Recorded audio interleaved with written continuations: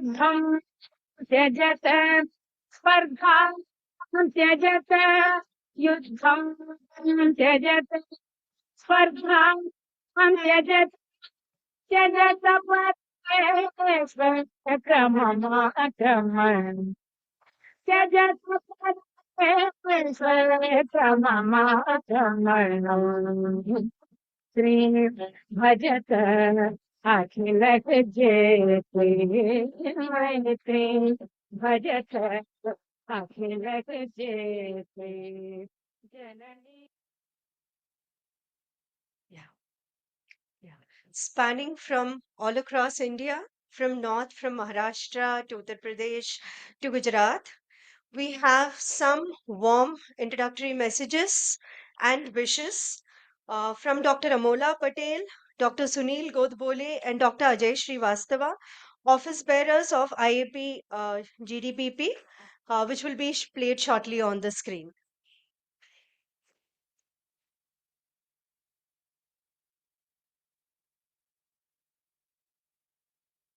Organizing team, faculty, and delegates out there at Autcon, and also heartiest congratulations to the organizing team on completing 10 years of Autcon from 2017 to 2026 this year.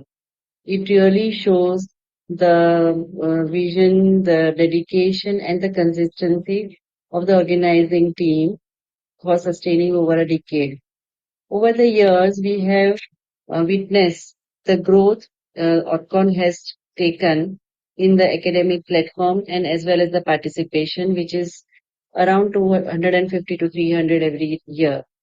That brings all faculties, all the people working in the field of developmental pediatrics together. The growth, development, and behavioral pediatric chapter has always been connected and associated with HotCon. The Autcon, as it marks the 10th edition, it represents not only the longevity but also an impact in shaping the practice patterns or encouraging the multidisciplinary actions, thinking, and advance evidence-based practice. So at this point, we wish the organizing team the continuous growth even in the coming years. And as a chairperson of GDPP chapter, on behalf of chapter, I wish all the committee members and the faculties and the delegates heartiest congratulations and all the best and happy learning. Thank you.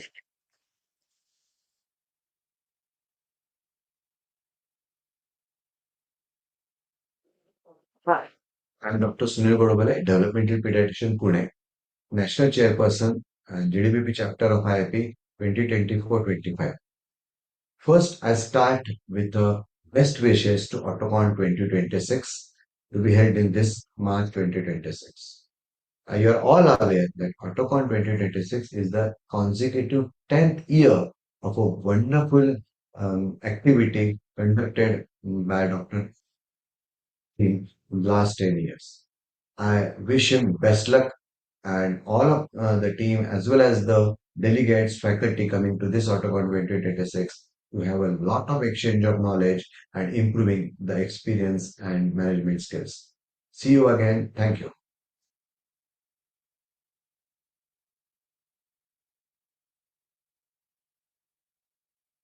My warm greetings and best wishes to the organizers and participants of Autcon 2026, the 10th annual organized by Mukta Center of Excellence in association with the IIP Chennai City branch and VVP chapter.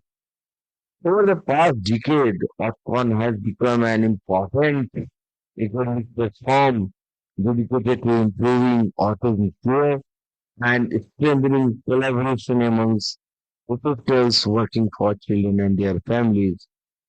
And my best wishes to the Tamil Nadu GDP chapter. And I wish Autcon 2026 very successful. Thank you.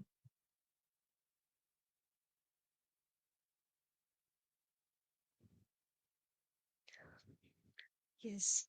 Once again, a warm welcome to the 10th Annual Conference on Autism, focusing on real world evidence in autism care.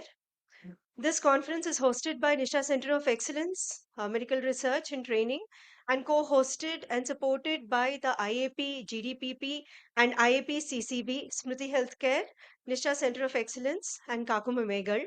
We thank you all for being a part of us, and we are thrilled to have you here with us. And Diverse and impactful program where we will dive into a series of insightful discussions, learn from industry experts, and connect with colleagues who are rooted into the core of autism care. We want the session to be very informal. We want all of you to open your hearts and speak out to us. This, as you all know, is a condition where, on one end we have randomized control trials, we have evidence, but nothing is, as sweet as hearing from, the wisdom from the mouths of people who are directly connected with the care of children with autism. As you all know, children, especially as far as even medical science is concerned, nothing is, goes as per our textbooks in theory. A lot of it is based on personal experiences, and a lot of it is individualized to the care of a child. So, yes, we will be discussing about broad-based discussions, guidelines, and all that. But at the end of it, we all want to know what your heart says when you deal with these kids. Okay, so I think we go on to the main sessions.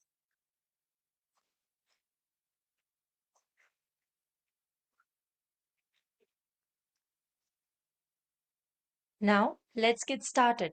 Our first session will begin shortly with an enlightening segment on trials to treatment rooms, why evidence breaks down in real world autism care. To begin, I would like to invite our session chairperson, Professor Dr. Rama Chandramohan, on stage. Dr. Rama ma'am is one of our senior pediatricians and deputy CEO of Center of Excellence for Autism Spectrum Disorder, KK Nagar. Her wealth of knowledge in neonatology and developmental pediatrics needs no mention, and the various esteemed positions of leadership and accolades speak for themselves. I invite you on stage, ma'am. I am delighted to introduce our first I am delighted to introduce our first speaker, Dr. T. Kanimuri, Professor of Pediatrics at Sri Manakula Vinayagar Medical College and Hospital, Puducherry, and Director of Madimallar Medical Center, Kadalur. Ma'am is also an executive board member of IAP TNSC GDBP chapter, and ma'am will be talking to us on efficacy versus effectiveness in autism interventions. I welcome you, ma'am.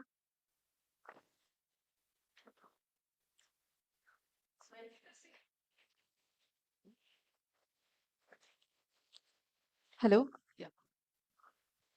Efficacy versus effectiveness in autism interventions. What RCTs can never tell us. Good morning. It's a privilege to begin the scientific sessions for Autcon 2026. And for that, I should thank Dr. Subramaniam sir and team for always making me a part of their conferences for the last 2 years. So autism, as we know, is a widely researched topic nowadays. We have expanding body of evidence, and there is a lot of emphasis on clinicians to follow evidence-based practice. Yet in our day-to-day practice, we see that there is a lot of difference between what evidence says and what actually works for our kids. So let me explain it with a simple scenario.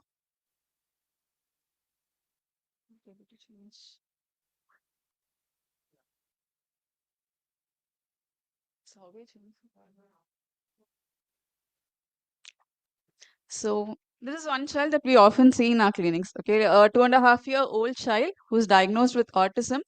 We tell the parents that there is a therapy which has a strong RCT evidence, and for that you have to spend around 30 hours per week immediately. And early intervention, as per the evidence, improves the outcomes. So these parents try their best, but what happens after 8 months? The therapy time gets reduced to 8 hours per week due to the cost and affordability. Therapists get changed at least 3 times. The child shows some gains, but the progress is very slow, and now the parents are very exhausted and confused. Okay, so if the therapy was evidence based, why did the outcome not match the expectations? So this is a clinical paradox that we face. So evidence shows what works, what can work, but only the clinical practice can tell us what actually works. And it is this gap that we are going to address today. Okay. So my objectives for this session is to understand the difference between efficacy and effectiveness, interpreting the RCT evidence in autism, recognizing the limitations for randomized control trials, and how do we apply this evidence to our Indian clinical settings. So first, what is efficacy and what is effectiveness? We use these two terminologies very interchangeably, but there is a fundamental difference in both. When it comes to efficacy, the question is, can this intervention work under ideal conditions? So this is what is we study in RCTs, right? So ideal conditions means you have strict protocols, you have highly trained therapists, an ideal environment, and you have highly motivated parents here. Okay. But effectiveness is, does this intervention work in our real world clinical practice? So that is what we see in our clinics. So especially in small towns, so we don't have very highly motivated parents. We have parents who are stressed, okay, who often are very guilty about what happened to their child. They think it is all because of themselves. They have a lot of financial burden. So you have mothers who are clueless about what is happening to the child. At the same time, they think all their work in the house is to do the household duties, and the therapist will take care of the intervention for the child. Okay.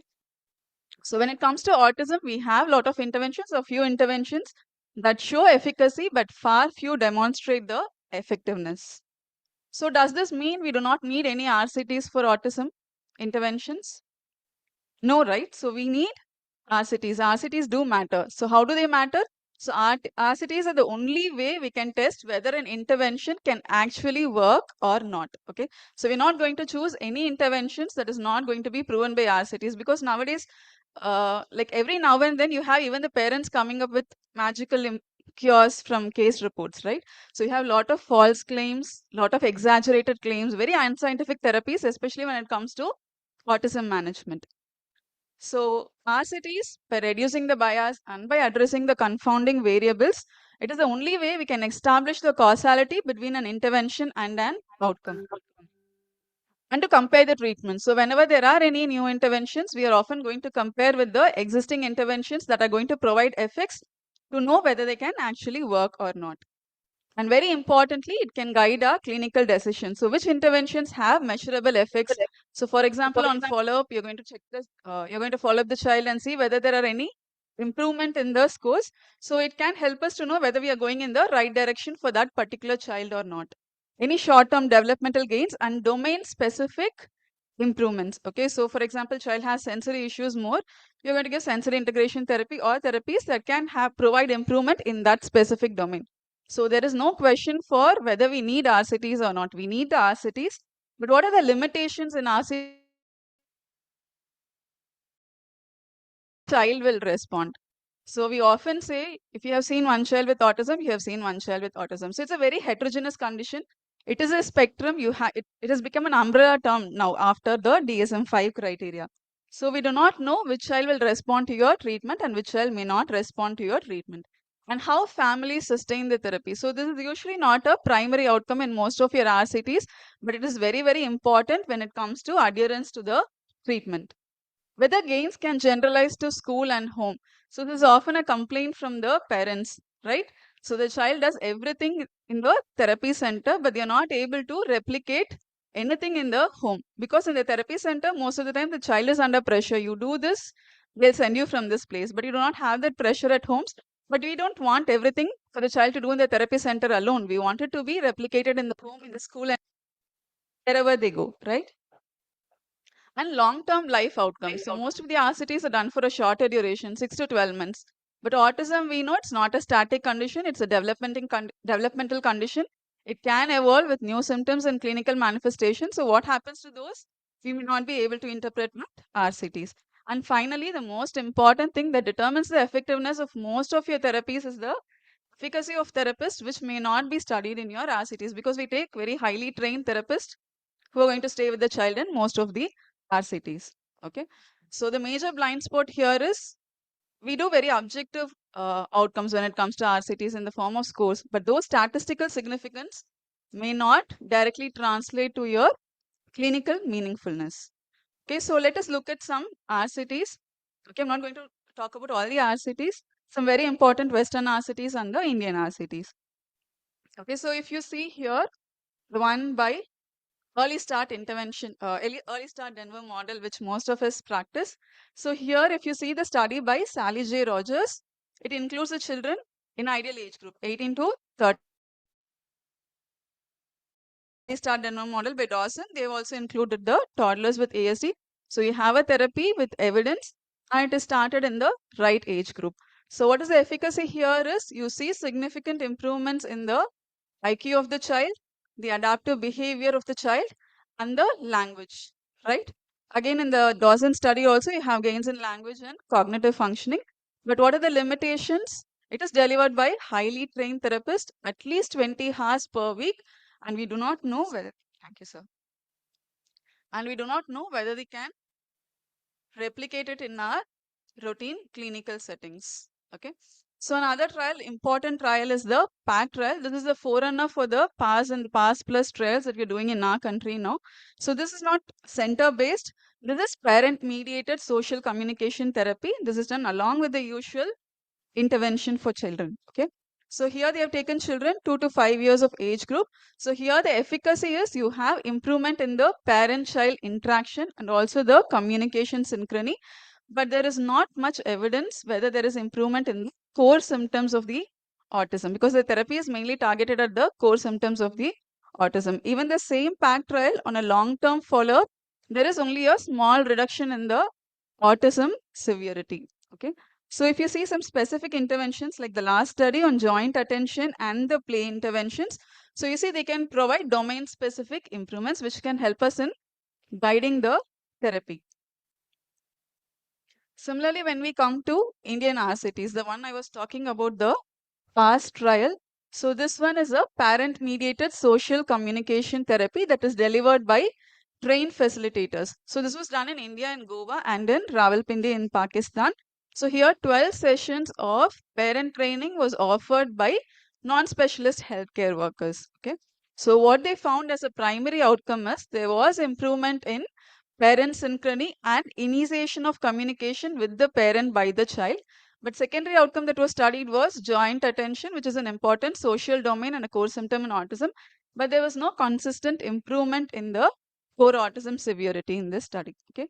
So another, the pilot study PASS plus. So this same one they implemented in rural India. Again, there was improvement in the parent-child communication, but no significant effect on the symptoms of autism. Now we are doing the PASS plus or the COMPASS trial.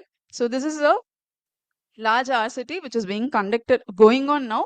And let's see whether there is going to be any improvement in the core symptoms from the study. Okay. And the other home-based sensory intervention. So yes, so you do a proper sensory intervention, it can improve the sensory processing scores in the child.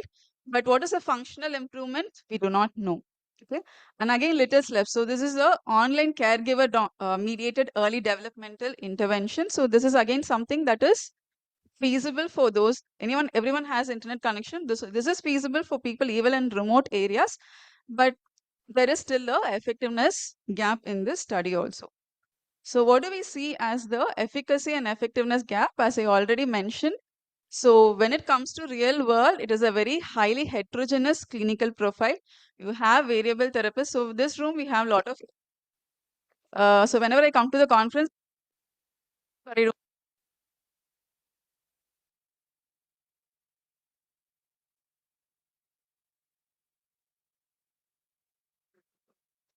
yeah. So I think some of these therapists, you have a lot of scope in tier 2 and tier 3 small towns. You can come and explore your practice there. Okay. So, and setting, it's not a control setting. We want to replicate it, all the outcomes in home and in schools. And school, there is no comments. We can't blame the teachers because they have 40 to 50 students in a single class. You do not have any special educators in most of the schools. And they are concentrating more on academics. Okay, so they do not have time to concentrate on functional outcomes in autistic kids. And outcomes that we see in RCTs are the test scores, but whereas what we actually need is, see, many a times when we see, when we say that the child has improved in the severity and in the scoring, it just gives a satisfaction for the parents that something has changed in the child after the therapy. But real improvement will be how do they improve functionally at home and in schools, right? So in Indian context, this gap is much more because late diagnosis nowadays, this age factor has actually come down, but that is only for the first consultation. They come for first consultation at around even 18 months or even 12 months. But what happens is there is lack of affordability and lack of accessibility. They still wait for this 3 to 4 years and then they realize that we have lost the critical period for intervention and then they take their actions. And high out of pocket expenditure. So we have DIC, we say we have DIC, even in the DIC in my own town, we only recently have a occupational therapist. Okay, it was only running along with a speech therapist and a special educator. And you have a very significant caseload. Even if there is one occupational therapist, you're not able to provide the effective care for such children. So they have to go for private clinics where affordability becomes an issue and they drop out from taking a treatment. Okay. And multi-generational households, this is not to blame the joint family setup. It has its own advantages, but sometimes you do not know who is the primary caretaker for the child, who takes the decision for the interventions when it comes to the child. So most of the time parents bring the children, but the decision maker will be the grandparent who will ask them to wait for 1 or 2 years before making a significant, because they'll not be able to accept that there is something wrong with your grandchild. So they make them wait for another 1 or 2 years. And school system, as I already mentioned, there is minimal inclusion support in most of the schools. They politely decline or straight away decline taking such children to the schools. And emphasis on academics. Okay, so this is another topic of discussion as such for a forum like this, because what is the ultimate aim of schooling? Okay, is it just academics or we want to improve the overall holistic development of a child? So basically there is something wrong with the educational system also, not just for autistic children, but as such for every children in general. Okay. So how do we translate the evidence into meaning clinical decisions in our context? So when I thought about this, I had certain questions in our mind. So which therapy is best for autism? Is there any single therapy that we can say is best for autism? Okay, there is no single size that fits for all when it comes to autism. We have few interventions which have evidence. So depending on the child and the family conditions, it is up to us to choose which therapy suits which child. And should we still follow RCT based interventions? Yes, RCT has its limitations, but we're not going to choose interventions which do not have a backing by the RCTs. And how many hours of therapy and how intensive should be the therapy? See, always quality and consistency over quantity. We will choose something that is sustainable on a long term. If the parents are affordable, they can spend 20 to 30 hours per week. Yes, go for therapies that are providing that. But if it is not, then if parents, then it is up to us to empower the parents, because that is a very big task. Okay, even if they're going to the therapy centers, most of them think that it is the therapist's job.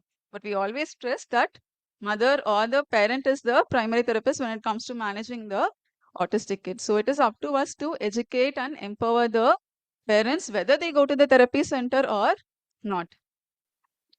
Okay, so we see the developmental profile of the child and the family capacity. And if it is they are affordable, then you go for therapist-led interventions like ABA or other structure programs and go for clearly defined targets. But if they do not have the affordability or accessibility, then you empower the parents with parent-mediated interventions and play-based interventions. And most of it, we do not move from checking the parents. We also have to look out for what is the school environment and the school support that is there for most of these children. Okay, because most of them don't send to the schools just because they do not have any school that is going to include such children. So maybe it is not in our hands. We might have to, the experts and the other senior people in the forum can come to a conclusion of what to do about all these. But if the school is supportive, then we can add social skills training, classroom accommodation, and academic participation goals. Otherwise, you focus on home-based goals, regulation of the behavior, and we may not expect much in generalization in school if the school is not supportive. And then very important is to review every 3 to 6 months or any frequent intervals that is possible, because it goes on for years without much improvement in many kids, because parents are at loss. They do not know what to do. They just continue the therapy, but have a check every 3 to 6 months to see whether they are improving or not, whether we have to change the therapy methodology or do any other intervention. Okay. So yes, to conclude, the take-home messages, RCTs tell us what can work, but only clinical practice must decide what does work for that particular child in this family at that point of time. So effective care is what is evidence-based. Yes, we want interventions that are evidence-based, but it has to be feasible and family-centered for it to produce proper functional outcomes in the child. Thank you. So any questions, please reserve it for the experts that are going to come after me. Thank you. Thank you, madam. So, as we all know, for people like us who are phobic to numbers, so many statistics, so many therapy updates, so many guidelines, so many scoring systems, it can be a very daunting task, for professionals like us, those who are in the medical field, or therapists, or even parents. So, to bridge the gap, we now invite Dr. Paul, sir, to proceed with his topic. Uh, Dr. Paul Russell is currently Senior Professor of Child and Adolescent Psychiatry and the Facility of Children with Developmental Disabilities at CMC Vellore. He has worked with children and adolescents with various developmental and mental health needs for the past 33 years. His publications and achievement list is exhaustive, and I welcome Sir to proceed with his talk on where autism care fails in the real world, gaps in clinics, training models, and implementation. I welcome you, Sir.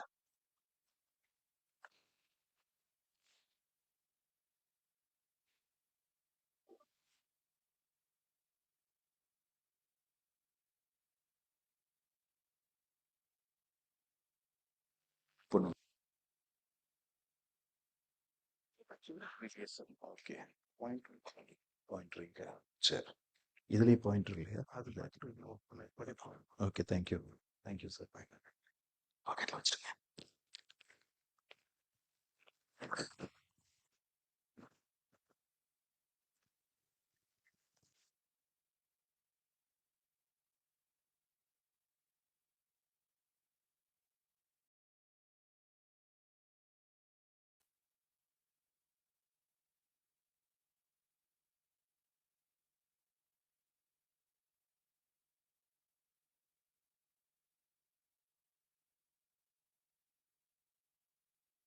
Am I audible? Good morning.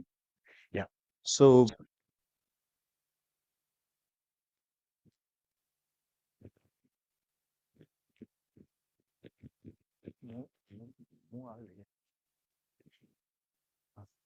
ಇದನ್ನ okay.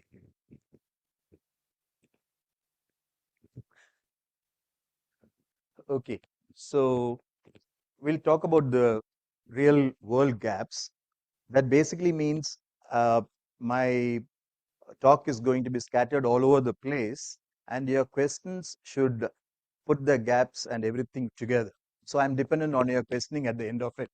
So we'll just divide them as clinical gaps and non-clinical gaps. And my focus is only on India, not on other countries. So what are the clinical shortcomings and gaps we see in India? The first one is the late diagnosis. We know it used to be about 8 years, and now it has come down to 5, and we are hoping that it will become 3 very soon. But still it's late, because sooner the better. If you catch them young, it's better. So what are the reasons for this late diagnosis? One is the gender of the child. We'll see all these things in a little detail after this. The second one is the age prejudice that we have. The third one is the shortage of specialists. The wait and watch culture, because I know my cousin, he spoke a little late, so hang on, the other person will speak. That kind of a wait and watch culture, lack of evidence-based diagnosis, and lack of evidence-based interventions. These are the major reasons. Even the intervention delays even the diagnosis. Now, coming to a bit of a theory, I don't want to go into that. We know that the primary reason we know is the pruning and remodeling around 2 years. And that's when we see a whole lot of children being brought to us saying the child was developing very well and now he started or she has started regressing. And that's because when around 2, there is a huge amount of remodeling and pruning, and sometimes the lateralization of the brain itself gets skewed more to a male brain. So much so, it goes even more as male, and we call them as the extreme male brain. So one of the gaps that we have in our thought processes that we always have children who are hyper, on the side of hyper, right? So you bring down, or sorry, hypo, and so you have the Zuzalon rooms and other rooms which are bright, all moving things, and so on, as part of the stimulation. But the story is there is the other end of the autism spectrum also, that is the hypoconnectivity and the hypo, clinically hypo children with autism. So you can see that the spectrum of hypo and hyper sensitivity is a huge spectrum, not on one end as we used to be classically taught. So what happens? The extreme male brain, and in women, there is a masculinization of the lateralization and goes to the extreme male.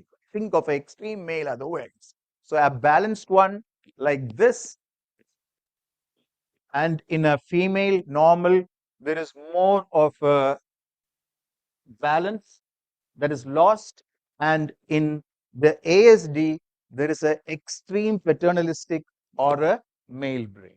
So basically, the balance is lost. Are you with me? Yes. So when it comes to gender, I spoke about some of the pitfalls that we need to be careful. The age. Generally, this is where we all catch them, around 2 to 5 kind of, right? After that, we are quite comfortable. We have done. It's not likely a 17 or a 18-year-old adolescent medicine person is going to see an autism for the first time. It's not the case. We see them much later also. And so the presentation to you and the diagnosis has to keep extending, right? So there is no age where we can stop diagnosing autism, right? And the next one is the gender difference. Now, age, when we talk about the diagnosis, what is the problem? What is the problem with the age? Now, think of the diagnostic measures you are using.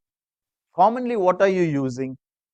You are using the MChat, or you are using the Chandigarh autism diagnosis interview, or you are going to use ADOS, ADAR, and so on.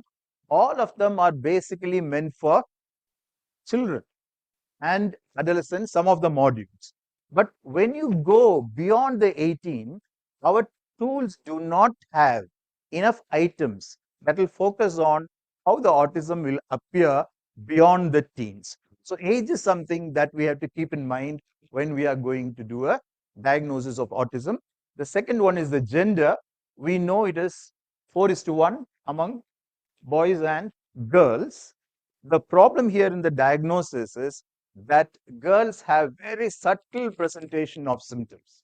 So subtle, very often they'll be able to mask it. They might be able to kind of channelize it to very socially acceptable behaviors. So, and they more often internalize. When they mask, they also, oh, this is a crowd, I'm going to be anxious. But that anxiety, they don't show it outside. Where a boy with autism can go and bang on something, this child is going to internalize that anxiety, and withdraw from probably everything. So the way the girl brings it out is very different. And now we have to know that even the best reference standard criteria is more boys focused. So we need to have DSM and ICD, which has to bring out specific criteria and guidelines so that both can be equally diagnosed. And when that happens, we have to wonder if 4:1 is going to remain or it's going to get more evened out.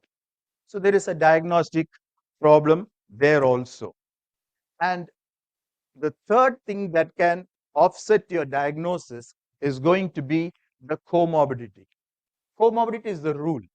So you'll see in my whole experience, I would have seen about 10% of children with autism, only with autism. The rest of the 90% will have a comorbidity. Multiple comorbidities, we can take it for granted, right?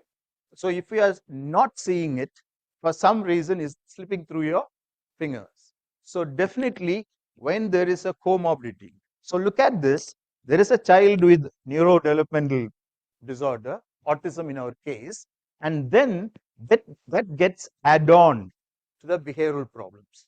That gets add on to the next anxiety disorders, psychiatric disorders, and so on. It goes on to mood disorders and eventually dementia. So there are multiple layers of problems that can happen with the child or a toddler with diagnosis over time. As more and more diagnosis is piling up, the diagnosis becomes difficult. So that is one of the gaps we have to think of when you are applying your standard measures of diagnosis.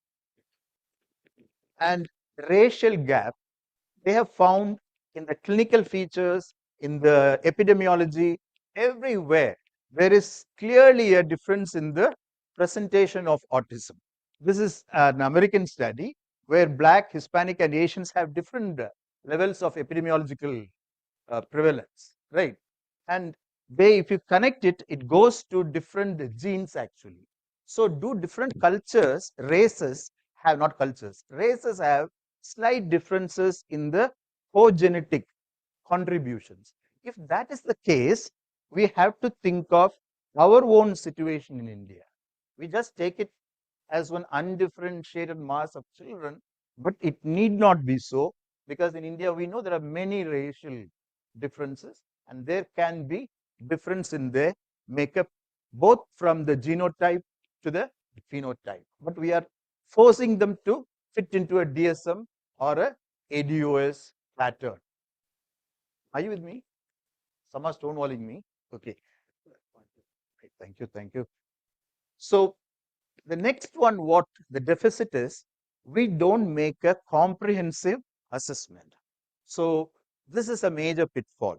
A child comes, you do the MChat or you do the ADOS, give a diagnosis, it doesn't end there. So when you make a multi-axis diagnosis, the first one is what we spoke about.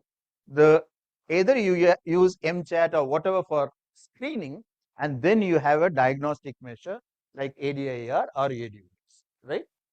Without that, you can't break the news to the parent of a lifetime diagnosis, right?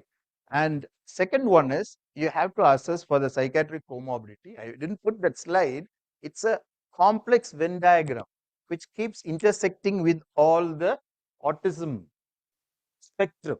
So you have to assess for the psychiatric comorbidity and obviously the medical comorbidity of all the special sensory handicaps and so on. By rule, unless you rule out a special sensory deficit, you can't make a diagnosis of autism. That used to be what was in DSM-4 TR, but DSM-5 has removed that exclusion now, right? So you can diagnose both. Now the psychosocial assessment, that is, you cannot just stop with these three, which are basically based on the child, but also the whole ecosystem where the child is functioning. So the whole family, the whole school, the commuting school bus, the interactions there, and it's a concentric ring of skills that the child will have to keep learning as the child is growing up. And finally, the global assessment of functioning, where it is from 0 to 10 to 90 to 100, more the better in the multiple facets of this child's life. So this is the assessment that we need to do. Usually, we do this bit and this bit, a part of this, and we leave it. So there are very standardized protocols for India also. We need to follow them. Caveats in the diagnostic measures alone. I was talking about the diagnosis till now. Now the diagnostic measures. The item fidelity. Do you have enough items to check the children? The MChat is for children from 15 to 13 months, 30 months, right? Do you have items at both ends of the age group? It should pick up children equally, like in the middle, on both extremes of the age group. So sometimes the instruments we use may not have the item fidelity. Threshold, take MChat again. If you say 8 or above, your antennae go up, saying possibly there is a problem. I need to further look into this child. Is it 8 exactly for India also? We do not know. Somebody told me the pregnancy time, the gestational period for the Indian children, are they the same like West? That was extending it too much. But still, we haven't studied that yet even. Okay. So the threshold scores we need to work on, the diagnostic accuracy, the sensitivity and specificity. You see, all of them have good specificity, but they all have poor sensitivity. That means we have to make measures in India which have got both high sensitivity and specificity, and also clinical utility. When a prevalence is high in certain areas, does this measure differentiate that? So obviously, all of us are coming from backgrounds where autism is high in its prevalence. So you apply the measure there, as well as if you apply the measure in a general population, it should be able to pick up quite well, right? That's a clinical utility. Evolving gold standards. Who said that DSM-5 or the DSM-6 is going to be the end for the evolution of autism? It's continuing to evolve from Kanner's time. It continued to evolve. The concept of the reference standard, right? So from the reference standard comes your diagnostic measures. If the reference standard is evolving, how can you use the measure? After 3 years, it becomes redundant, right? So that's a problem. And resource politics.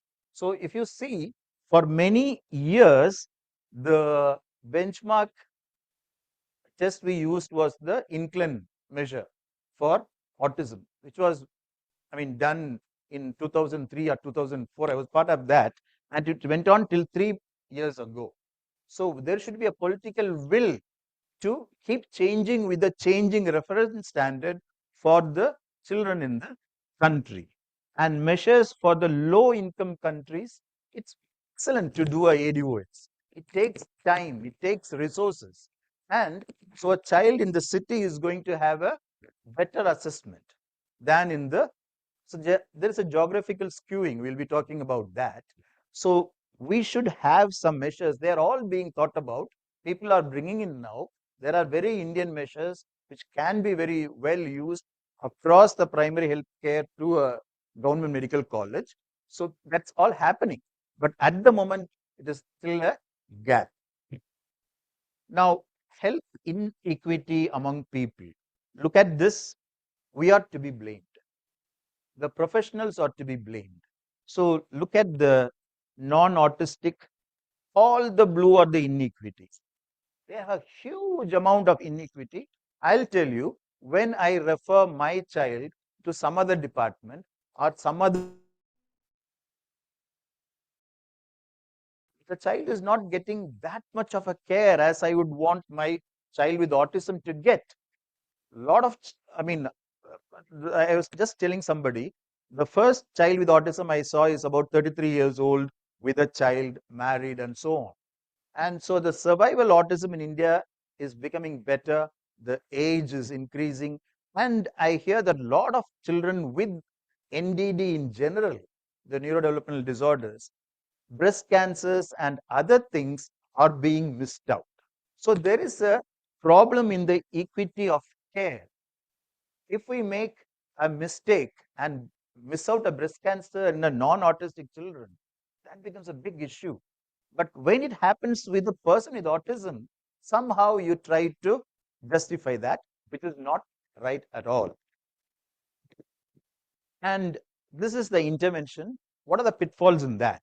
See, these are the things that are in use. What is that? Social interventions. There are some symptom specific interventions and so on, through either the family, parental, community, and so on, the most effective. But look at this, the games, the brain stimulation, exosomes, cell therapy, all these things are probably going to happen somewhere down the line. At this point, I recently had a child who told me many years past, 3 years, they have come. For many years, this child had been walking on a, what do you call, conveyor belt kind of thing called the moonwalk, right? And they have told if the child is walking for many years, autism will disappear, right? So all kinds of, no evidence kind of interventions are being given, and the most important time where we can make a difference to the child is lost. Do I have some more minutes? It's there. Okay. So multi-axial approach in autism. You have to take care of the autism, which has got two parts. One is the deficit skills in the autism. The second one is the behavioral problems that which are in autism. The behavioral problem can be very simple, like throwing a temper tantrum, or it can be very severe, like the self-injurious behavior of the Lesch-Nyhan syndrome or something, where they will chew up the fingers. So both have to be taken care of, right? And the access to, invariably, about 80 or 90% of the children that you are going to see will have the intellectual disability comorbidity. So don't help the child only for autism. You need to help the child on two streams of intellectual disability and autism. Medical conditions, obviously, all the special sensory handicaps and seizures and everything you'll be doing. Psychosocial and environmental problems, that has to start from us, right? I'll put up a slide because it shows that we have a severe attitude problem. We talk about autism, but do we treat children with autism the same as any other child? No, it is not. So there is an attitudinal problem that we need to, and the global assessment of functioning, there is a specific child global assessment scale, which very clearly will tell you, with your intervention, the whole ecosystem of the child, how much has it improved. As the RCT versus, the effectiveness versus efficacy showed, sometimes you may not see a major difference in the child's symptom cluster, but you are going to see a whole lot of difference in the teachers, the parents, the neighbors, and so on. So the whole ecosystem, you'll see the change, and that can be collected by a global assessment of functioning. This is one of the assessment forms. This is a child obviously with the intellectual disability and autism. So this is the program we have. This is called the North Carolina program, which can be very well used without much modifications, adaptations, except some using the fork, tying the shoelace. Those kind of things we can drop and can be very well used up to 7 years of age. So remember, I told that 80 to 90% of the time, intellectual disability and autism are going to coexist, and therefore part of that can be treated with this. And this is for the higher age group, same for the intellectual disability. And this is the WebR, which is used for the autism as such. Look at this. So you will see what is the problem with autism. There is an imitation problem. Usually we know that. So all the autism related domains, you can keep training the child using the psychoeducational profile, and it goes up to 7 years. And this child, this was the baseline, and twice the child has come for reassessment, and the child has been continuing to show improvement. The advantage of this program is it can predict in the next 3 months how much your child can improve. It gives a very concrete kind of a set of goals for the parents to work on. Parents can't work with a very abstract goal. So therefore, this has the advantage of doing that. And the non-clinical, I'll just end this. Non-clinical shortcomings, obviously the attitudinal bias starting from us, poor sensitization, poor parent awareness. We do have now, the government of India has produced a whole lot of videos and so on, but their reach is still not there. So we have to have a lot of national level, state level, and our individual institution level sensitization and parent awareness. Hopefully, it will come down to 3 years for the first time of identification. Educational gaps, employment impediments, insurance gaps, geographic barriers, financial barriers, national policy program, capacity building, and research gaps we'll talk about in bit. This is the attitudinal bias. See, this is an autistic child has got so much of strengths. I'll put among these things one bit for you to understand how the autistic child is far superior to us, right? I'll put the C, autism and a strong sense of justice. Have you ever argued with a child with who's banging for a social justice, right? And sometimes it get mixed up. I do have a child even now from Sri Lanka where the child has come with severe autism. The Appa is a physician in University of Jaffna, and the Chittappa is a surgeon. But this physician Appa has to take the surgeon Chittappa to buy the shoe. He is so good and perfect in his surgery, but he can't negotiate for a correct shoe. Correct. Imagine one step down and the tandem repeats of the gene has increased, the severity of autism has moved up. And this child I'm seeing now, the grandfather was the national judge for Sri Lanka, right? So that tells me these people have a strong sense of justice. They are the people who are the activists, the ethical things, who they'll stand up for that. So they do have a lot of strengths, which we just write off, right? So in certain areas, children with autism are far above us in delineating fine things and coming to a conclusion. Educational macro and micro gaps. These are the macro gaps in gray. The academic environment as such, is it inclusive education? Is it special education? All those things are still not clear in India.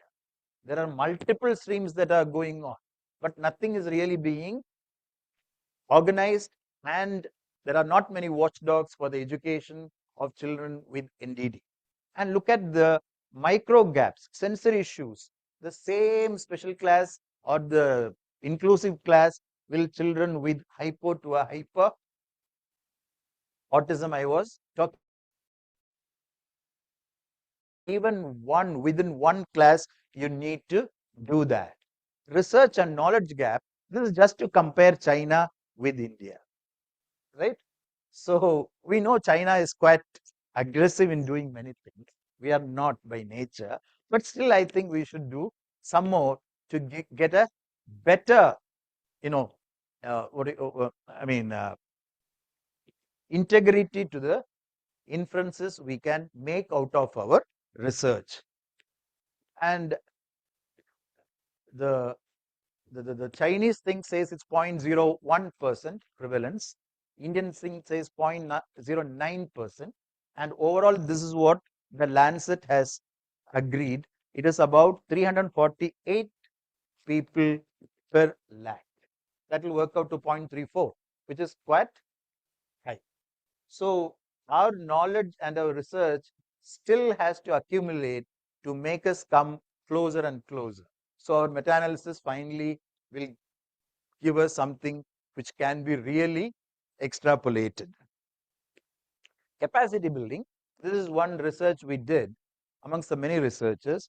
The pediatricians, they want to have in their curriculum, they want to have those who cannot do a MD again to have special workshops to do that. And they want, that is the need, and what should be the content. We studied that. And finally, when we did a 3-day workshop, their knowledge and attitude had completely, it has changed, right? But I'm talking about not the general pediatricians who are committed to the developmental aspect of a child, right? But still, that's a major change. So in the capacity building, I think definitely the MD, pediatrics, MD psychiatry, the MSc, MPhils in psychology, rehabilitation, all of them should have a separate, may not be a paper, but something that has to make them go through autism bandwagon as such. So in conclusion, this is just for you to think. Beware of the bias of the gender and age in diagnosis, right? Age, as they grow up, it will present differently, mildly. Gender also in girls, it's going to present as a mild kind of a form. So it's easy to say, oh, this is not autism. And also parents are very protective about making a diagnosis of autism in a girl child rather than a boy child. And multi-axis diagnosis is a must. It should not be the axis one alone. Also use multi-axis management. Once you have done a multi-axis assessment, use evidence-based management, not the one I was talking about, the moonwalks and things like that. I see a whole lot of people writing multiple mega doses of vitamins, both as injection and as tablets. That's only going to make an expensive urine for the child. Nothing more than that. If the child has got a nutritional deficiency, please do that, but don't overdo that. And professional attitude, definitely we need to work on ourselves. Sensitization and awareness at the national level, down to you. Parent, family, and teacher involvement. I didn't put it up, but the most useful therapy is parent mediated, right? Family mediated. So in our center, we work only through the parent. So I'm going to help the child in something, but the mother, 90% of the time, they only will accompany the child. Fathers just disappear. And so the mother will be the co-therapist for me. So everything the mother at the end of the day will know after 3 months what I will do for the child. The only difference is I'll be doing for all the children. She might be knowing specifically those things needed for her child. Bring services to the block level. So if we are saying that at some point we can reach the community of children with autism, we have to bring it at least to the block level of our whole medical setting in India.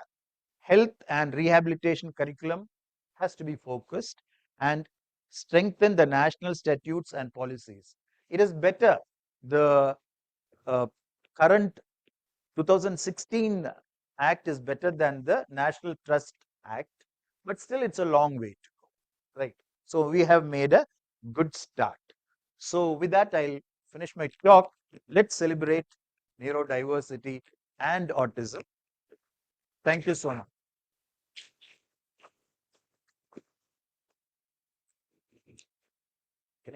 Can I come there?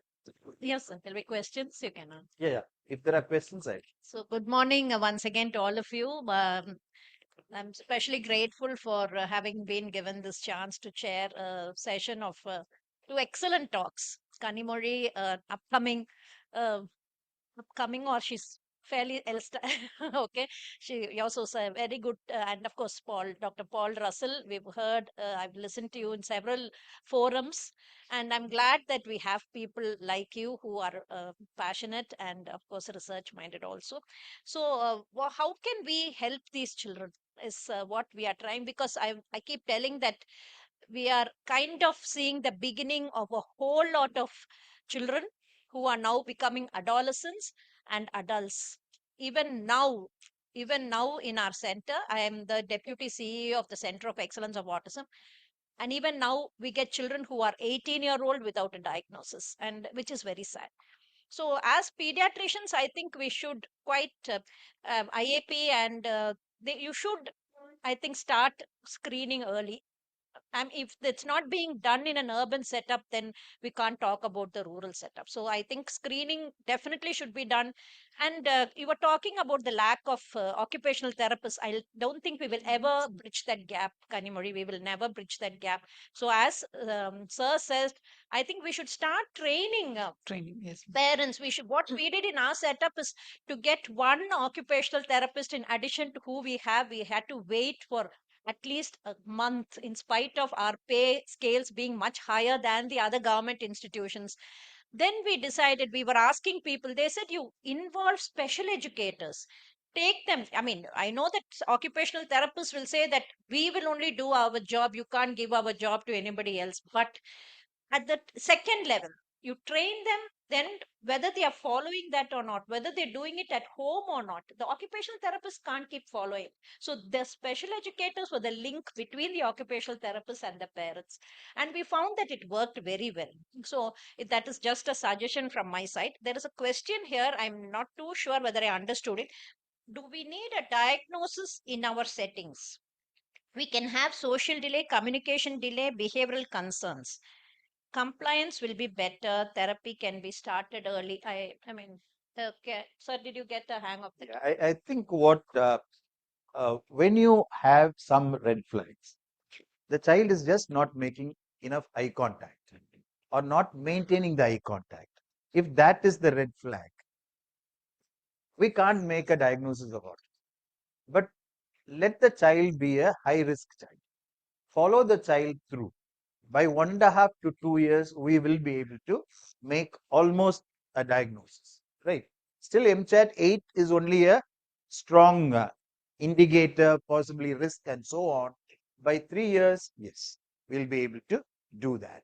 So, this is one of the major tasks the developmental pediatricians and others working with children with neurodevelopmental disorders need to.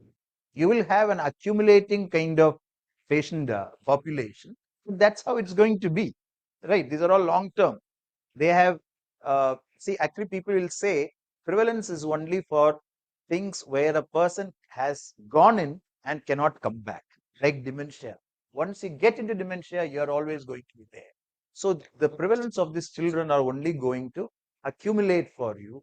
You need to follow them up at least for 3 years. If you are seeing as a neonatal high risk, that has to be done. You can't make a diagnosis, but have a wait and watch. That's the only time the wait and watch is allowed. Once you made a diagnosis, no more waiting, no more watching. Start training the parents at least to interview. Oh, And one of the things, the first one is, can you say that? yeah. Yeah. The thing is, one of the things I'm seeing is we will have a team for children under 12 for autism. And children with autism after 12, it's a totally different group of people. Once they go to 20 plus, they are a totally different group of people again. So there are cracks through which they'll fall through. If you are using the same team to help them through their teens and their emerging adulthood. So different teams have to come in with different sets of skills. Otherwise, it's a very difficult task to use the same team. So we keep them under surveillance once we know that there Yes. is a doubt, and see that they are followed up, and at every time of their life, somebody else has to be supporting them and their families. Yes, sir. Then there's a question. Can you please tell about medical management for ASD kids and adolescents and tell its effectiveness? And they need to know whether it's evidence proven. Yeah. So what I would say is like this. If you want to treat autism, the triad, there is no medication on earth. Right. Just period. Right. There is no medication.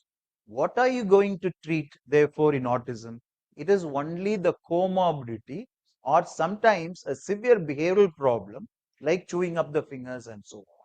And that also depends on what kind of, for example, the self-injurious behavior. If the child is mutilating, the medication is different.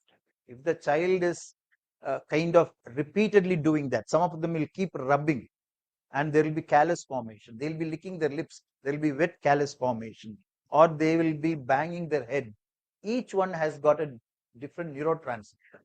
But overall, my suggestion will be if there is any behavioral problem or any other life-threatening kind of psychiatric morbidity, the first medication you'll have to use is risperidone. Try and use risperidone. Most of the things, when you give 0.5 twice a day, morning and after dinner, it will come down. If it is not, then something else is happening. So there are 80% of the time you'll be doing a good thing for the child. So when are the time you have to refer, because that leads to that question. When a child has got atypical presentation, the child, you will know historically when you do the ADIR, the mother will give a typical autism history, but somewhere down the line it's changing the history. When it is there is something that has added on to the autism. In that case, please do a referral. When a child needs more than risperidone, an add-on of fluoxetine or something, please send the child for a referral. And the third one is when the child would need multiple forms of non-pharmacological intervention. Because if you see that the colored matrices I had put up, it was like the OT will come in, the speech therapist will come in, the special educator will come in with the medication cover for that. All these things, and specialist nurses come in.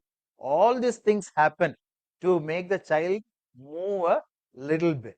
So if that is not possible in your setting, because I understand people will come from tier 2, tier 3 and all kinds of towns and cities. So if it is not possible, then those 15 to 20% of the children might have to be moved to a higher center. Yes. Multi-axial diagnosis management at the community level, and has there been any example of study on the mild? Yes. So we have published it. So if anybody is specifically interested, I'll leave the email. I can specifically send those PDFs. Okay. So we have studied the effectiveness of this whole program. Sorry, you have answered it. I answered saying they're all PDFs. We have done the effectiveness, efficacy rather, at home setting, at simple clinical setting, and a high intensity training. Three different types of trainings have been studied, documented, published. So if anybody is interested, I'll leave the email. You can specifically request me. I'll specifically send the articles. So, Kanimori, can you tell us more about the Indian home-based sensory intervention Ma'am, program? sorry to interrupt. We're running out of time. We're running out of time, so If there are 3 more questions, 1 minute for each question, we can shorten the inauguration then. ma'am, Or you can discuss openly. You tell us. Couple of minutes, we'll finish. Yes. Yeah. Kanimori, 1 minute. Wait. Yes, ma'am. So, so as far as in my short experience, so most of them, my patients, they come from rural areas only. Not most of them come to my center for taking treatment. So, what I've seen is, if the mother is very good, she can understand and she can implement, we see very good outcomes from the home interventions only. If they are from rural areas, there are a lot of scope for all our basic play therapy is best when it comes to the rural areas, which result in a very significant improvement rather than putting them in a single house in the urban setup. The normal play activities that we usually do in our rural areas provides all the sensory stimulation. The mother has very little efforts that they have to take if the child is in a rural setup. Only in the urban setup, we ask them, go take them to the beach, take them to the parks, arrange some group for them to play. All those comes to them. And involve them in every day-to-day activities. Most of the mother's complaint is I'm involved in all the household works. I have another sibling to take care of. You involve them in whatever you do. That is the best way to provide multisensory therapy for the child. Okay, so whatever is being taught by the therapist should be practiced at home. Practiced at home, and if they do not have access to their therapist also, we see very good improvements if the mother believes and takes proper efforts, because all those 20 hours, 30 hours in the therapy center is not possible, but it is very much possible if they're going to involve in your everyday activities at home. Okay. And the request is to review the children at least every 3 months, because we find that some of them practice the same thing. The child would have outgrown that particular skill, and then they will just keep practicing that itself. They're happy if the child can achieve that much, but I think they have to come back either a teleconsultation, or they should physically come and Yeah, sometimes they try to replicate all the toys that are there in the therapy centers at home. It's not required. You don't repeat whatever that's available. We have to tell them how they can use the things that are available at home to provide the same stimulation. Autism causes are biological, environmental, and genetic. Parents often fail in choosing the intervention. Example, OTSD, gut functional, medication, micronutrients.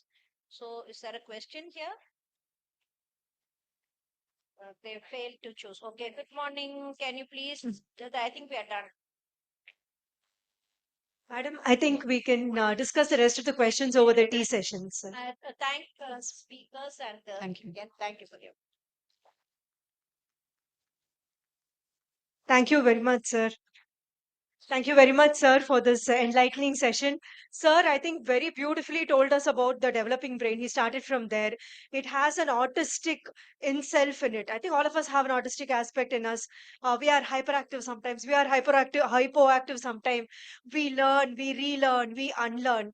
Just as you know how our brain grows. This was the journey of our autism conference. We have a very brief description of our autism journey conferences over the last 10 years.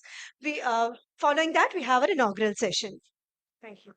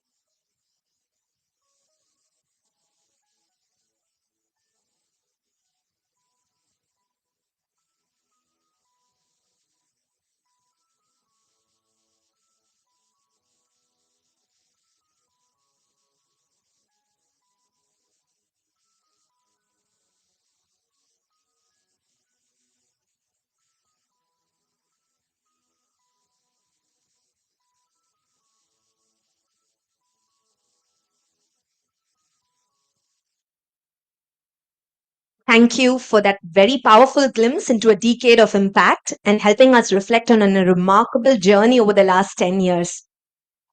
We will now move into the formal inauguration ceremony. So, once again, good morning, everyone. It's wonderful to see such an inspiring gathering of professionals, caregivers, researchers, and change makers, all united by a shared commitment to autism. Today is not just another conference, it is a celebration of progress, collaboration, and the promise of what lies ahead. I now invite our respected dignitaries to please, take their seats on the dais. I invite Dr. S. Subramaniam sir, our director, Dr. Somu Sundaram sir, Dr. Sudhakar P sir, Dr. Jagadish Kumar sir, Mrs. Chitra Malolan ma'am, Professor Dr. Rama Chandramohan ma'am, Dr. Nachiketa Raut sir, and Dr. Meenakshi ma'am.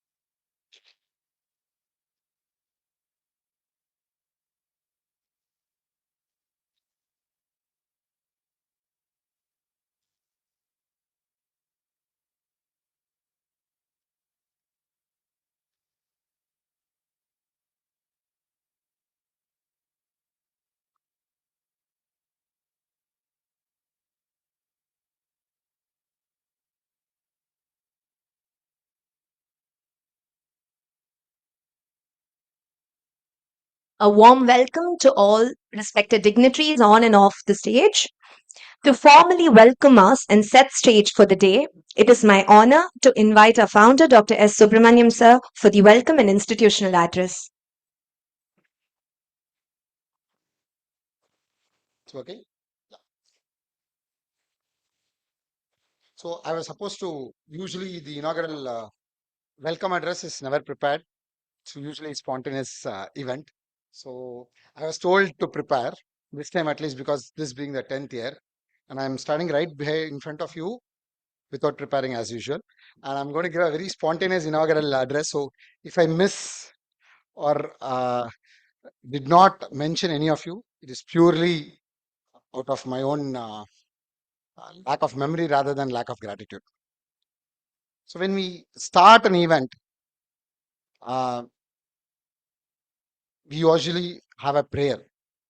Prayer, why? Because with prayer comes gratitude. Whether you pray to any gods or you pray to the providence or you don't believe, you're atheist, but you believe in nature. But what is the feeling that it brings in? It brings in a feeling of gratitude. As we put up that video of all this 9 years of group photos and all, it brings in a lot of memories of people who have helped us reach where we are. Many of them are not there with us today. Some of them are not there with us in this world. Some of them are not there with our institution, but they are doing well in other institutions. Some of them have never been right in front. They've always been behind the scenes. They never come in any of the photographs.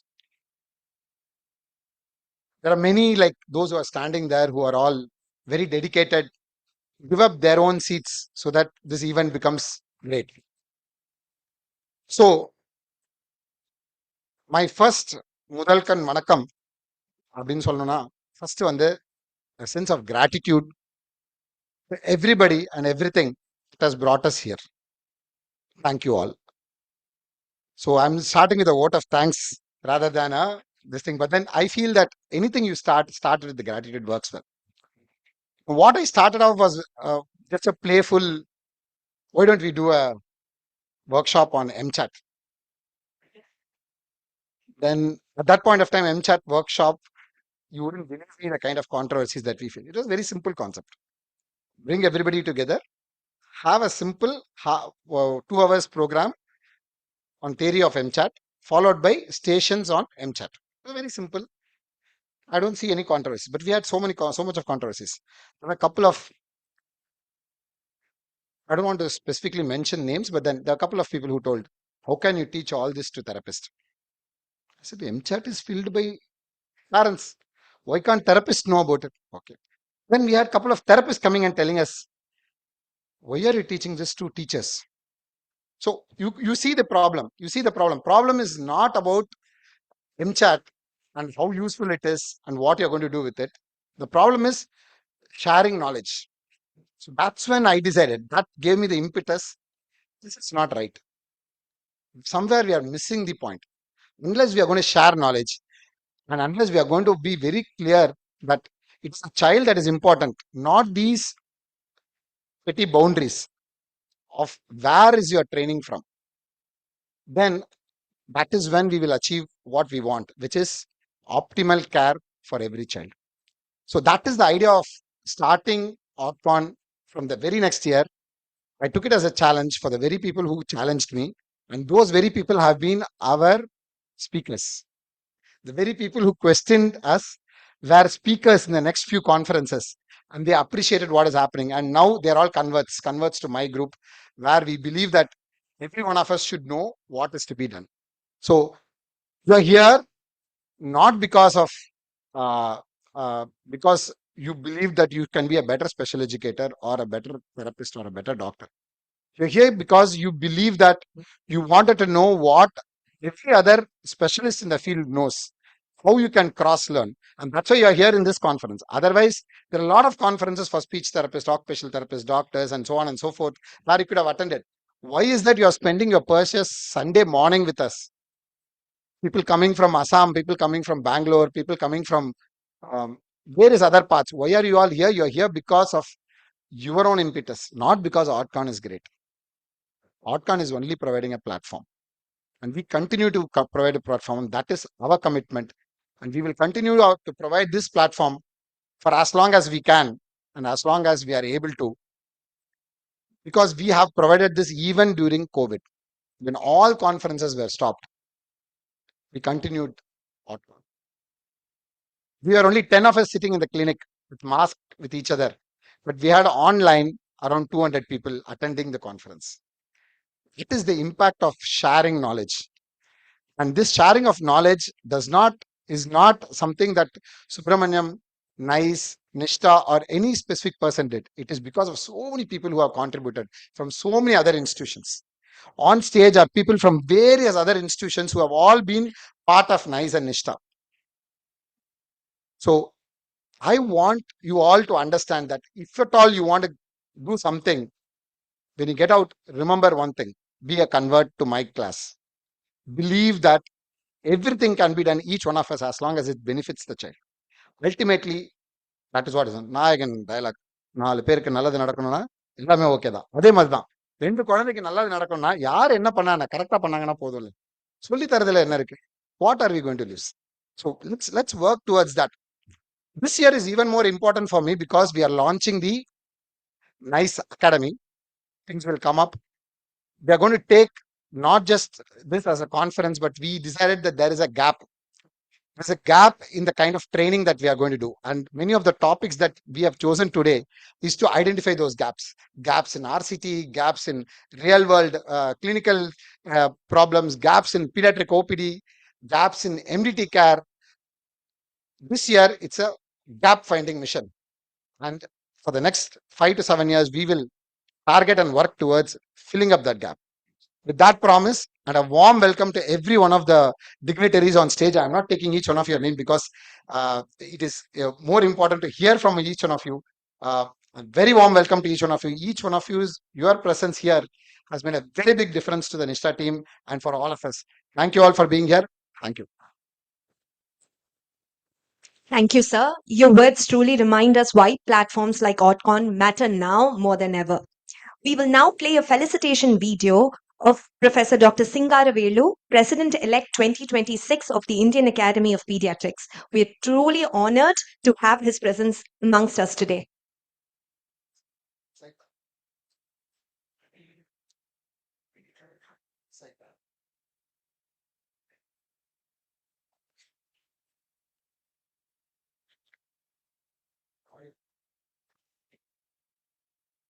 Good morning to all.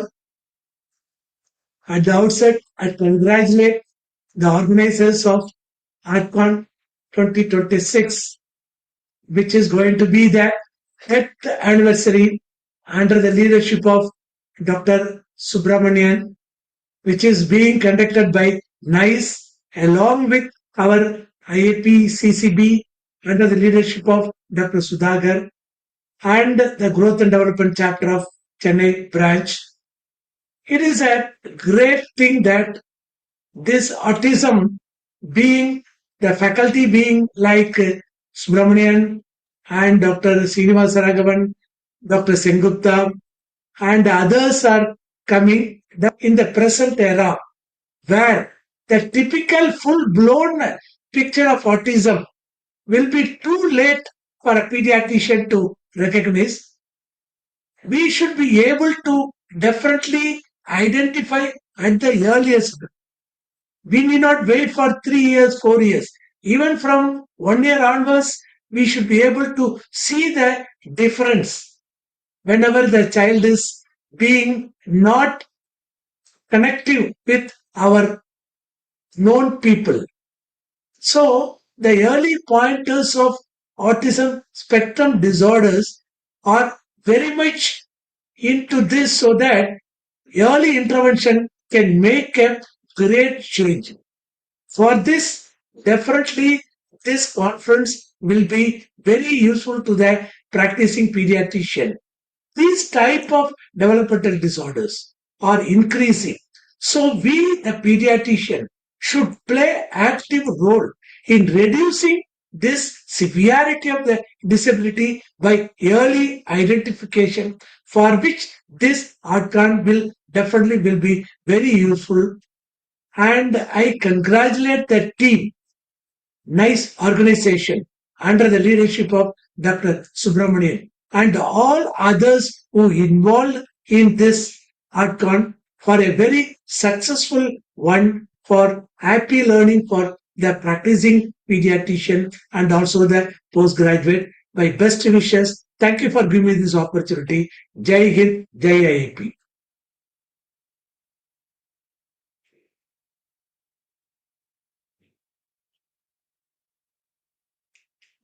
Mic is not working. I once again take this opportunity to thank Dr. Singaravelu sir for taking out time to send us this video. They say it takes a community to create a meaningful change, and today we are privileged to hear from leaders who have helped shape that community. May I now invite on stage Dr. Somusundram sir, President, IAP Tamil Nadu State Chapter and Developmental Pediatrician of DSOL Child Development Center, Chennai, to please address the forum.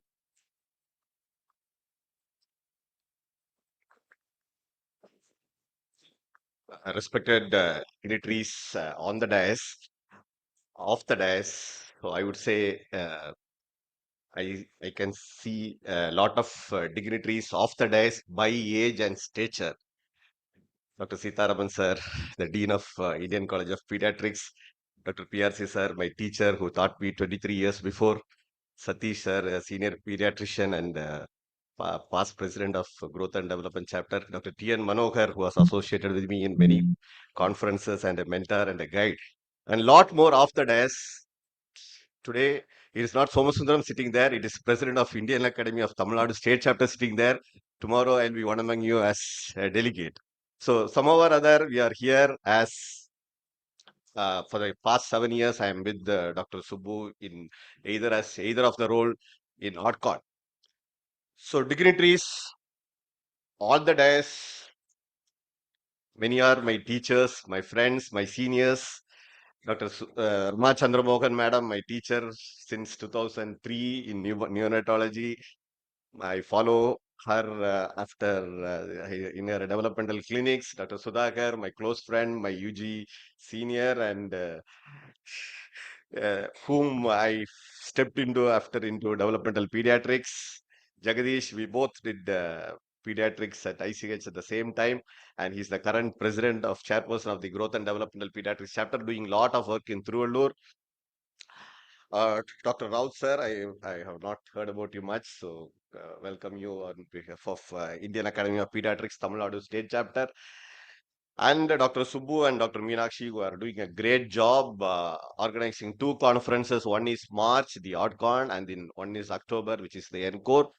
So, somehow or other, I'm being part of either as a panelist or as a speaker or as a special invitee. I'm here. Thank you, Subbu sir, for doing this year after year. So, coming to the main thing. So, why this being done? Everything has been told about by Dr. Subbu. So, it's just creating awareness on developmental issues, and in particular, this season is for autism, because we heard from Dr. Russell, autism is ever increasing. The start of the century, CDC told it is 1 in 1,000, but now they say it is 3 per 100. That's somewhere near 30 or 32. So that is the incidence. So see, 1 in 1,000 to 30 per 1,000. So it is our job to identify these children. It may be for our relative, it may be our family friend, it may be our school student, or it may be our pediatric patient. So it is our job. So we know in medicine what we what our mind does not know, our eyes cannot see. So we should know what is the abnormality in the child when we look into this child. So these programs will create awareness, will update, will brush you knowledge on the various developmental and behavioral problems which are ever increasing in the pediatric community. So definitely such programs will help to improve the knowledge among the medical professionals, the rehab professionals, the school teachers, and the parents. I believe all are here as part of the delegates. So, wishing you happy learning as part of this Outcon 7th edition. Thank you very much for this opportunity. Thank you, sir. I now invite Dr. Sudhakar, sir, President IAP Chennai City Branch and Founding Director at Smilestones Child Development Foundation, Chennai, to kindly address the gathering.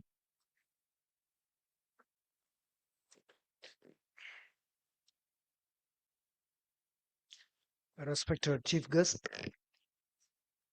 my teacher, Dr. Rama Madam, President IEP TNSC, President Chairperson GDGVP, and good morning to all my teachers sitting in front of me, all my colleagues, all my friends, and all the students, and my nice family.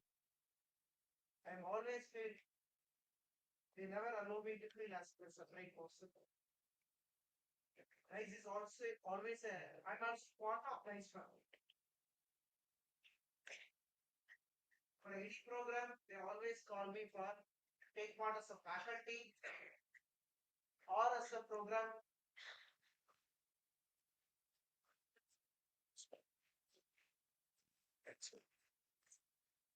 As Dr. Subramaniam says, I'm also not good in preparing talks and delivering talks. I'm here. Am I audible for everyone? Okay. I thank NICE for giving a platform to interact with people who are going to work in the field of not only autism, child developmental. It's one of the challenging area we all facing. We all need to work. I want to remember Dr. Sarada Suresh, Dr. MKC Nair, who have changed my path. When I want to become an intensivist, they changed my path into child development.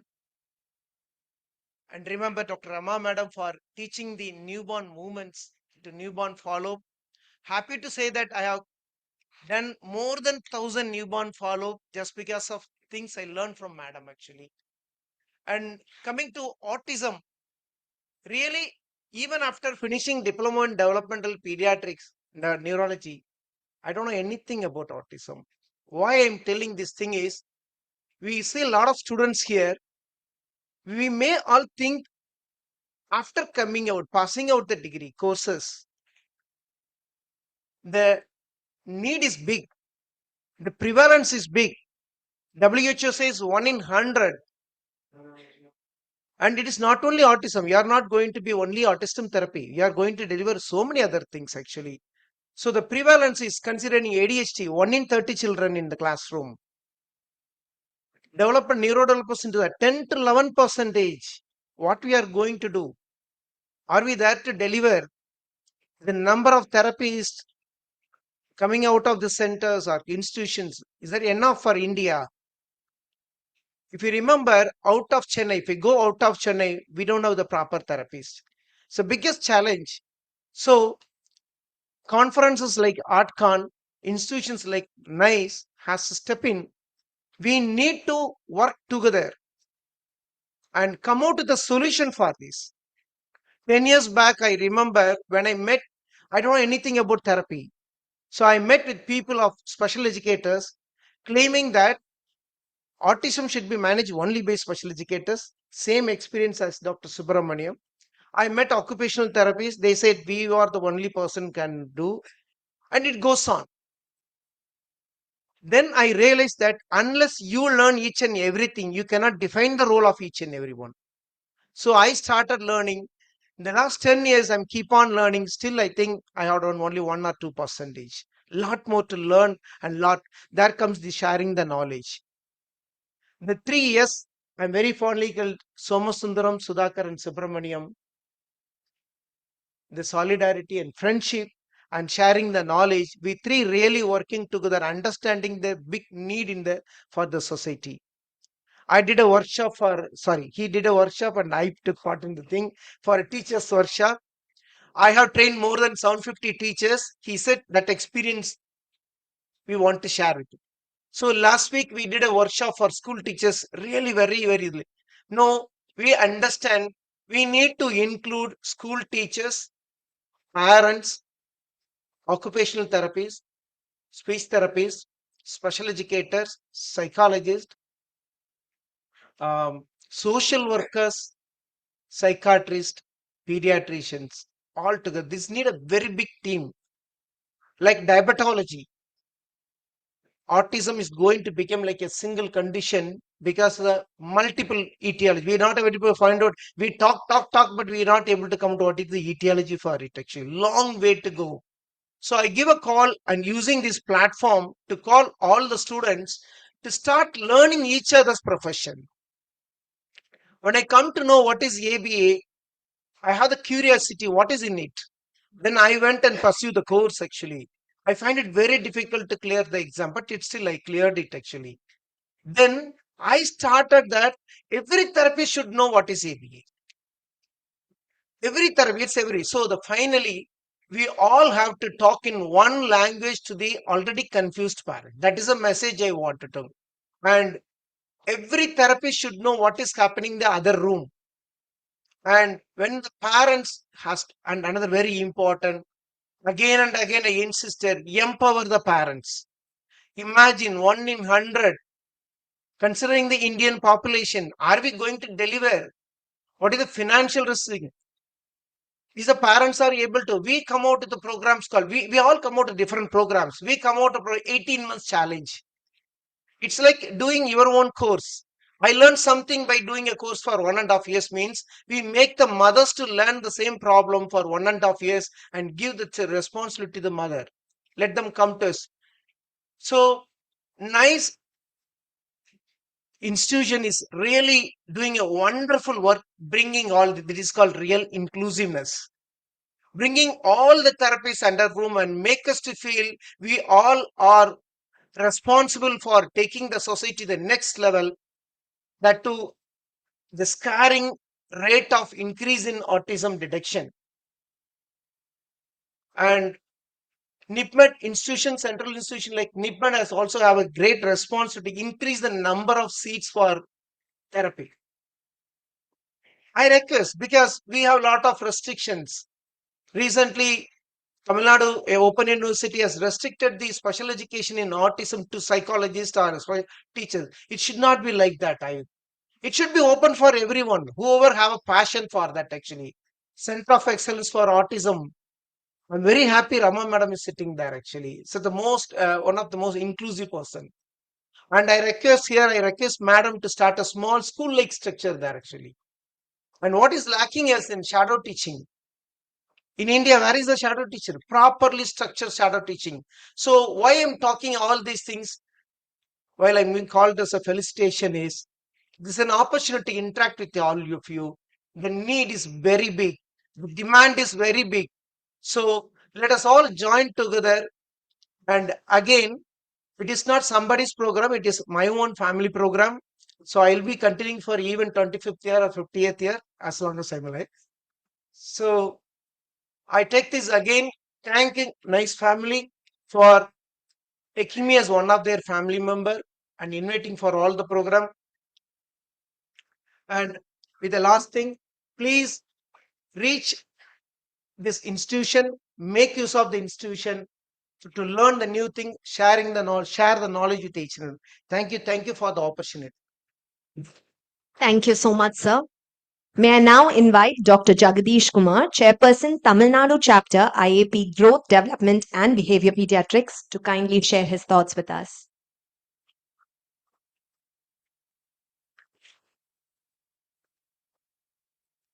Respected Chief Guest Madam, and Director NIPMED, and dignitaries and Dice, Dr. Somasundaram, IAP President, Dr. Sudha Sir, my friend, and Subramaniam Sir, Dr. Meenakshi Madam, and then our respected teachers and other delegates and faculties and students.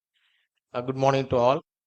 It's my honor and pleasure to be here as a chairperson of Tamil Nadu IAP Growth and Development Behavior Problems Chapter, along with my teammates, Dr. Madhu, Dr. Paramaguru.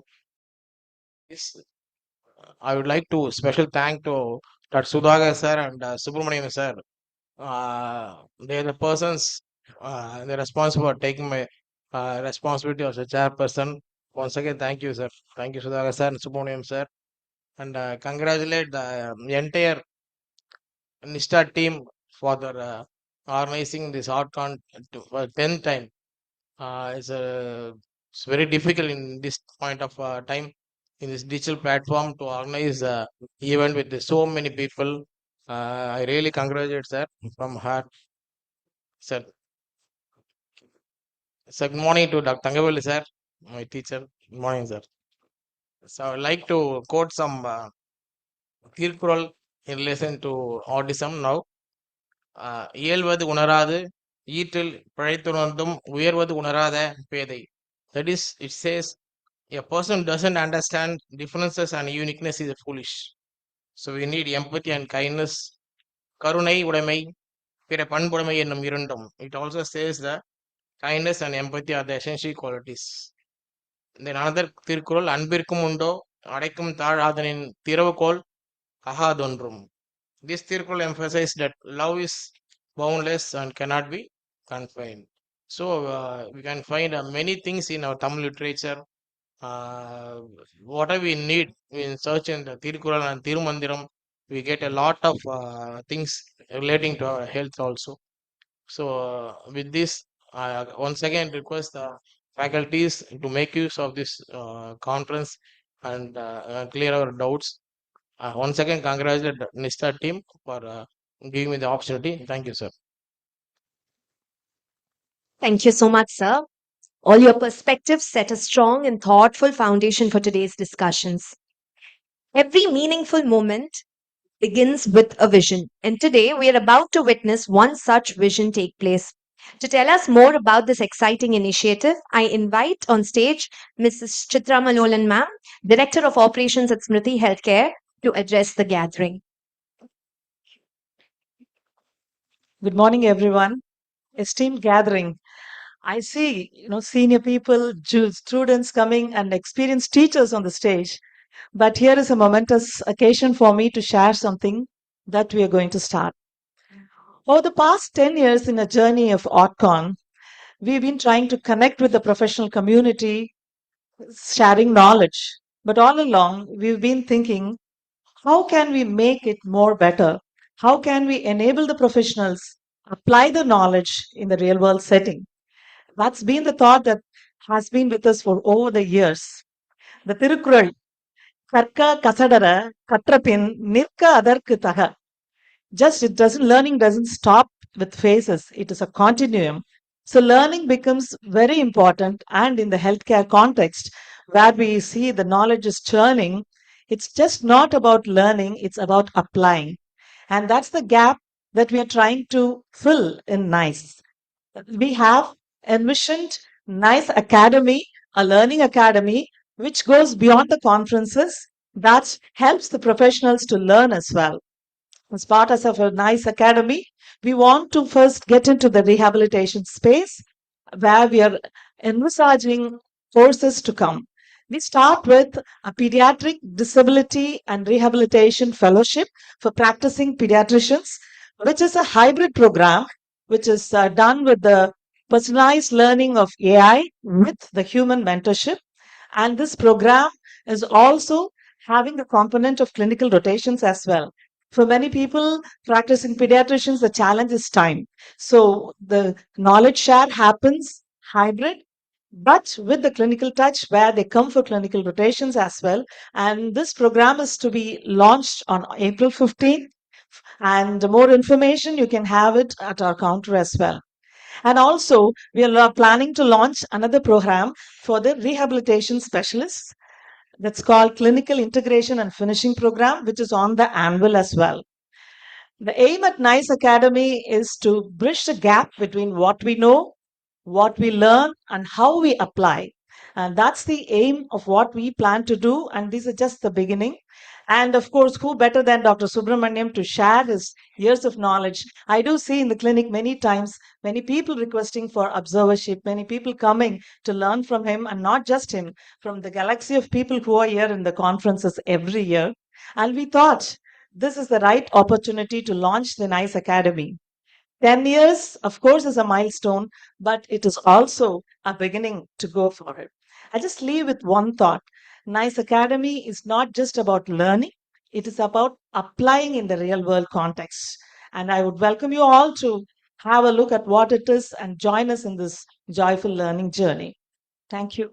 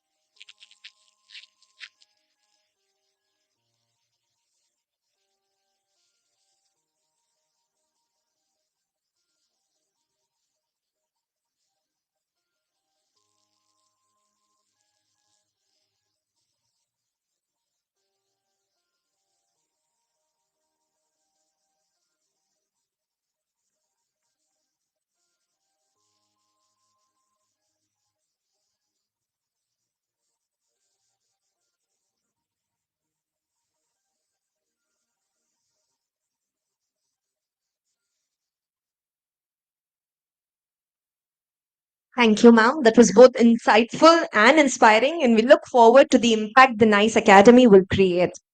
And now, for the moment that we've been waiting for, a new beginning and a new chapter. May I request our chief guest, Dr. Rema Chandramohan, ma'am, Senior Pediatrician and CEO, Center of Excellence for Autism Spectrum Disorder, Government of Tamil Nadu, to kindly come forward and officially launch the NICE Academy and declare it open.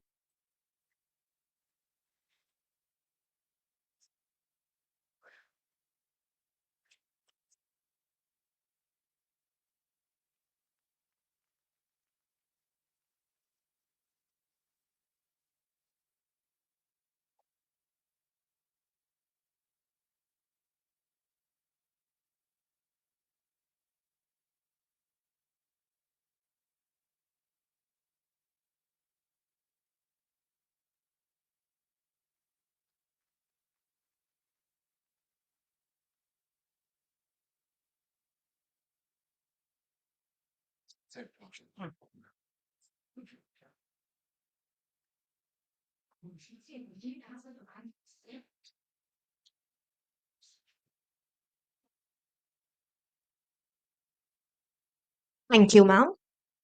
Knowledge grows when it is shared, and today we celebrate contributions that will guide practice and research. We now have the release of two very special publications. First up, we have the IAP GDBP Chapter Journal. May I request our dignitaries on stage to kindly join us for this release?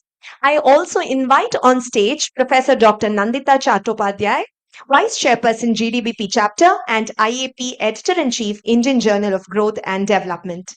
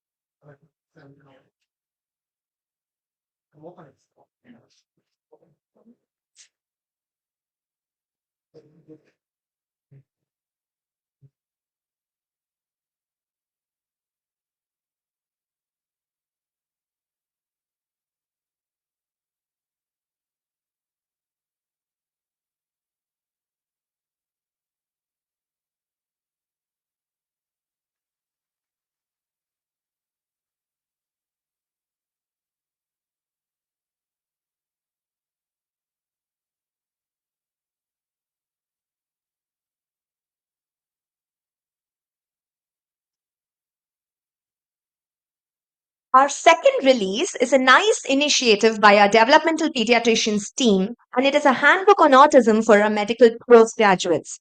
May I request our dignitaries to kindly join us for the release of the Aura book.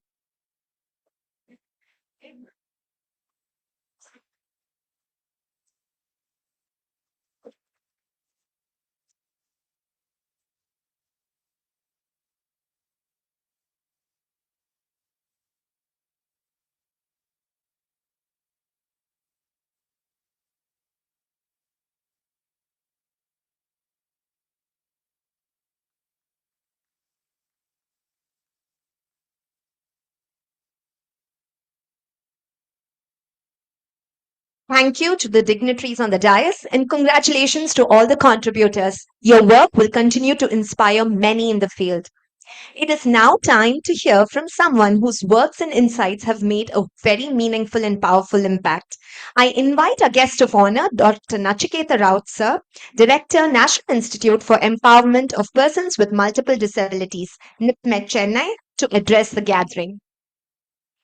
Namaskaram, all of you.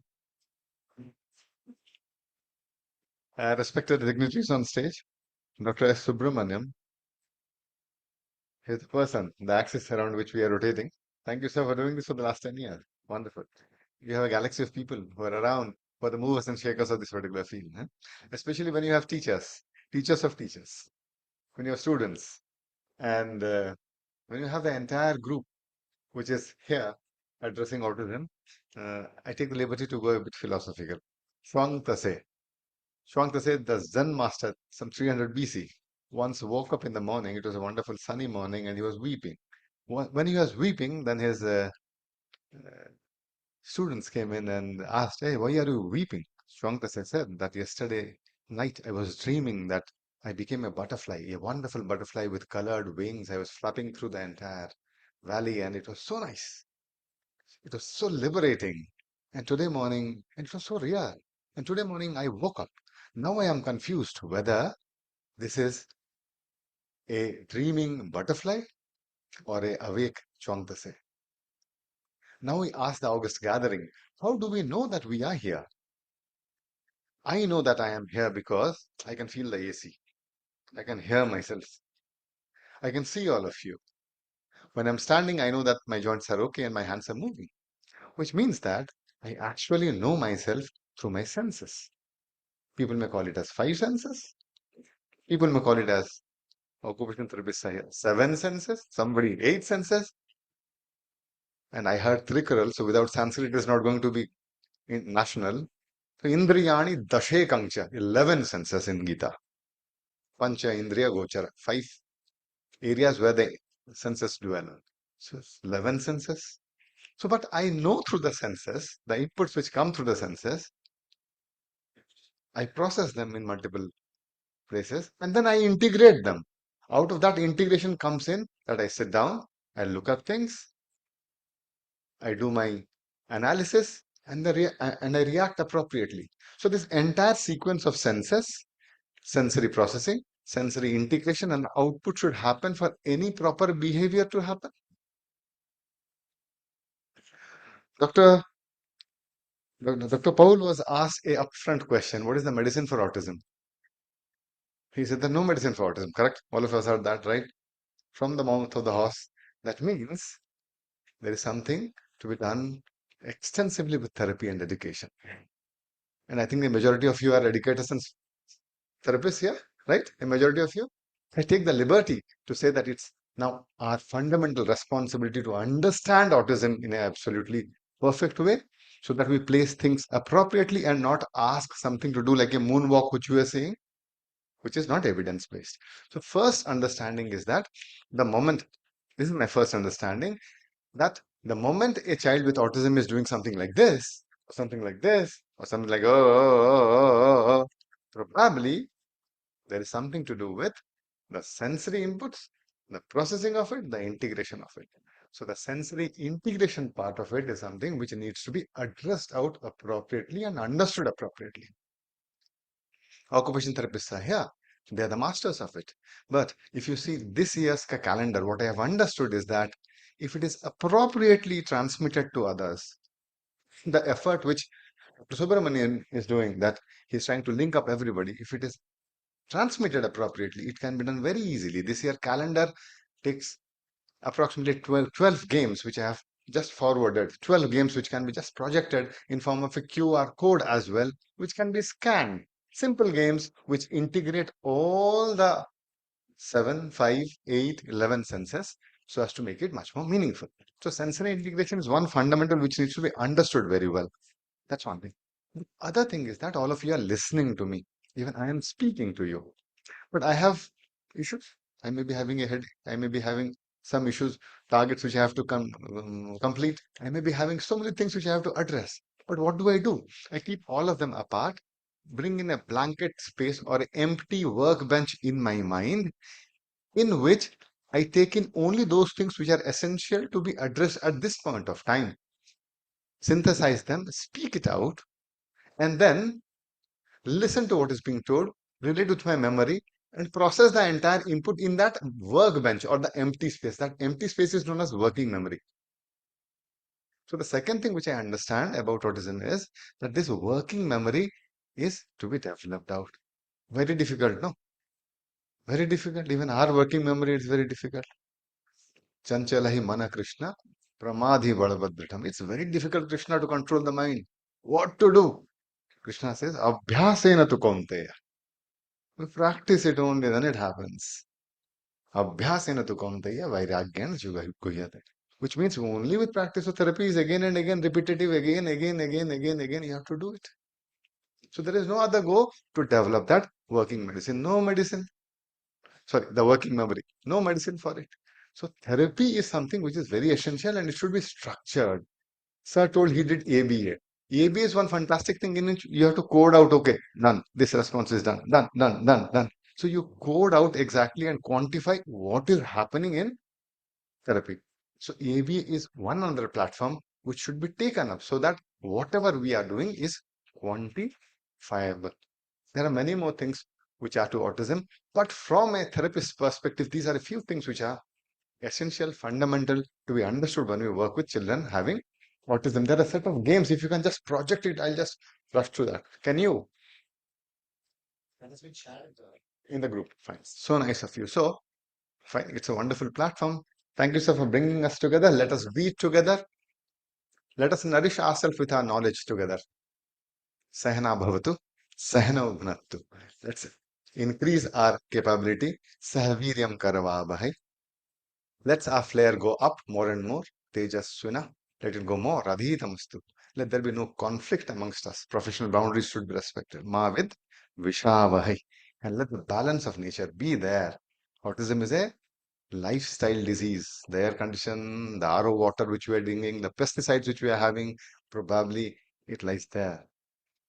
So let's not disturb the balance of nature. Om Shanti, Shanti, Shanti.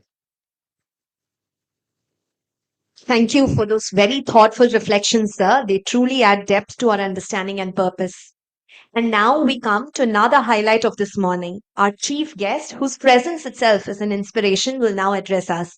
May I request Dr. Rema ma'am to kindly share your thoughts and address the gathering.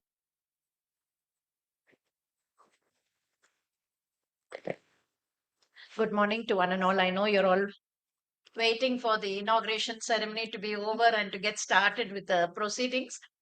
So he's got. I should at least take a second to talk about each of these people here. Congratulations first, Subramaniam, for your 10th edition of this conference. Actually, I take the credit for bringing him into IAP.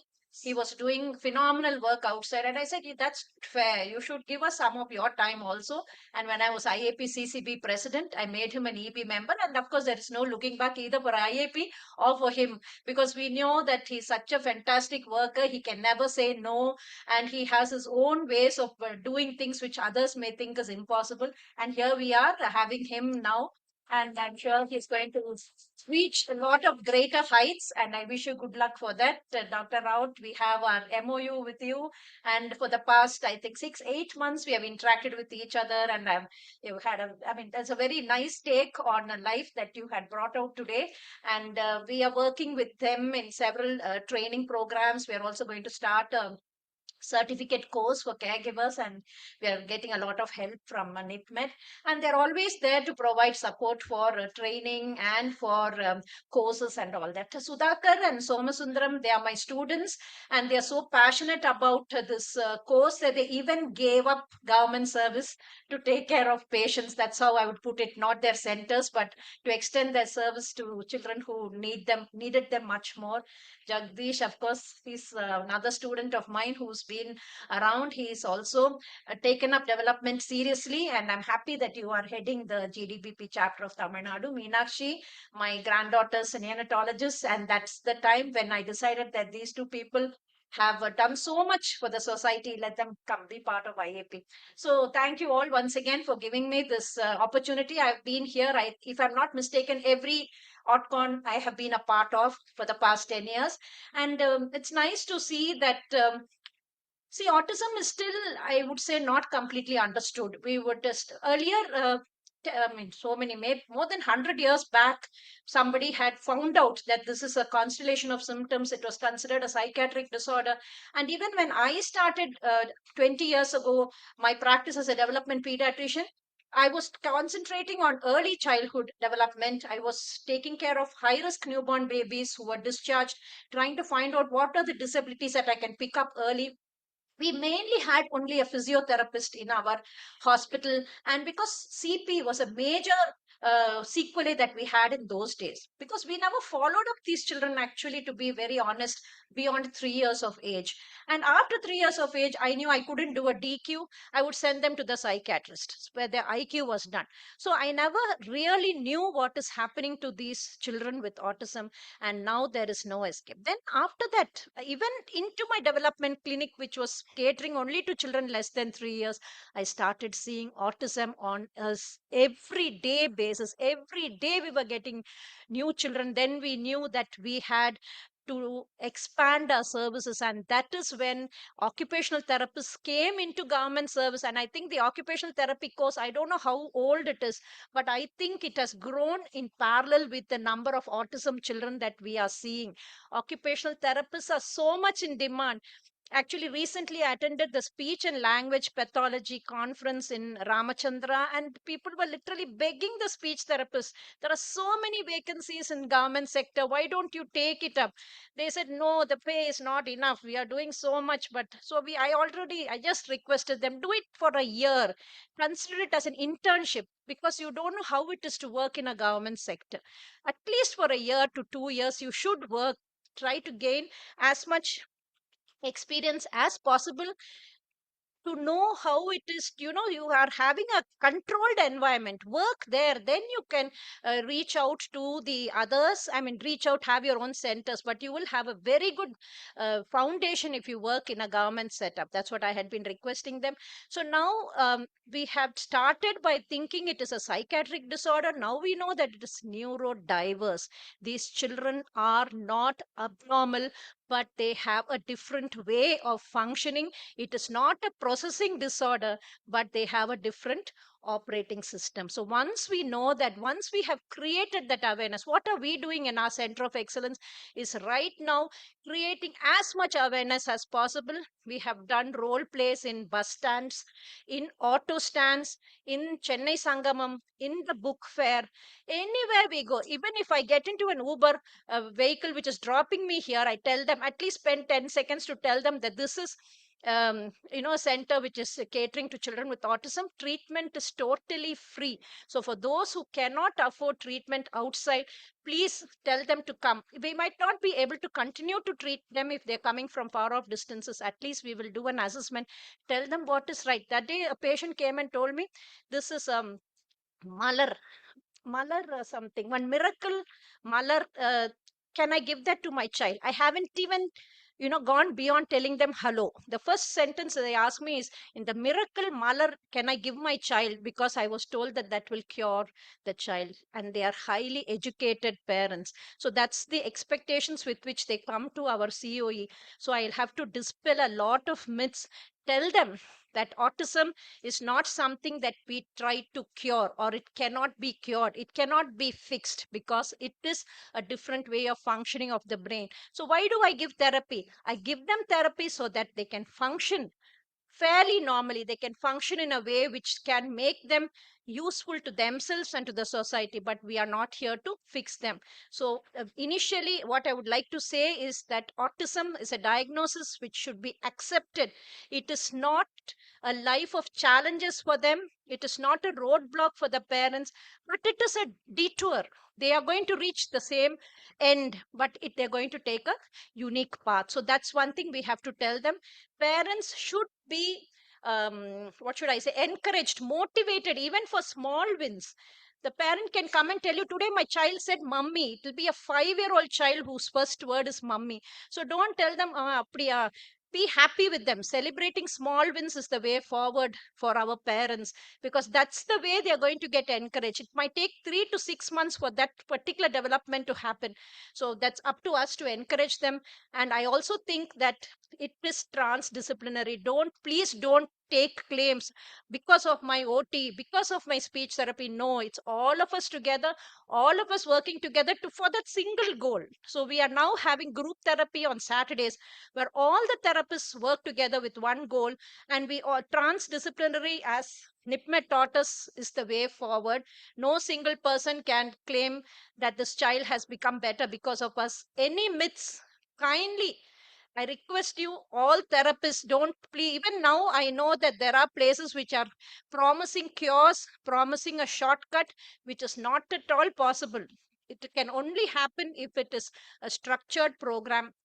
And I'm sure that together we can make a difference. There is a whole lot of people waiting outside to be diagnosed, leave alone to start intervention. So I think it's high time that we all join together and did our best for these children. Thank you for the opportunity.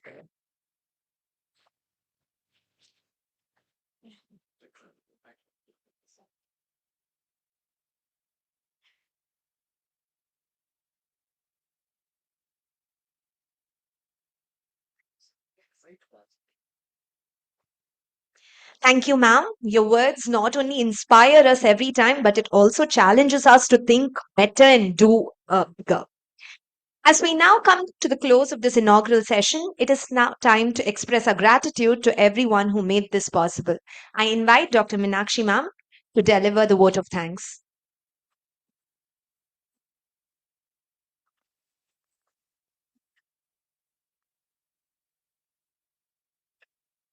Good morning, one and all. I think mine will be the shortest speech here. I think from A to Z, from 1 to infinity, we have all a combination of words. I think we are falling short of it.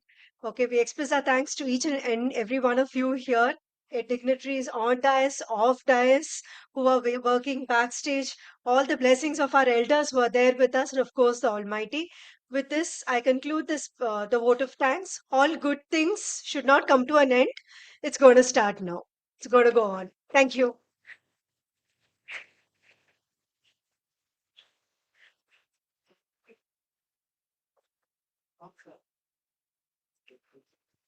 A small announcement to all delegates.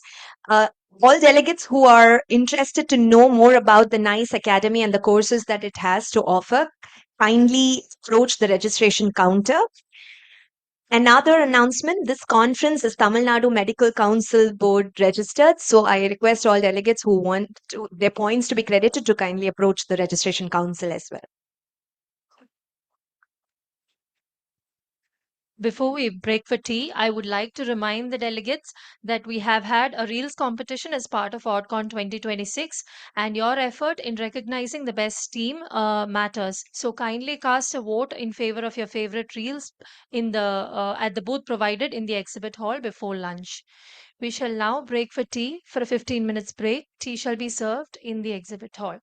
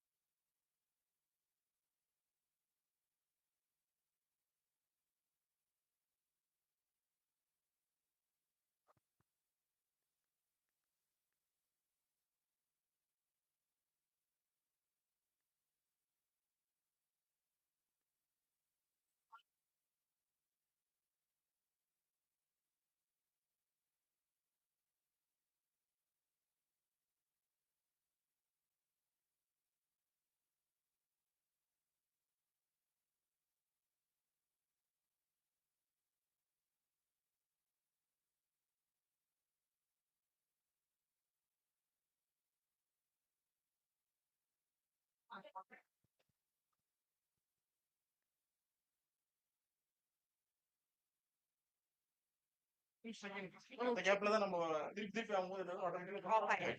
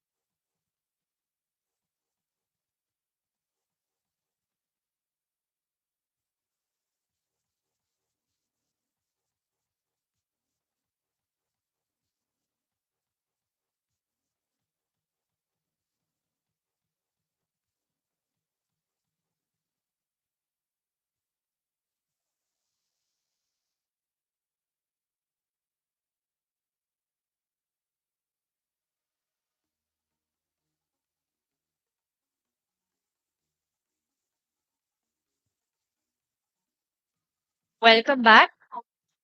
Quick announcement. Dr. Yuvraj, Dr. Trishika Varsha, and Dr. Shilpa Shankar have been shortlisted as the top scorers of the oral scientific paper presentation. And you will be required to present your papers in the afternoon session.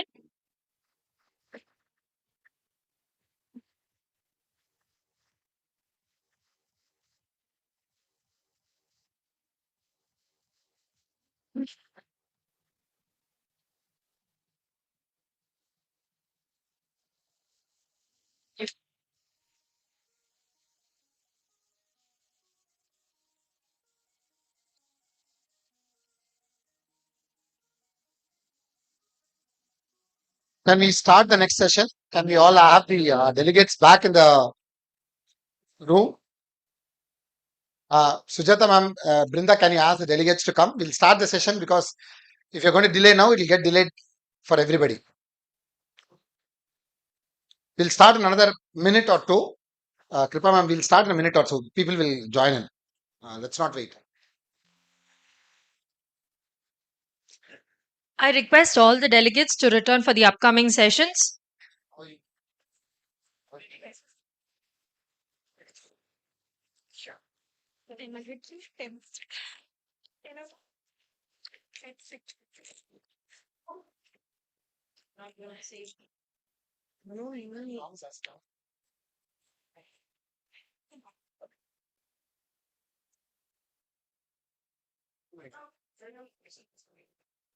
A quick announcement. Dr. Yuvraj, Trishika Varsha, and Dr. Shilpa Shankla have been shortlisted as the top scorers for our oral paper presentation and will be required to present the same in the afternoon session.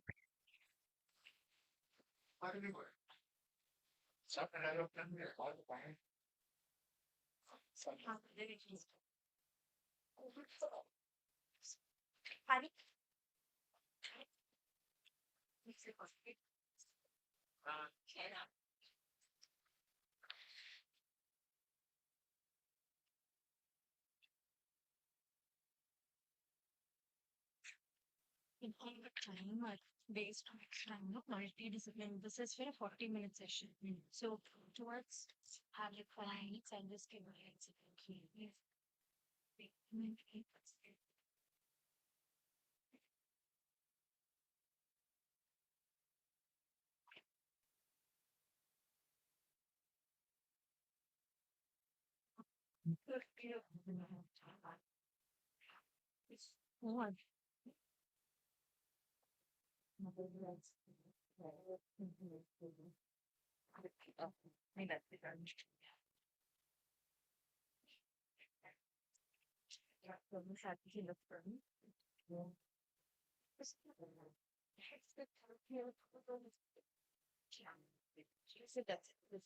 You said to you won't be able to see anything. Where is it?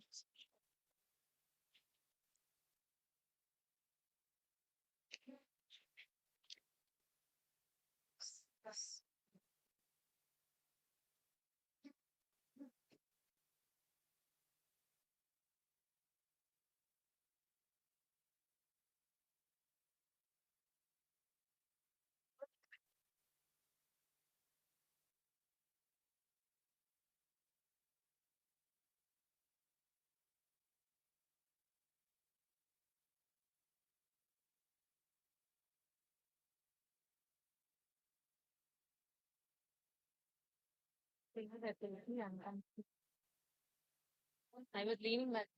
Yeah. Okay, so super right.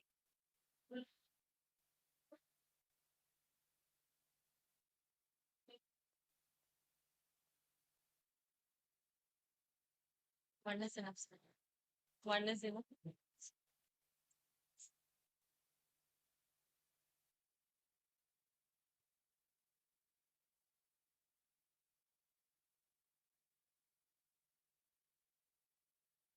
Start.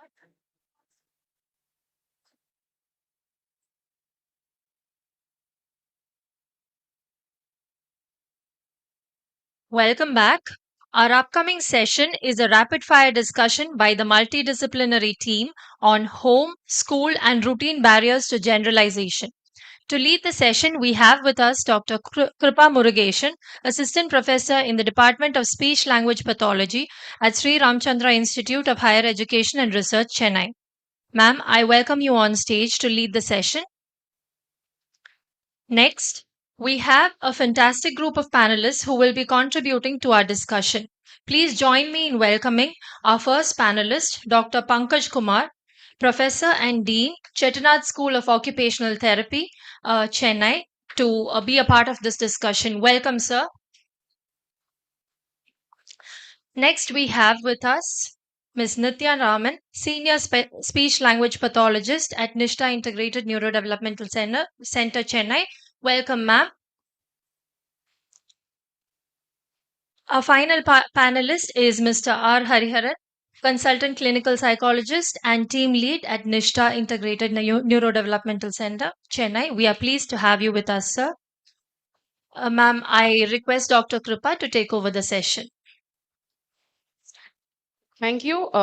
Thanks to the Nishta team for organizing this and for giving us all of opportunity to share some of our experiences. May I please request the audience to be a little silent so it will help us listen to each other a little better. Thank you. I know it's post tea break and we are also meeting a lot of like-minded people around. Good opportunity to also network. So this panel, when this came up, it was rapid fire, which clearly said we'll have to talk less to all of us, all the four of us here. But at the same time, keep it really practical, some takeaways which all of us can use it back in our own clinical setup. Often we hear from parents or in the session, what makes us happy is when we see a child speak something, when we see a child as a speech therapist, I'm taking an example of a communication therapy, or when we see a child achieve a skill. But what makes us more happy is when a parent comes and tells us, he did this at home. He brushed his teeth on his own. He saw a friend and went and said a hi without me prompting him to do it. And that's where the real success stands. And unfortunately, the road to that success is a bit challenging.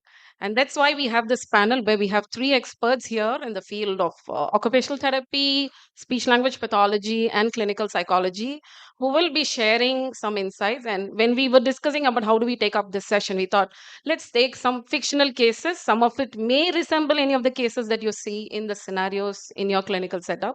So we'll discuss about it and we'll hear it from them as well. So we have 7 cases. Hope to finish it in 40 minutes before we get a reminder from the MC. So I will explain the case a little bit. We can try to imagine ourselves. Many of it is what we've seen in the scenario as well. The first case that we're going to talk about is a 4-year-old child with autism spectrum disorders has challenges being seated in a place we've often seen, and a lot of sensory issues where he's trying to jump, moving around. It's very difficult for the therapist to make the child be seated in a place to, use any activity. So now, what is the parent's query? Most of these case scenarios that we have taken will have a parent query because they are the ones whom we are talking to. So the query from the parent is, can I attend the OT sessions for 3 to 4 months and then start speech therapy? We do see this in some of the centers around. They say attend OT for some time, let the child settle, then we'll start speech therapy. So I think we'll start with Pankaj sir. Um, what is your take on this? Yeah. Good morning to all the participants and teachers and professionals in the field. So, for this sentence, like, can I start a 3 4 month OT, then I take a speech, or I can take a speech, I'll take a OT later. So, I have one word to say that life is a chariot. In chariot, there will be 4 wheels. If any wheel is damaged, there will be burden, and extra strength will be required, and it will not be successful. So everything is important in a integrated manner. If we do it in isolation, there won't be the holistic development. So there is nothing called you take OT first, then child settle, then start a speech, or first let OT speech start, then we'll start with the special education or play interventions, everything. It has to start parallelly. Our body doesn't grow unidirectionally. Like first physical will develop, then social will develop, or then communication will develop. Everything starts synchronized. In initial stage, when we start looking and going, hand movement automatically starts. It's an indicator that motor, social, and communication developments are integrated. So for a holistic development, all the professionals which are required for the specific condition needs to be integrated and start intervention as soon as possible. In this thing, there will be another thing coming, that at very early stage, when child is visiting to the doctors, pediatricians, or other concerned professionals, psychologists, they'll recommend medicine and they'll say put in the play school and wait for some time. We'll In that stage we'll say that medicine alone cannot do anything. Apart with medicine, holistic development of the other constructive professionals will only move the chariot forward. So medicine is the one component, OT is one component, speech is one component, psychologist one component, educators one component, social worker one component, and maybe if required, then prosthetic, orthotic engineers and biomedical engineers, they will have their own significant roles. Yes. So everything needs to start in a holistic, integrated, and synchronized manner. Yeah. So everything is important, not in isolation. That's my views. Yeah. True. We agree. I think that's very important thing to see. But as a speech therapist, Nitya, have you found it challenging because the child is not being seated and you're not able to make the child communicate? We need that eye contact. We say pre-linguistic skills are important, but the child is running around. Um, yeah, I completely agree. So I also feel that, speech therapy is not restricted to only start when the child is seated. There can be speech therapy goals which can be targeted even when the child is in movement. So we have to understand that speech therapy is not just to get the child to say words verbally. There are a lot of other skills which we call as pre-foundational, pre-linguistic skills, which target on the communication intent, getting the child to get more aware of the surroundings, understanding and identifying the daily objects or the other lexical items present around him. So all of this can also be incorporated when the child is on the go and when the child is moving. So speech therapy has to be understood as something that can be integrated and incorporated right from the beginning. And again, it cannot be just restricted to tabletop activities or having having the child sit on a chair and look at you. So that's not the prerequisite for starting speech therapy. That's a very important point that you've highlighted, because we keep thinking the child has to be seated. No, the child is running, run, fast, run slow. There's so much vocabulary that we can work on in such scenarios. So it's important to, highlight that all therapies can start. We really need not require the child to be seated in a Yeah, place. adding And to Nitya words, like most of the therapy centers, it's a common practice that speech means child will sit, OT means gross motor. We need to understand the child development. The child learns by play. If child is playing, as a therapist, you play either speech or OT or psychologist. As a child, just start playing with them and remediate your activities in a way of the play itself. yes, play Yes, actually. play. Ultimately, child will get into sync with you. So it's a initial form. And it's easy also for parents to do the play than, remember a lot of, terms that we try to throw when talking to them. So in such scenarios, in a case where a child who's running around, the parent also asks, is my child autistic or is my child having ADHD? So is the diagnosis really important in a scenario like it? So the diagnosis of ASD and ADHD is also multidimensional kind of thing, where we see there are hyperactivity and inattention in ASD, and there are communication issues and social issues in ADHD also. So when we get into diagnosis, we see the functionality of the child. We see it as most sectional, where there's in ISA, when you assess ASD for using ISA, we have a concern for speech and language. We have a domain for behavior concerns. We have a domain for sensory issues. While assessing ADHD, we have a domain for communication as well. So there can be ADHD or the inattention part or hyperactive part can be seen in ASD children. But as parents, as professionals, what we see is what we see the symptoms, right? We see in what spectrum or what domains the child has a higher difficulty, and what domains child is functioning closer to his age range. What are the functions has to be addressed? So initially is to focus on the symptoms, the area of functioning, and also to diagnose ADHD, there's a age criteria of 6. Unless until it affects the hyperactivity and inattention affects the learning curve of the child, the social functioning of the child. So it's okay for us to a child to be active, overactive, child to have some distractions. So here ASD we start a early diagnosis of 1.5. We look for risk factor. We confirm a diagnosis at 3. So there confirming an ADHD diagnosis with a child of 3-year-old is not right thing to do there. So we see the child has an hyperactivity. We highlight hyperactivity, and we highlight the inattention part also, which we highlight because due to that we have the issue with working with the child in the therapy process. And what happens with parents is sometimes professionals they refer children for us to see the hyperactivity level or inattention level of a children with ASD also, so such as medications to plan other interventions as such. So whenever a professional refers a child with ASD or ADHD for either of these, sometimes we rule out also. So when they see the word ADHD, they're little relieved. So when parents, I don't know why parents are not okay with taking a diagnosis of ASD. They're okay with taking a diagnosis of ADHD. For them, it's very relieving because the ASD is more discussed in media. ASD is more prominent in media, and the effects have been, is criminalized or victimized kind of thing. So they are not ready to take a ASD diagnosis. So whenever they see an referral sheet with ASD/ADHD rating scales, so they prefer to have the ADHD notion, not a ASD part. So here we have to more like a sectional understanding of ASD and ADHD aspects rather than segregating things. Segregation happens at the clear cases. When the clear case of ADHD is there, the professional is not going to comment on ASD part. We can clearly say there is no signs of ASD issue. So we are focusing on the functional areas and the communication. Functional areas are communication sensory aspects to work on, not to differentiate based on the diagnosis as such. The age range comes and clear diagnostic criteria has been observed in the case. Yeah, so we hear it from the psychologist who says, no, the diagnosis is not really what we're going to be looking at.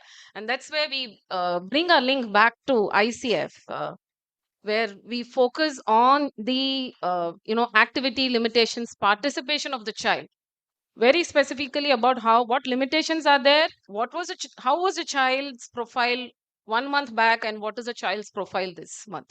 So I think it's important as professionals to take this time, talk to parents and tell them to look at the profile and not really look at the label. And as important as activities and participations are there, it is important to look at the aspects down here, the environmental factors and the personal factors. Sometimes we tend to miss out when the caseload is really high on the OP side. We may not really talk about who's there at home, how are the people participating in the child's intervention plan. So those aspects are also important. I'm sure all of us here know it. We're not going deep into that. So that's about the first case that we were discussing. We're moving on to the next one, where there's a lot of structure in therapy. We've been talking about generalization. Here, this is a 3-year-old child who's using 2 to 3 word combinations in a therapy session. He says, Amma idu veno, akka idu tanga, all that is happening, but is not opening the mouth at home. He gets his needs satisfied at home. He's not one asking, or maximum when he's being asked to speak, he's throwing tantrums. In this scenario, the parent concern is he only talks in therapy room. That's the first one. So, what is your recommendation here, Nitya? So we must understand that in a therapy room setup, the environment is extremely structured. There are a lot of hierarchy of prompts that are offered. There is no distraction. Uh, it is very the materials chosen are usually for, to the interest of the child. So the child is almost set up for success in a therapy room, whereas that's not the case in a home environment. Home environment is a lot more dynamic. There are a lot of distractions. Again, there are not many prompts that are given.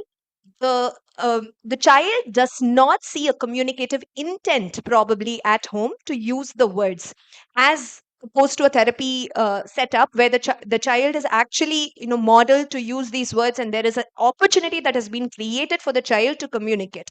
So I would suggest incorporating, having parents inside the therapy setup so they understand how these opportunities are created for the child to communicate, and how the intent is created so that the child can initiate a communication at home. Yeah, that's important. We can also ask for videos from the parent and the scenarios at home, where we can sit with the parent and see what else could have been done in this scenario so that the child is motivated to communicate. But motivation is again important.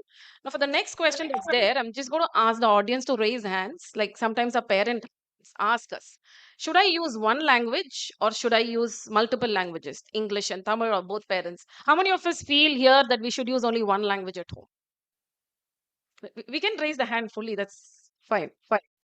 How many of us feel keep the environment normal? If there are 2 language exposures, it's okay to do. Okay, the vote for the second one is higher. Anybody that wants to tell? So I will start. So yes, as compared to the majority of people's perspectives, multilingual, bilingual stimulation is completely okay. We do not have to change the home environment. We don't have to force the parents to do something out of their comfort zone. Our aim here is on the quality of interaction that is had at home, and that can only be possible when the parents are comfortable using the language that they use to communicate with the child.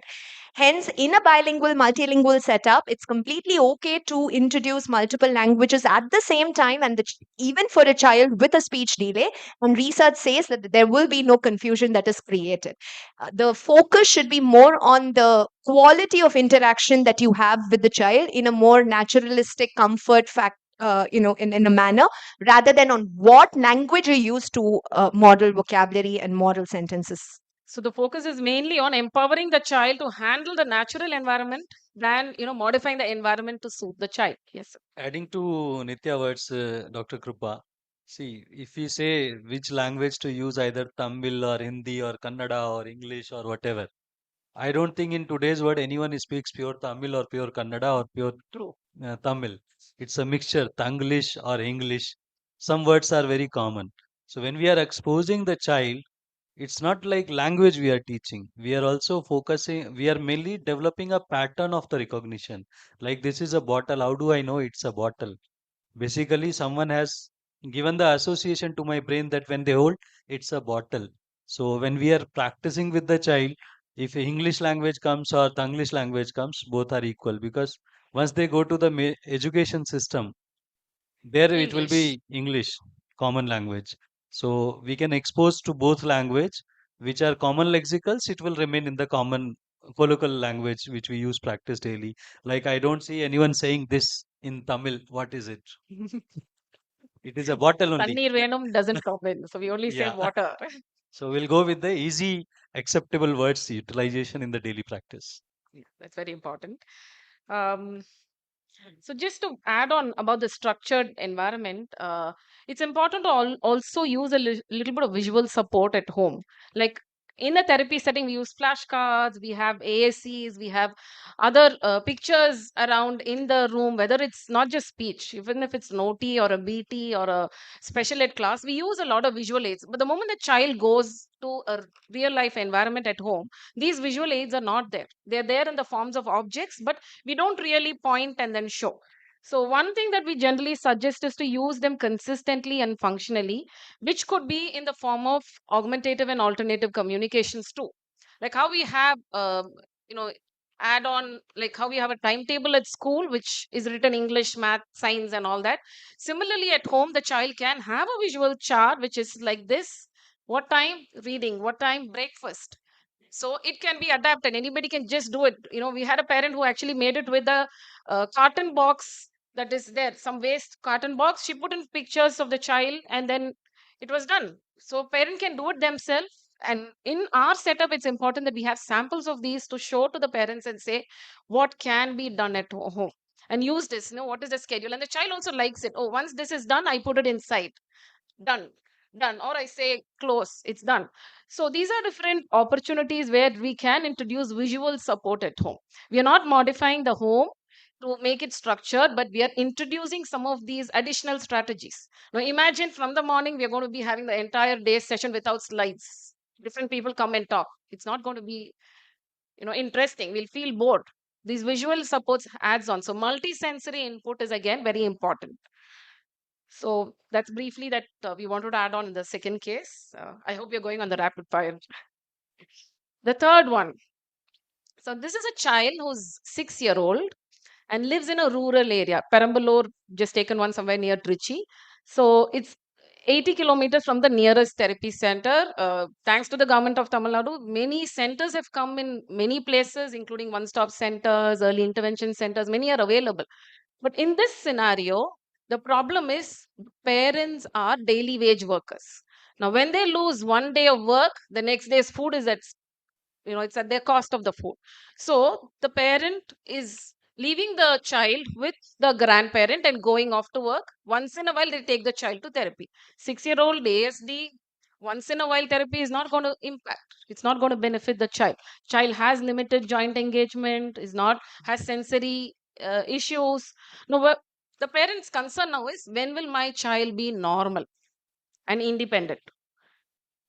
And when we tell them you have to attend therapy regularly, they say no, it is not possible. My basic need comes before my child's needs now. So what is anybody on the panel wants to? See, in this particular scenario, which you are saying, it's a hypothetical scenario, but sometime it may lead to reality. So if I am working as a therapist, hypothetically, assume I am working there. So definitely I will not be working in a kind of institutional setup. It will be more of a community-based rehabilitation project taken by any NGO or voluntary organization. So my role as a therapist will not be only to deliver the therapy to the child, but it will be mobilizing the local resource, train the local resources. Like we as a CBR work model, we can license with the Gram Panchayat. We can get the total details of the total population affected, and we can license with the local administration to facilitate any government policies or a scheme under which a local setup can be done. Or there are various NIs are there and CRCs are there.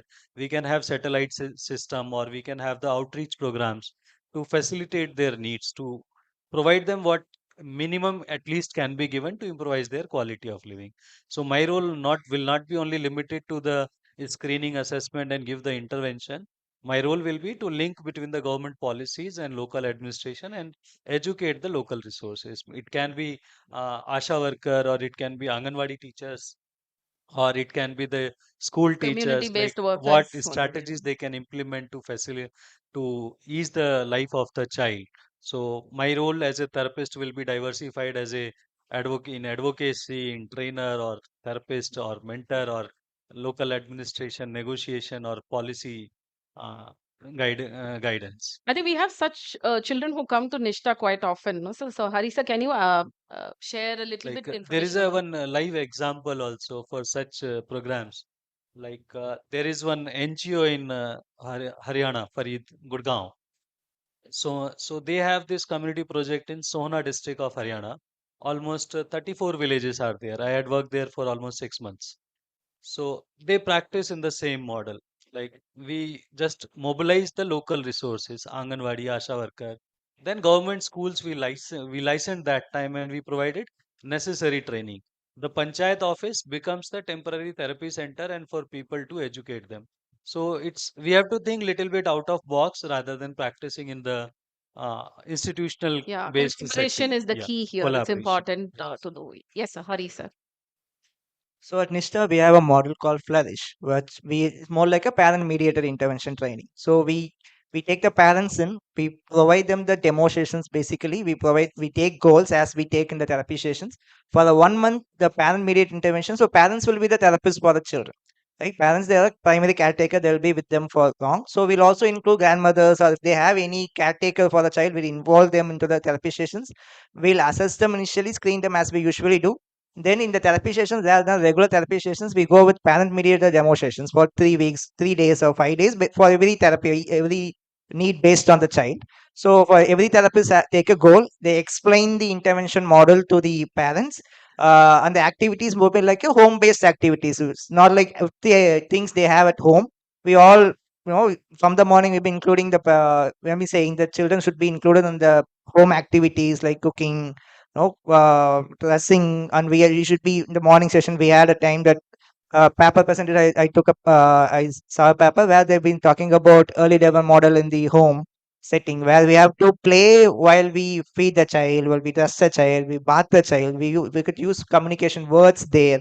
So these are the more than like a structural therapy setting. These are the time where the child is more attentive to the caretaker. If you force a play activity, a structured play activity into a child who's not yet developed a structured meaningful play, it's hard for them.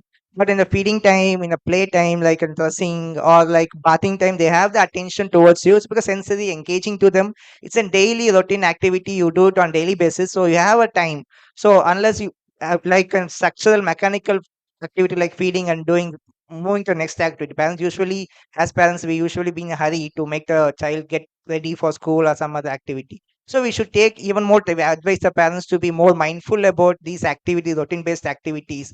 They can play somewhere, so it can be easy for them to grab the attention of the child and provide more meaningful interventions, more than the things happen the structural therapy setting room. So there will be minute skills that we need. We know we may need certain materials that needed to work on specific areas, that will be advised to the parents. It will be shown the demonstrations how to use the massages, oral sensory massages, sensory objects, materials that will be used. We'll teach them and they'll use for the home for 1 month, or we'll have a periodic review. So here the review is much important as the intervention model also. Yeah. Yeah, true that. When parents are involved, it's also important there's a follow up even through the time. So when now the technology is developed, a WhatsApp call or a video that the parent shares during the before the next visit, so that we know what is being transacted is implemented right or not.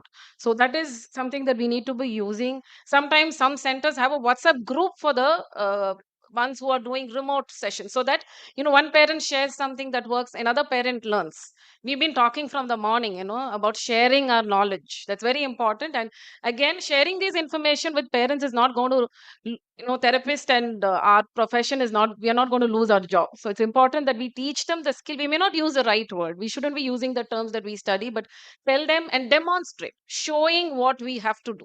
If I have to tell the child, give a choice to the child whenever he does something, do it and show it in front of them. That is very important. That's why I think we have to have the parent inside the session and do. So apart from also collaborating with government, a few other collaborations that we can think of is also the local NGO there. There may be NGOs who are doing community based work. So we can link with them. We've been doing that. Very specifically, I took Perambalur district because we've been doing with them. So somebody who goes door to door to support nutrition was sensitized to identify early signs and they were to identify the milestone delays. So, and they brought in people who had stuttering, who had cleft, who had not operated till 5 years. So it's important to sensitize the local community, build that community.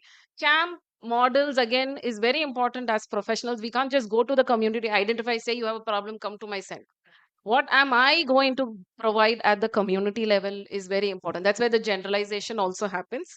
In fact, apart from this local NGO, there are NGOs like Varshini Ilam Trust who have their own buses which are equipped like a rehab unit itself with multidisciplinary team and goes to remote areas and provides support. So there are several things happening, just that we need to be understanding. How many of us already knew about COE, the Center of Excellence in Autism here? How many knew it only today? Maybe I should ask that. So, we've been working here, but we didn't know what's happening around, and free of cost therapy. There's so many people who keep asking. So it's important for us to also know what's happening around. Okay, I shouldn't be talking much. So yeah, so that was about the previous case where we work on remote service providing, and we move on to the next one. We'll be a little short so that we'll finish all the cases. We've tried to fit in 7 cases because there are different scenarios that we face. So this is a 4-year-old child who eats different texture like a crunchy, soft, sticky food in the clinical setup, but doesn't do it at home.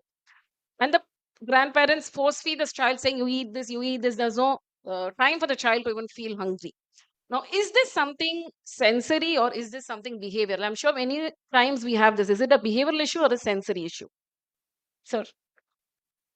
See, sometime it will be sensory. Okay, sometime it may be sensory, may not be sensory, not necessary. But what I would say, like force feeding, it's totally unacceptable method of eating, because once you start force feeding, it will develop a negative experience. So child will start correlating with the negative experience, and further future also child will be avoiding. So first thing is like create a conducive environment where child feels comfortable and safe. Then second thing, like it focuses on personal choices also. Like for example, if I don't eat cabbage, doesn't mean that cabbage is not good. And anyone will force me to eat cabbage, I won't like it. So respect the personal choices of the child also. It's not necessary the child will eat everything. But yes, in some certain situation, like child is only very picky eater, like chips, biscuits, and all he is eating, but at the same time, rice, sambar, and other nutritional value foods, child is not at all eating.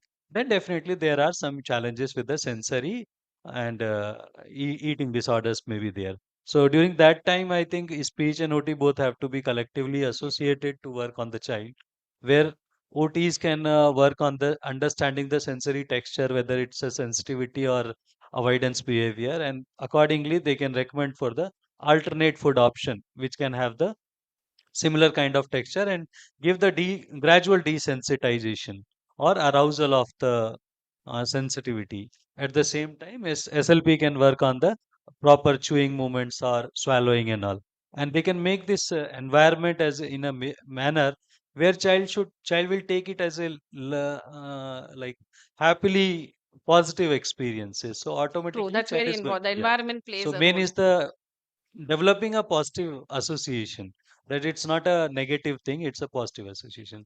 Most of the time, like if child doesn't eat, so parents expectation, no, make my child eat this. So they will like ठूस दो अंदर, एक होता है खाना, एक होता है ठूसना, तो वो ठूस देंगे like completely just put inside, but that should be avoided. Give the positive experience to the child. So in this scenario, Nitya, maybe if you have a case like this, will you meet the OT during the next meeting, like which is maybe a monthly meeting or a meeting that happens once in 3 months, or will you just walk into the OT room and then work with the child immediately? Well, at Nishta, we just walk into the OT on the same day that we see the child. And I think that communication between professionals is very, very important because there's a whole big difference between child can't eat versus the child won't eat. And I think it's very important to identify that as the first step before we even start the intervention plan, because the intervention plan is going to be very varied for both of these scenarios. If there is a issue with feeding, then the SLP has to step in with identifying which stage of feeding or swallowing there is a difficulty in and work on those strategies pertaining to that. If there is a sensory issue involved, then the OT has to take the lead in kind of addressing the sensory concerns. And there can be a mix of sensory issues and behavioral concerns where the behavior therapist has also to be involved right from the beginning. So I think communication between professionals is very, very important, right from the beginning, and not just during reviews and when the child comes back for follow up. Even to start with, and planning the intervention plan, I think it's very important to have this dialogue between professionals going. And adding to that, Krupa, we are in India. Like most of the therapy centers, it not in that much corporate style. That seventh floor only OTs are there, and first floor SLP is there, so it's difficult to meet. Even though I'm sorry, sir is there, Nachiketa Raut sir is there. I had been in the NIPMED. Even though NIPMED we have the floor wise segmentation of the departments, still we work very closely. I think OT is just adjacent to the speech. Sir has taken me to the audiology room opposite. Kumran was there when I was there. So we used to discuss a lot about the Yes, cases and that everything. discussion between So professionals is very important. the most important aspect of the Indian rehabilitation service delivery model, that in correlation is very easy for us. We are not far apart from each other. If it is missing because of only one thing, that is called intention. If Okay, intention is there, it can be done. I'm told we have only 5 more minutes and we have three cases to discuss. Alarm came. Yeah. So we'll keep it really brief, but we don't want to miss the case scenarios here because they're quite important to discuss, and we can even discuss during the lunch breaks amongst any of us. So that was about feeding. So this is again a scenario where a child has therapy filled. The entire day is filled with therapy. The child does not have a free time. Now, again, this is not really advisable. Sometimes the child is not participating. Generalization doesn't happen sometimes because the child is always in a structured environment. So, how frequently should therapy sessions be? I want only one sentence answers One from it. sentence. Yes. Okay, I'll give you one sentence only. Life is not therapy, therapy is not life. Okay. Work Nitya, parallelly. Husband, wife has to work parallelly. Nitya, how frequent should the therapy be? I think more than the number of therapy sessions that he's attending, I think it's important how much time the parents are involved at home. And it doesn't matter if the child is receiving just 2 to 3 sessions per week. It is very important that the parents are working with him continuously and It's consistently at beyond home one every day. sentence. How much of free time, sir, should a child have? Should a child have at least one day without any therapy? The child should have at least 2 to 3 days of free play time, and every hour every day the child should have 2 hours of free play where it's not monitored, not corrective behaviors are not happened around. Yeah, so that will help us. And when therapy happens in a closed door setting, if it's a segregated amount, and even the child goes for 6 days of therapy, then it's not generalized. One day of therapy, one session per week, and if it's open door, the goals are discussed with the parent and parents are ready to work, then one session is also enough sometimes. Yeah. And So it is about adding to that, Krupa, see, I know the time constraint is there, so I'll just take little bit more time. In our daily activity schedule, 24 hours are only there. We have to divide it efficiently, where to use, where not to use. yeah. So, as a parent or as a therapist, we need to identify the area which are not necessary and utilize those hours into the productive things. And not be very directive. As parents and adults, we tend to be directive. Do this, do that. What is this? What is that? So keeping it a little unstructured will help. So that's an important point to take away from that. Now, again, this is a scenario where there are twins with autism. I'm sure many of us have seen. Both have autism, but one is at a different level, the other is at a different level. Sometimes they are in a mainstream inclusive school. One is in first standard, the other one is in UKG. So this comparison keeps happening. And Hari sir, can you just tell briefly how do you counsel such parents? So from the morning, we've been seeing autism is a different path we take for direction. But what we suggest is we promise for every child the same goal, same development strategy at the same endpoint. Like child is able to speak, child is able to do this. The expectations are same. But based on the diagnosis, based on the severity, and also based on the sectional analysis. So the sensory aspects of child are more issues with sensory issues, or some children with less sensory issues will have a different level of outcomes with the therapy measures. So based on the therapy measures, based on their profile analysis, we can give them optimal achievable goals and expectations on also not on very long-term goals. So the short-term goals should be achievable so that it will be easy for us to see the next improvement in the child is more hopeful and reinforcing rather than promising a long-term goals. ASD, it's not like it's not no obstacle to attain an average development, but the cure is not possible, as we say. So, but we promise an optimal age level development for every children is not possible for us. So, when we talk about goals, we should talk about short-term goals, which is achievable based on the profile analysis of the child. It'll be more hopeful to work with the parents also. And I think it's also to tell them, give some examples. If the parent has a sibling, is your sibling and you the same? So sometimes we'll have to give examples from parents' perspective for them to understand. And again, work as a team. So this really helps. Yeah. So sometimes we also get this comment from parents. No, this we see a lot of fake markets which say, there's a cure for autism. We had a guest, chief guest, also talk about it today.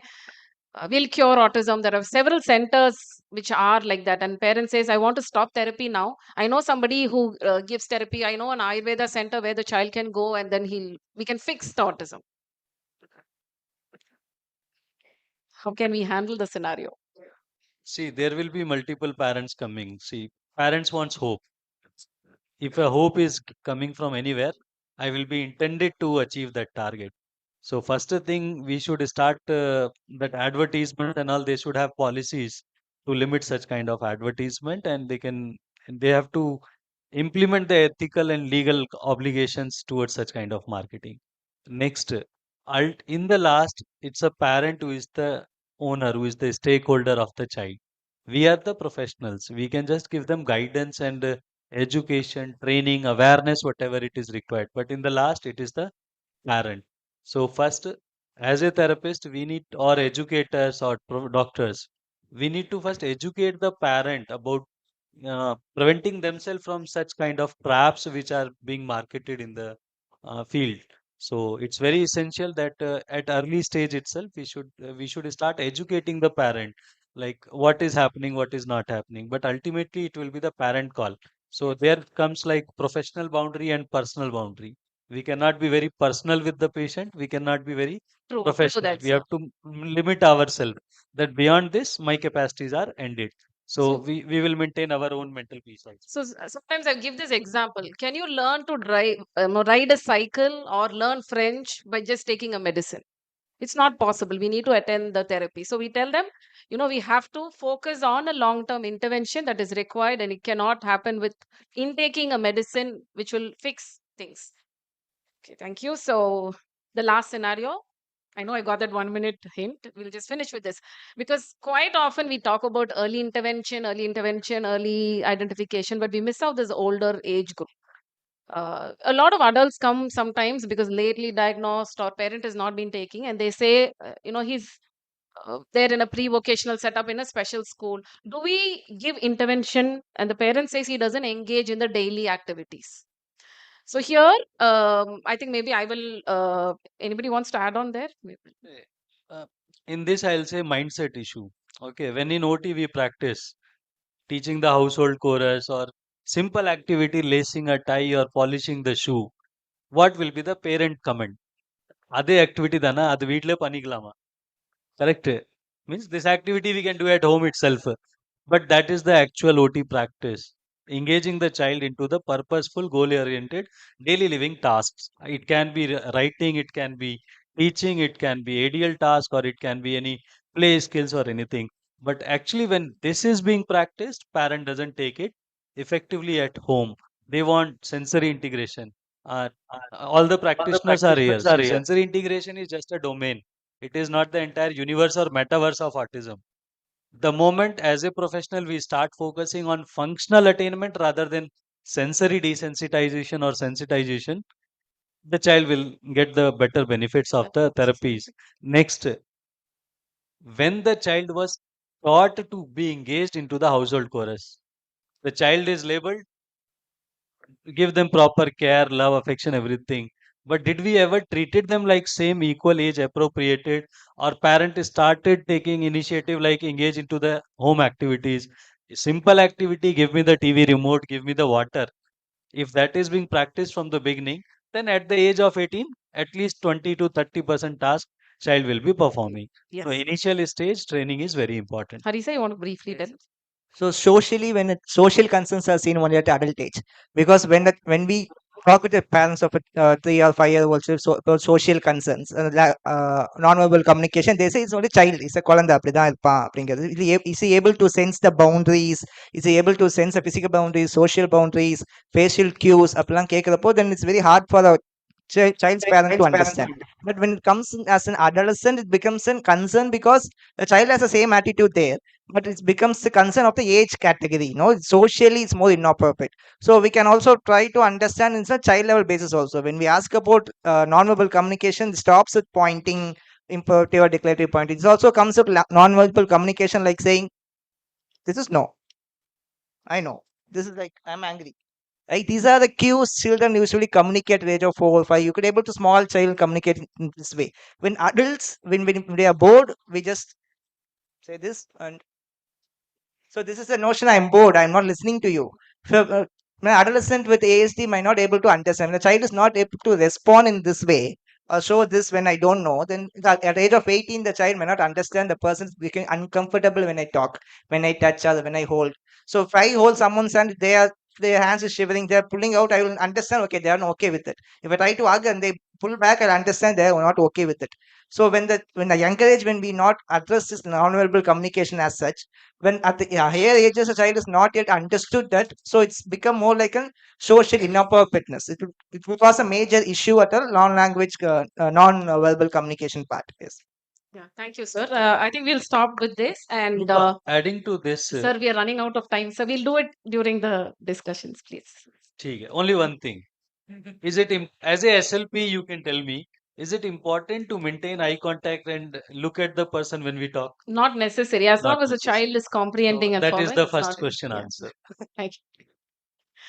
So, thank you all the panelists. I think the key is to work as a team with the parents, with the specialists, sharing the information and using the resources around, using the WhatsApp or the resources, our contacts, networks, all that is very, very important to generalize. And generalization doesn't happen automatically, it needs to be planned and empowered. The stakeholders, the family, the school. If it's a school, we have to talk to the school and then empower them.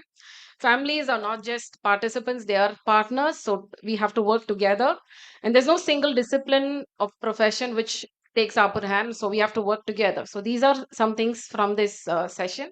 Thank you, panelists, and thanks everybody for listening. Thank you, Dr. Kripa, Dr. Pankaj, Ms. Nitya, and Mr. Hariharan for that enriching discussion. I request the delegates to reserve your questions for the experts for lunch or the networking session we have later. Before the next session, I would like to quickly remind the delegates to cast your vote for the Reels competition at stall 1 during lunch. You also have a financial wisdom crossword in your delegates kit, which can also be submitted at stall 1 in the exhibit hall during lunch. Moving on to our next session. In the upcoming session, we'll be exploring autism in the pediatrician's OPD, discussions, decisions, and dilemmas, which is sure to spark our curiosity and get us thinking. To start with, I'm pleased to introduce our session moderator, Dr. A. Somasundaram, President IAP Tamil Nadu State Chapter, Chief Mentor and co-founder of D Soul Child Development Center, and a senior consultant pediatrician in MGM Malad Hospital, Chennai. Welcome, sir. We are very pleased to have you here with us today. Now, let me introduce our panelists for the session. I'm extremely honored to welcome my teacher, teacher of teachers, Dr. S. Tanguel, sir, a senior consultant pediatrician with over 5 decades of service to his credit. Welcome, sir.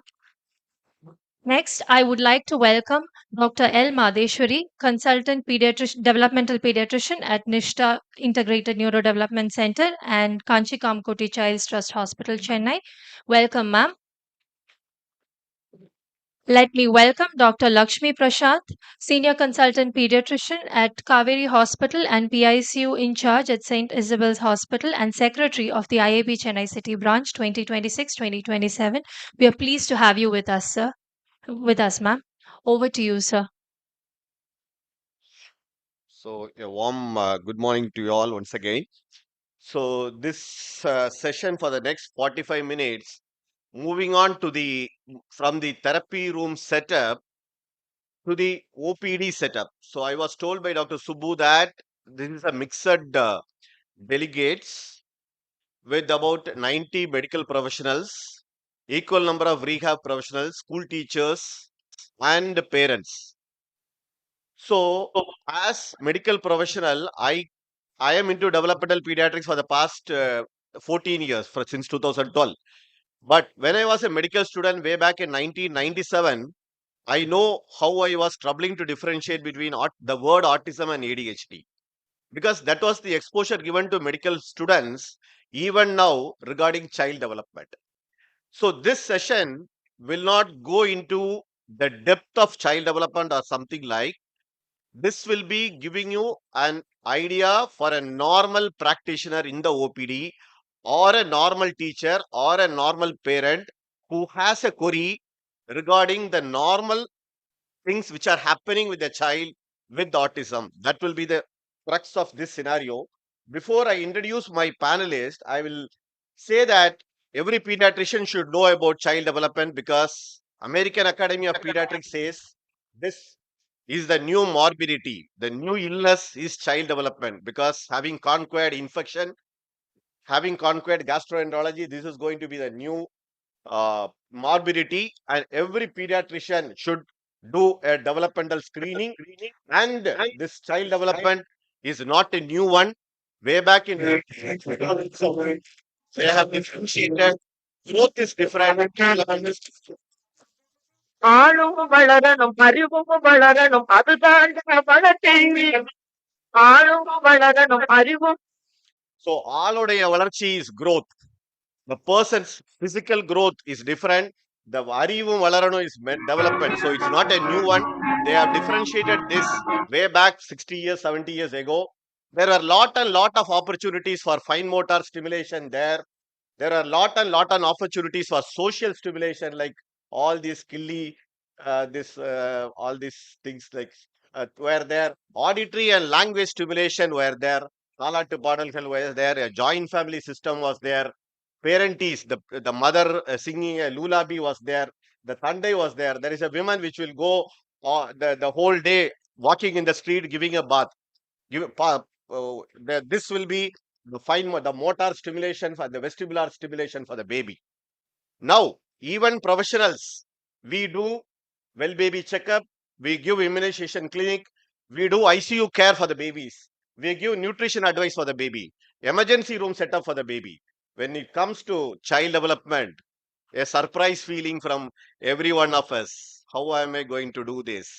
So, for the next 40 minutes, we should know. I'm not going to development as a whole, because that will take hours. Only with autism. Autism is no longer a rare diagnosis confined to tertiary centers like NISTA or COE or NIPMAT.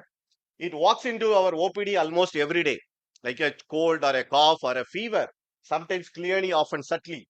The challenge for the pediatrician is not diagnosis, but navigating the many dilemmas that arise between suspicion and intervention. Everybody can suspect autism, but you can't say உங்களுக்கு typhoid இருக்கு, உங்களுக்கு malaria இருக்கிற மாதிரி, you can't say you have autism right away, right? So that is the main thing which is behind this. So either you have to take this way or that way with the child within that 5 minutes gap, because every pediatrician is busy. They have lot of challenges for the pediatrician. Either to wait and see approach, they will not screen because they are not aware of lot of screening tools, education of the aware tools, difficulty in delivering the news. பாப்பா பிறந்ததுல இருந்து we are only seeing the baby. எப்படி வந்து 2 இயர்ஸ்ல உங்க சைல்டுக்கு ஆட்டிசம்னு எனக்கு சந்தேகம் வருதுன்னு சொல்ல முடியும்? You can't say that. It's like every time you are auscultating baby 2 இயர்ஸ்ல பார்த்துட்டு your heart has a murmur னு சொல்றது மாதிரி. You can't do that. So that is discomfort at delivering the difficult news. Yes, still many pediatricians and health workers feel that you can't do anything with this autistic child. They assume that the services are non-existent, lack of time during busy practice, failure to elicit the parents and cues. So whenever you are in an OPD or whenever have some parent with autism, you have the signs are subtle, the parents are anxious, and the time is limited. This is Ronald Rillingworth says, you can't have autism development as a separate one.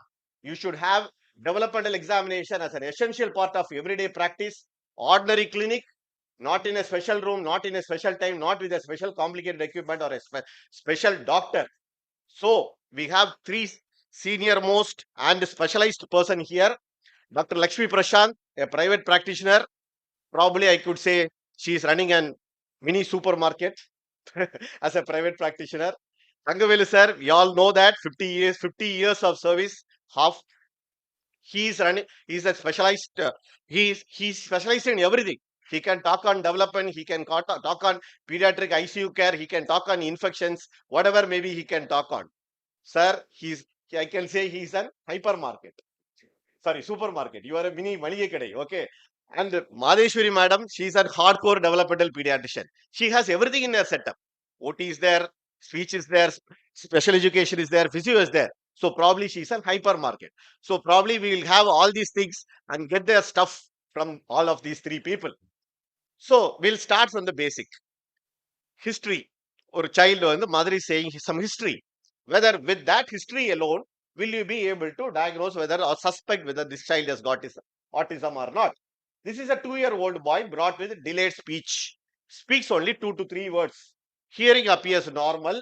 Plays alone most of the time. Does not point to objects or shows toys to parents. Parents says, usual father spoke late. So to Dr. Tangaveli sir, is this just a speech delay or should we suspect autism in this child? Good morning, all the teachers and friends. I thank for the opportunity given to me. During the process of preparation, I learned as a representative of a general pediatrician that we have to raise our work and learning to the expected challenges. Now, this is a new problem. It's not a new problem. We have to educate ourselves first before sharing it to the parents. That's what I understood. When you go back to the previous slide, Okay, this case scenario is given two important aspects. One is that got a language delay because the child speaks only 3 words. Second is important delay in the social communication. The child is playing alone most of the time. See, till 1.5 years, this fellow is struggling to stand up, walk, run, climb up. So by 2 years, he established that he has got a full control over the motor. So he started exploring the other domains. So looking at the adult, if the adult says bye bye, he says bye bye. If say Vanakkam, he also says Vanakkam. She imitates and starts playing everything, imitating play. Even when the father smokes, naturally the boy will also show that he'll smoke. So first thing is imitation, looking at adults and imitative play comes. Then he does not point his fingers towards any object. I understood that pointing is an important, very powerful communication skill to begin with. First, he might probably point towards the mother saying that for sharing joy, he might be showing a flower. Second, he must be sharing, pointing towards the needs. He may need water or milk. Third is he might also show a dog running around. He might show a grandmother looking at it. So it a lot of meanings. So pointing finger is a very important first step of communication. When it's not there, it raises serious concern. All of us are very much uh, point about the emotional quotient. My child should be very intelligent. There is IQ, EQ, and the social quotient. Social quotient is a very important one because that from based on that only, if I am not working very good with my team members, I will not be successful. Social quotient, the seeds are sown at the age of 2 years. Pointing fingers is an important evidence that the child is not having a social communication. This is 8 pearls. See, normally we are practicing pediatricians are vaccinators. Between first birthday, second birthday, child comes to us for 6 to 7 times for different vaccines. I just connected both together. These are the 8 pearls we can quickly understand. They are not complete everything, but the pediatrician easily understand this. Sharing enjoyment, imitating gestures, social referencing. Later only I realized that first the child comes to us, I just started feeling the pulse. Immediately the baby will look at the mother to get the clue from her. தொடுறவன் நல்லவனா கெட்டவனா கெட்டவனா இருந்தா mother ஃபேஸ்ல ஒரு fear Vandana immediately she will start screaming. அம்மா குவைட்டா இருந்தா she will understand, okay, he's a good man, we can allow him to fetch and put a stethoscope. That is social reference, very, very important message that child has developed communication. Responding to name, probably the father is sitting behind may call the child name. Suddenly child turns and looks at the father. That's another important clue. Then meaningful play. When you give a bat to the child will strike the bat. Ball means roll it. Car means roll it. crayon means write it. There are different way of expressing the toys. I remember one child, whatever you give a pen or a mic or a bottle, he will always do something like a vacuum cleaner. Same moment will he make whatever the object you give. That is all this probably be helpful for a general pediatrician to identify between the first and second birthday. Exactly. So it's not the two or three words which the child speaking will make you suspect autism. It's the three other factors which sir was telling. Because sir is a busy practitioner where he gives appointments only 10 minutes for the patient. He don't know whether the appointment giver will not know whether the child has come for autistic opinion or whether it's for control for fever. So within the 10 minutes, he has to find out whether the child has to be referred or not. So he's saying it's not the words, it is the social signs which is very important. Two social signs which everybody needs is giving an eye contact and responding to whenever somebody calls by name. It's not only for the 2-year-old Sarah, it is even for 20 years old Sanat. So you should give an eye contact when somebody looks at you. You should say hello when somebody says. So these are the two social signs which are very important. So social signs, social play, and non-verbal communication. So these three things are in the history or the signs are not present, you can very well go for a suspicion of autism in this child. And these are the various pictures shared by Tangveli sir from his old ஏடுகள். So red flag signs he has already enumerated during his talk. Joint attention is not there, waving bye, not pointing to point parts, or these are red flag signs. So going to Dr. Lakshmi. So this audience need to know, brush up their memory. What are the like nuts language milestones which will be looking at 1 year, 2 year, or 3 year? I think after Tangavelu sir's answer that has been replete with so many practical clinical examples, my response will be verbose. So please bear with me. A strong foundation in developmental milestones is extremely crucial. So let me just, point out the importance of this storyboard where you can divide age-wise, 12 to 18 months, 1 to 5 words, response to name. Yes. Points to objects, waves bye-bye, imitates. Red flags will be no waving, pointing, or response to name by 1 year and no single word by 16 months. Second, 18 to 24 months. 10 to 15 words and then 2 word sentences. Here you have domestic mimicry and pretend play really prominent. Yes, parallel play too. The red flags will be no 2 word sentences and poor eye contact. Between 2 to 3 years, the vocabulary is much more expanded. We have 200 to 500 words, short sentences, they have interactive play, they know how to wait for turns. The red flags will be again no phrases and poor interaction. Now, if we were to remember this in a much easier way, just remember 1, 2, 3. So, how are we going to remember it? 1 year, 2 years, and 3 years. Let's divide it into two components, the receptive component of verbal communication and the expressive component. So, at 1 year, they can follow one step command. At 2 years, two action commands. And at 3 years, three action commands. Similarly, the expressive component at 1 year, one meaningful word. At 2 years, a sentence with two meaningful words. And at 3 years, a sentence with three meaningful words. So I think let's remember 1, 2, 3. Exactly. So the take home memory should be 1 year, one word. Amma, Appa. 2 year, two combination, 2 word phrases. Amma Pal. 3 year, 3 word combination phrases. Amma Pal Vedo. So this is the thing. The two action command will be 1 year, va po nillu ukkara kudu. 2 year will be இதை எடு அங்க போடு 2 action, 3 action ரூமுக்கு போ அப்பா towel எடு திரும்ப வா. So this will be 3 action. So this is the remembrance way. So going on to the, now we have finished off the history. Now going to the clinical judgment. My query will be whether clinical judgment is alone to refer a child for evaluation to break the news to the mother, or should I use a tool? Because busy pediatricians, two things. One, they don't have a time. Second, probably they are not aware of tools which are available easily to screen these people with autism. So Dr. S is a busy pediatrician, mostly observe the child is in OPD, picks up autism with clinical cues. He is not aware of the basic and simple tools which can be used by a busy pediatrician.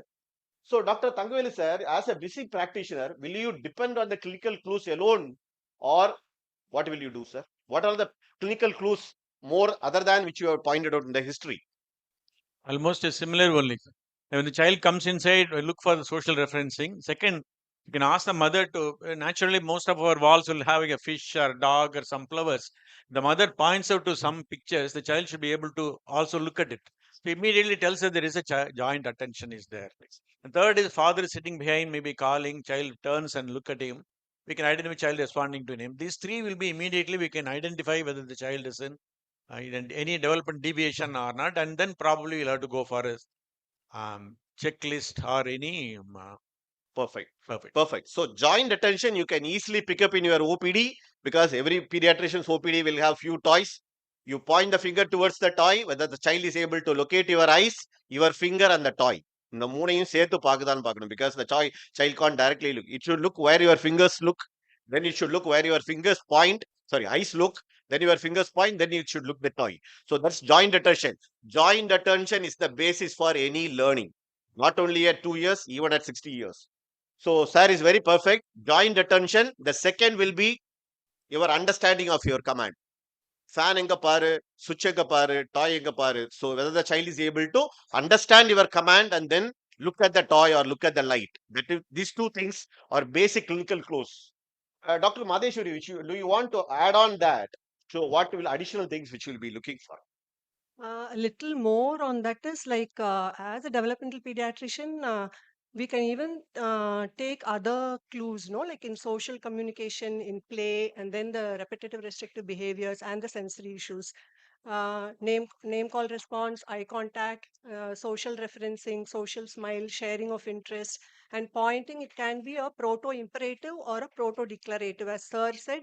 To point their needs is proto imperative, and to share their interest will be proto declarative. So, as we are doing an observation, we can see this. As the child comes in, we can just call the name to see whether the child is responding. And we give a toy, whether the child is sharing the interest, taking the toy and showing it to the mother. And when you ask the child to either point to any body parts or to point to the fan or light nearby, you can see the pointing. So this way we can just understand about the social communication clues. And when it comes to play, we can just ask in history or keep a cup or something nearby so that we can see whether the child is doing some pretend play. Like when a cup is there, just pretends to drink from the cup, or when a doll is there, just pretending to play with the doll. And we can even see if there is sharing interest with the doll and the caretaker so that she's not doing a solitary play. So there is a mingling also there. When it comes to repetitive and restrictive behaviors, we can see if the child is normal behavior is there, or there are any other clues like hand flapping or jumping, or any sensory issues like when a very good light is there, is the child sensitive to that, or any auditory hypersensitivity when we just bang a bell or a toy on the table, is the child closing the ears. So some of these points can be assessed as we are doing a observation in the clinic. Perfect. So, Madheshwari wants to say that don't look at the clue from only one domain, only from the language or only from the social or something like. Look into domains like play, look into domains like repetitive behavior, or look into social communication, which will give different clues. So, to the audience, so Lakshmi, can you say the simple screening tools which are available? Yes, sir. So, in an OPD, we heavily rely on observation, but observation is subjective. So, for this reason, we have simple developmental screening tools. And our approach should always be observe, screen, refer.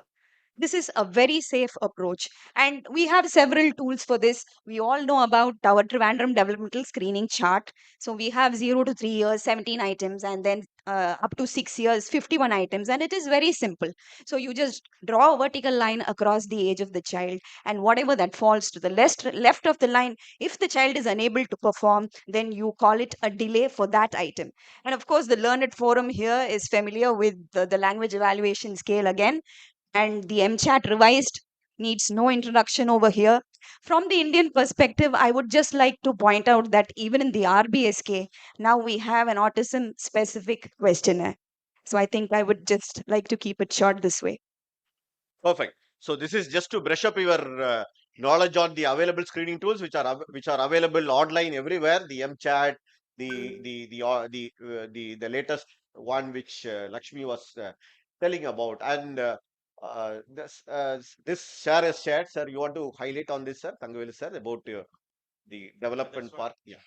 So nobody can escape. I'm a general pediatrician. I don't know how to identify deafness. I have directly faced one child right from cesarean section, right from newborn, followed up. Child went to North India. When they returned back at 3 years, child was in hearing aid. I completely missed it. That happened 20 years back. Today they will definitely sue against me for missing deafness. Because child has missed the important part of learning point. That's very important. So these six probably for every first 2 year child comes 10 times child comes to us for vaccination or well child visits. We have to go through everything, growth, development. I think tremendous development scale is a very good way to start and assess this. I can't escape saying that I am a general pediatrician, I will not do the development. Plus asymptomatic illness, we miss and understand the test is coming at 10 years, definitely they will sue us. So not only a medical responsibility, it's a legal responsibility for us. We have to be very, very careful. We have to perform development assessment and mark it in the document. Perfect. So now the learned audience have learned about how to pick up a child with the history, with the clinical clues and your screening tools. Now it's time whether to wait and watch or to refer early.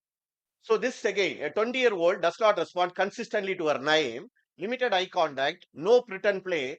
Parents are anxious, but grandparents say she's too small. Give her more time. Let her learn on her own. Mother is guilty as she has given the child more screen time. She says, I will quit my job and interact more with Sarah. Should the pediatrician be convinced that let us give her more time, or should we initiate the evaluation now immediately?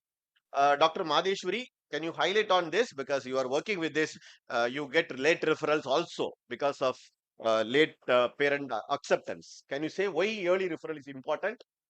Yeah, from morning we've been hearing about early identification and referral. No, there is something called this neuroplasticity, which we all hear from 0 to 3 years. Lot of synapses, like trillions of synapses, occur even before birth, and they keep growing. Unless you use it, we will lose it. So as the age grows, pruning will occur, and the malleability or the neuroplasticity will decrease. So it is our main concern that it has to be identified early and intervened, so that we can even help the parents to get out of their stress, or guide them properly so that they don't go into later behavioral issues, or the developmental outcomes like social language or cognition can also be improved, and they will be ready to go to school also. Perfect. So we still hear kids coming at 2.5 years or 3 years. The doctor told or somebody told put it into school, and that got them delayed to come here and all. So it's not that this is the right age to start therapy or something like. So any age you can do the intervention. Even the diagnosis can wait, but the intervention can't. So it is age appropriate intervention.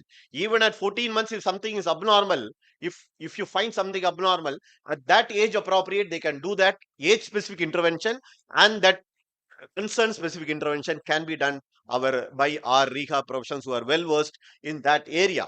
So it's not that you have to wait for the diagnosis or you have to give them time.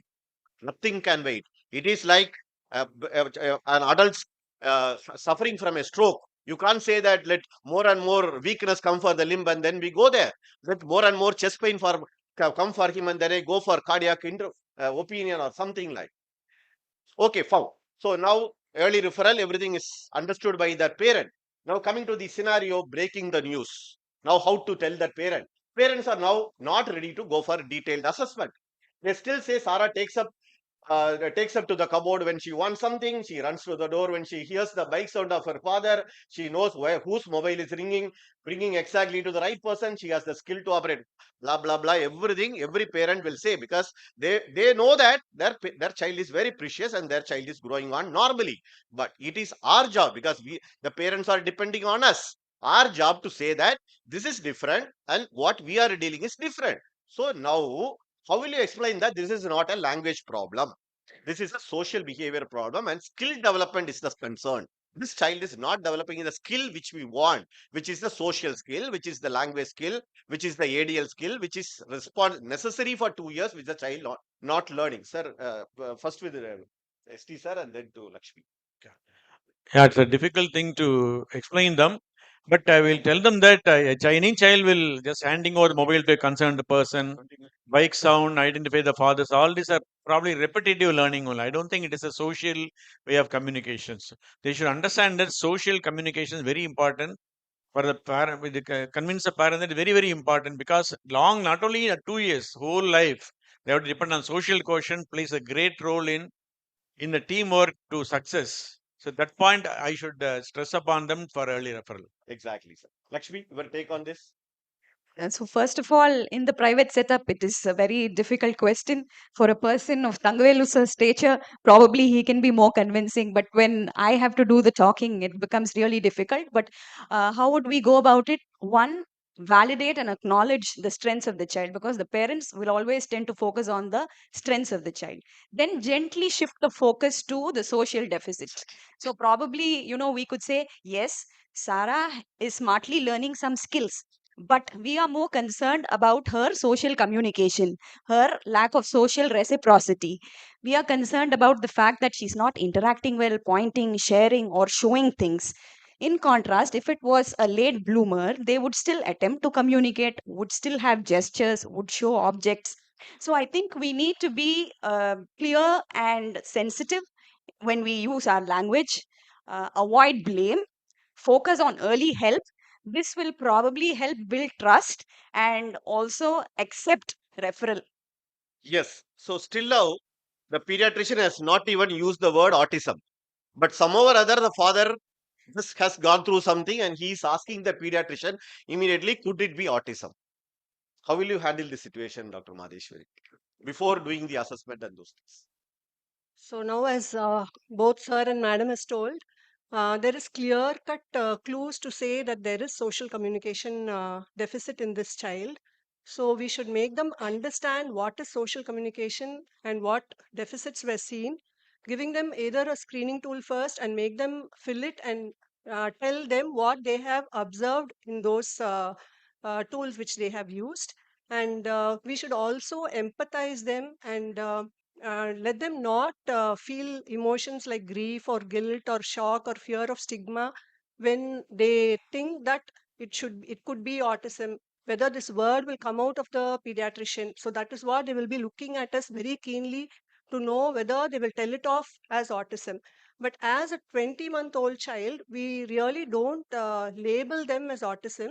We just tell there are some risk factors or red flags of social communication delay. We'll have to observe and do a detailed assessment to know whether other behavioral issues are occurring, and then go with them and guide them and tell them that we will be there to help them to face if there are any issues. Perfect. So there are three steps. You should tell the father, as Dr. Madheshwari told. See, first I suspected, then there is something called as a screening, then something called as the assessment. We are still in the early stage. We have suspected something. We are trying to screen you and find out whether we are in the moderate risk zone or no risk zone or something like you. But definitely the features, your child has got autistic features. Whether the child is fitting into full blown autism, like mild autism or moderate autism or no autism, we will not be able to know that. That will be made up only by your assessment part. So I'm just saying you have features of autism, but I can't say that the child doesn't have autism and all and those things. Now coming to the cause, everybody will ask that. ஏன் குழந்தைக்கு மட்டும் இது ஏன் வந்துச்சு இப்போ immediate? Now the parents are guilty. They feel staying in the apartment without anyone to play has made Sarah like this. Since both our parents are working, the caretaker gives more screen time. Father says Sarah had a fall in the stairs at 15 months, and because of that injury only she stopped saying bye bye, and whatever she told, like 1 or 2 words also, as she has forgotten. They are confused. What should have caused this? Can the esteemed panelist, Dr. Lakshmi, what is the usual thought when it comes to what should have caused autism in your mind, which you tell the parents? Parents generally tend to gravitate towards exactly the reasons that you put up in your slides, sir. They tend to gravitate towards screen time, parenting strategies, and of course, minor injuries. But we need to clarify one thing for them. See, this is not something that has happened because of something that you did or you didn't do. This is the first thing that we need to tell them, because autism, it is a neurodevelopmental disorder with strong genetic contribution and possible environmental modifiers. Say, for instance, let me take the example of screen time itself here. So, screen time may worsen the symptoms, but per se, it does not cause autism. So, we need to have clarity in our explanation. So, this will actually free the parents from guilt. Exactly. So there are families which have separated because the diagnosis is made blaming each other. So we have to be very careful in our thing, sir. There are misconceptions that is still parents are asking immunization as a contributor factor for causation of autism, sir. Your take on that, sir? There are not a lot of non-profit research has shown that definitely there is no link between vaccination and development of autism. But periodically, even lot of popular people always put that seed into the minds of the society. Even recently, one of the very popular person told that to avoid vaccines. Second is there is a lot of or a single body says that it is maybe vaccines are safer. We may not believe. There is a strong consensus between IAP, American Academy of Pediatrics, CDC, as well as WHO. No, no, everybody will not be telling lie. Second one. Third is the original paper published in 1998. I think it was retracted because they find some flaws and carrying a bad message. Fourth one is just because putting the blame on the vaccination, we should not discover children to lot of morbidity and mortality. I think measles vaccine is the one which has saved more than 60 million children between 20 to 29, but span of some 20 years. By putting the blame on the vaccination, if we miss it, definitely most of the children will develop measles. Morbidity and mortality is something great that we should remember. Perfect, sir. So the bottom line is, whenever somebody says vaccine has to be as the role, no, never. Dr. Madheshwari, more take on how the audience should explain the parent what should have caused autism. There are a lot of causes for autism because it's a multifactorial condition, no? So, as everyone knows, genetic conditions play about 30% of the causative factor. Fragile X or tuberous sclerosis or Rett syndrome are some of the common genetic conditions with the associated symptoms. And environmental factors like increased parental age or pre-exposure to sodium valproate or alcohol, and any preterm or LGA or SGA babies. Sorry. Or even environmental factors like exposure to pollution or toxins. There is even risk of recurrence in twins. No, they say like monozygotic twins have a 60% recurrence and dizygotic twins have a 30% recurrence. And even in siblings, there are recurrence rates. Perfect. So you should always say the parent that this is not the reason, the screen time is not the reason, quitting the job is not the reason, removing the screen is not the reason. But definitely that will make the child more progress faster. And that's not the reason. Probably if you have not done that before, the child must have stayed in the 50% category. Now the child has been diagnosed with 70% category because both of you have gone to work and the child was completely glued to the screen. So that could be the answer if you have got to screen. Now they are convinced that this child needs definitely some help from the rehab professionals and need assessment and everything. But they have an important wedding in the next 30 days. Everybody says that, right? So, Kananatha Mudichittu Polama. What can be done at home to improve this child? So, to all the panelists, we'll start from ST sir. So, what advice, basic advice, because they have a waiting period of 30 days. The brain can't wait. So, what should you advise them to make the child improve, sir? Yeah, this time can be utilized for supportive measures. Like, for example, screen time. Always we tell them that don't use a screen, don't use a computer phone. But we have to provide some alternative. Just telling alone may not be. You can buy a chess game and introduce carom board, even a palang. So many things and games are there, home games that should be introduced. I think telling stories to children makes a big change in their perception as well as communication. Sleep time. When the child is made to sleep in a proper time, switch off everything, sleep with the grandfather or grandmother or mother or father, sleep with the child and make them sleep normally. All this will probably support the children till they go to the developmental pediatrician. Correct. So I will tell the parent 3 or 4 S's. One is screen removal, sit and talk with the child, socially interact with the child, then give them the meaningful toys. remove away all those toys which has the repetitive behavior. கவுத்தி போட்டு காரை உருட்டுறது வரிசையா அடிக்கிற toys எல்லாத்தையும் தூக்கி போட்டு give him some meaningful toys like some safe shotters or something like which they will also learn. So such things definitely can be used as a home intervention before they take up rehab help. Dr. Lakshmi, anything more to add on that which you will advise your parent? We can encourage face to face interactions and maybe encourage pointing and requesting activities, imitation behaviors.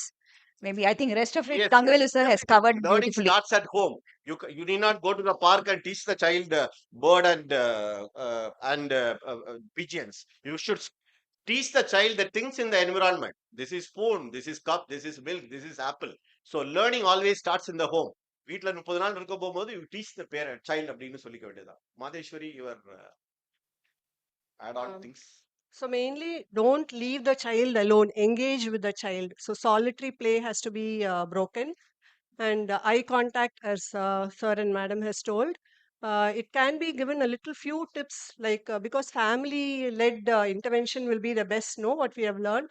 So uh, with the eye level of the child, we can go down and show some toys to bring the eye contact more and interact well with the child, uh, with name call response, with the positive reinforcement. If the child responds more, no, give a toy immediately to give a positive reinforcement, and some to follow instructions while we are giving bath to the child. With the physical prompt, you tell the child to hold the soap and rub the body and slowly fade away the prompts. These are certain things. Since the waiting time is long, we can teach the parents at home. Yes, so the parent has got a major role, which from the morning we are hearing from the esteemed guest we are here. So quickly something, because every condition needs some test, right? So the parent will ask something. மருந்து இருக்கா, test இருக்கா? So மருந்து, so investigations. What will be your advice, Dr. Madheshwari? Will you take up investigations? Basically, just one or two lines fast. Basically, we can do a complete blood count, thyroid and vitamin D and vitamin B12. So that certain deficiencies can present with some behavioral issues, which when addressed will improve the issues also. But other things, depending on the history and the physical examination only.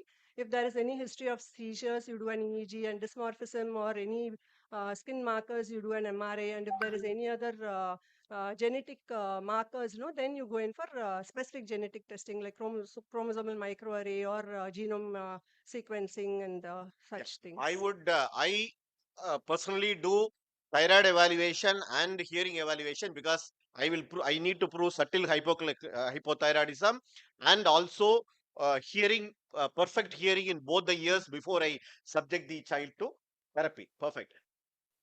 Started. கல்யாணம் முடிஞ்சது. They are back. Now therapy has been started. 3 months has gone. Quick fixes ஏதாவது இருக்குமா? After 3 months of therapy, the child again comes to the referring doctor who has referred the child.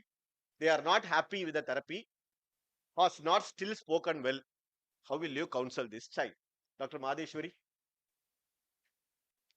See, initially we have to just ask them whether which center they went, how was it intervened, whether they were taught how to interact at home. So, since this child's age is very good, like 20 months, no, so starting age of the therapy is good. So that is a very good advantage, as we heard about this neuroplasticity. And depending on the severity of the problem, also that we will get after detailed assessment. Then skill of the therapist, as I said, where they went and how the intervention was and how it was taught about the home treatment plan and all, and the sincerity of the parents, whether they were consistent with it. Exactly. Because there may be parents who can, right? So here comes this expectation of verbalization is one thing which the parents always expect, no? But there is a pattern how language develops. It starts with imitation, non-verbal communication, and then the verbal communication. So now they want verbal communication, which is the highest thing which can be achieved. But we should make them understand that initially they will imitate, they will do a eye contact, and then they will go for pointing, which is a non-verbal communication, and then the verbal communication will come. Perfect. So this is a sequence. They can't learn the reading, writing, and speaking at the start of the therapy itself. First, they will try to socially interact, giving a good eye contact, giving you attention, giving you what you say.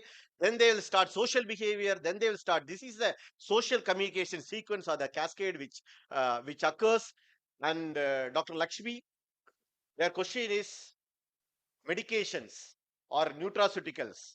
Can this be helpful because the child has not improved well? What is the take on you? There are no medications to treat the core symptoms of autism. Whatever medications we use are for the associated problems in autism. Say, the child has hyperactivity or constipation or sleep problems.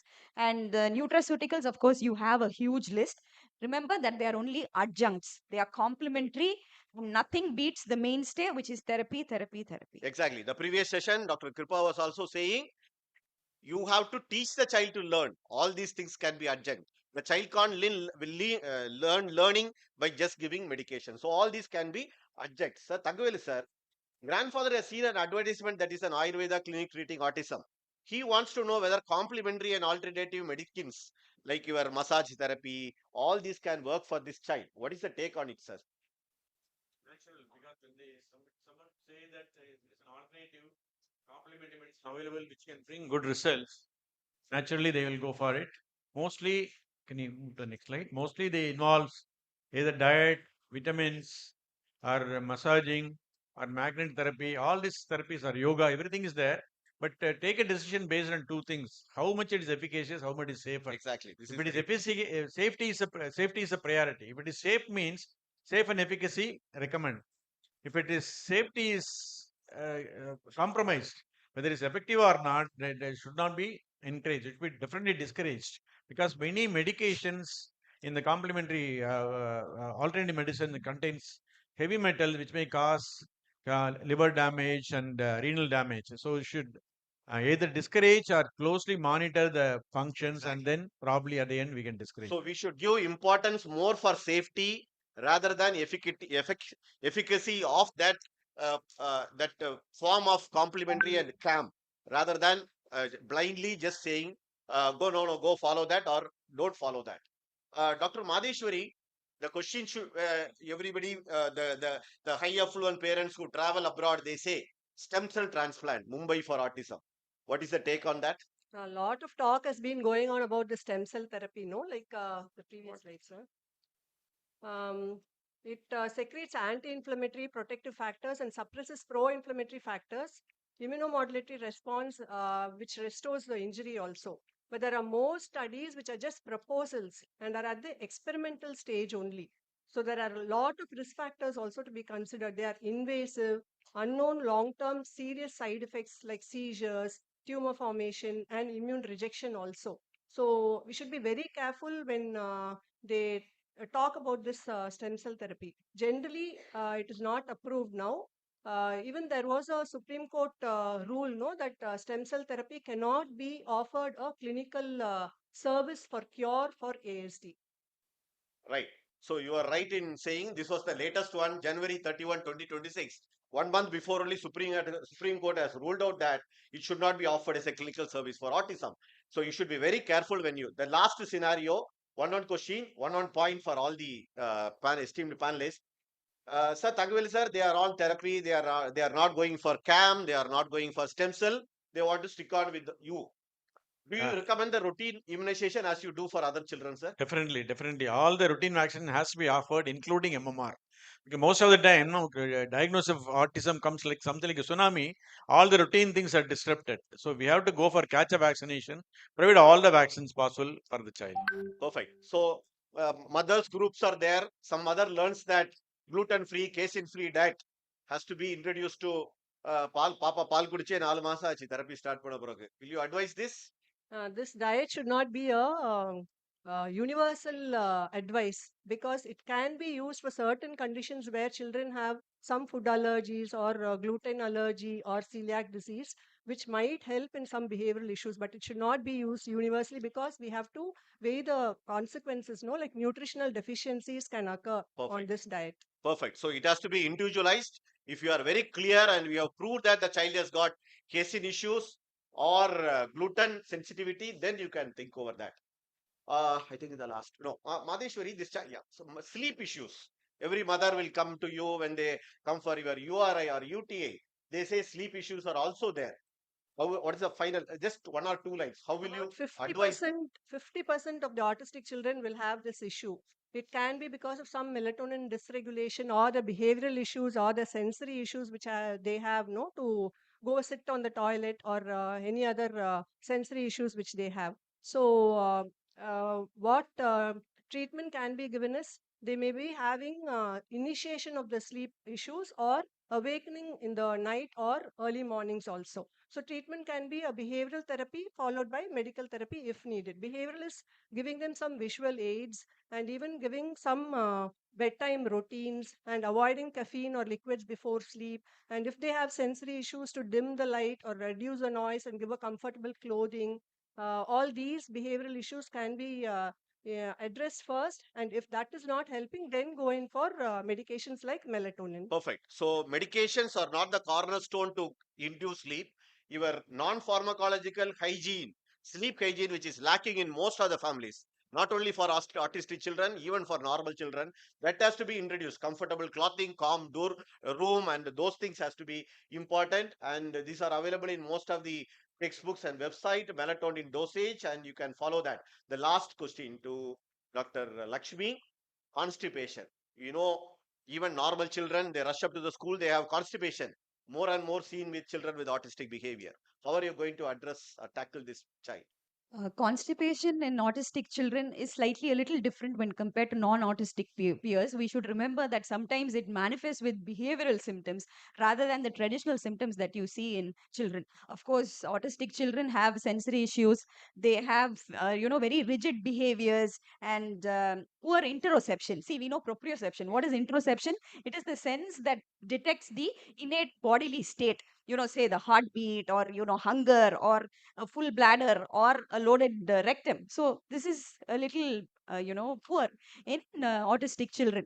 So these are two things which I want to highlight. Of course, management is similar to what we do, diet, and we use stool softeners, then positive reinforcement, fixed toilet routine schedules, visual aids. So I think the management is Right. similar. Perfect. So I have seen these probiotics also help them a lot because those things are also helping these children. So probably you must have also worked with these children.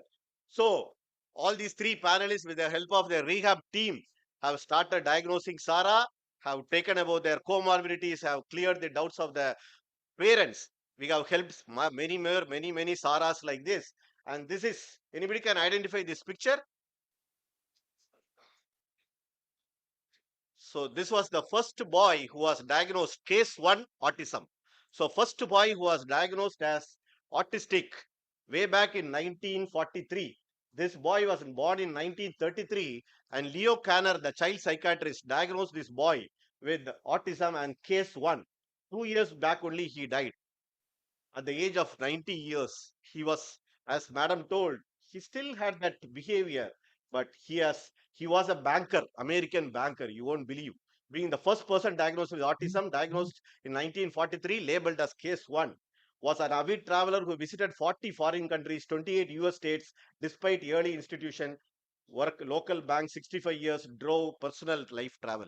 So we can make many Donald Gray triplets and many Sarahs.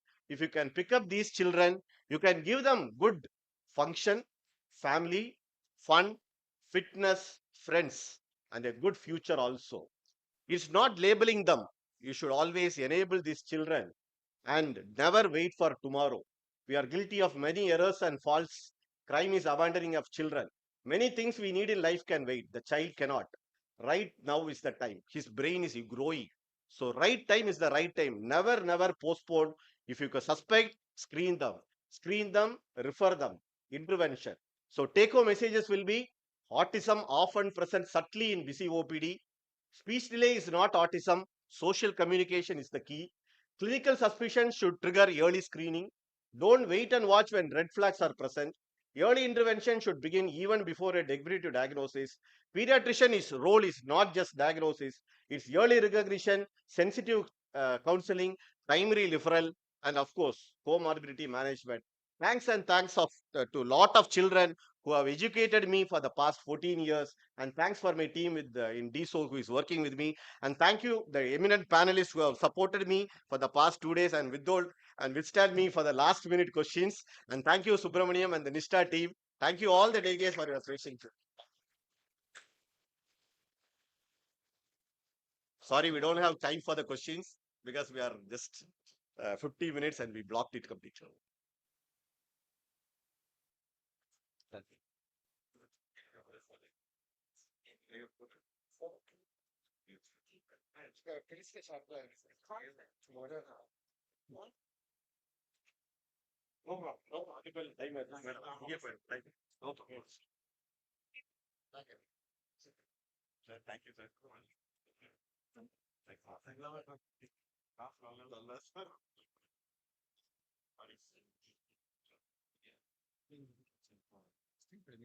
Thank you, sir. Thank you, respected professors, for that crisp, realistic, and practical session.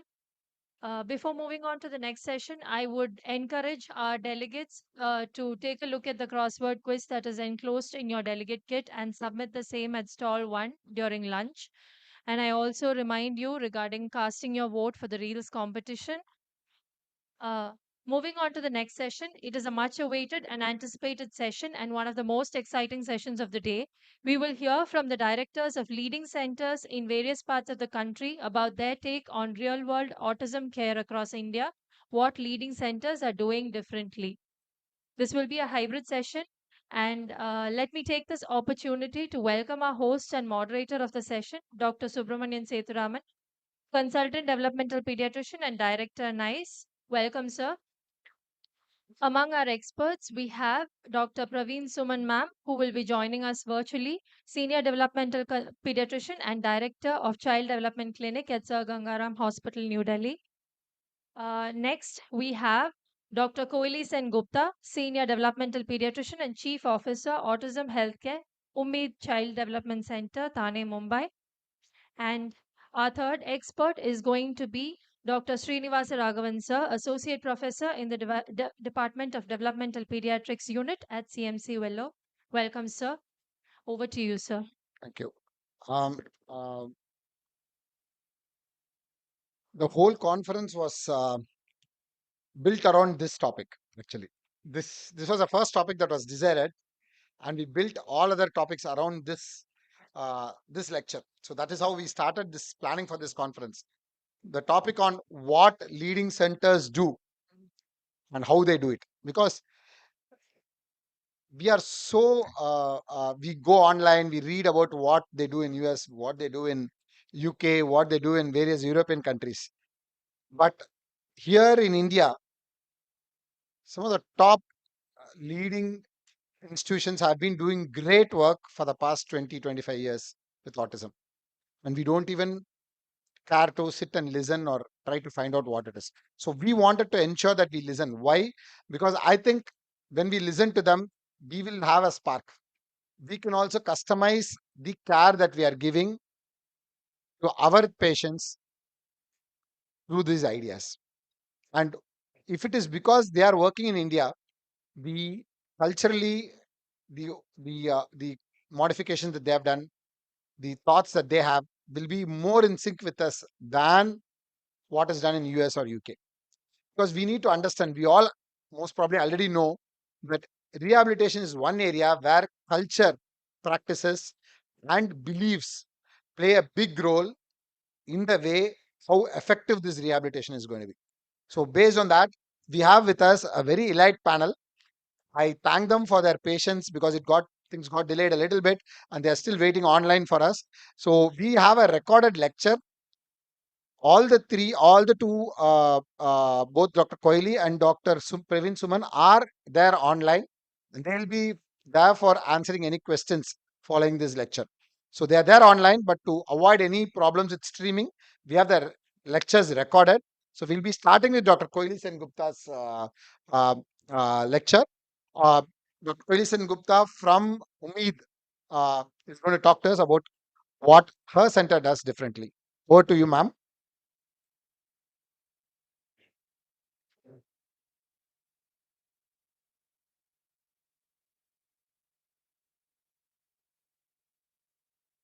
Good afternoon, everybody. A huge thanks to the organizers for inviting me to be part of this wonderful conference, and for organizing such an exciting lineup of great talks and wonderful presenters. I am Koeli Sengupta, a developmental pediatrician and part of the senior leadership team of Umeed Child Development Center. Umeed is a not-for-profit organization that works in the space of developmental disabilities. And in fact, this is our 25th year of existence. I function as Chief Officer of the Autism Healthcare Ecosystem, and I'm really glad and excited that I'm with you all today. You may have heard the saying, it takes a village.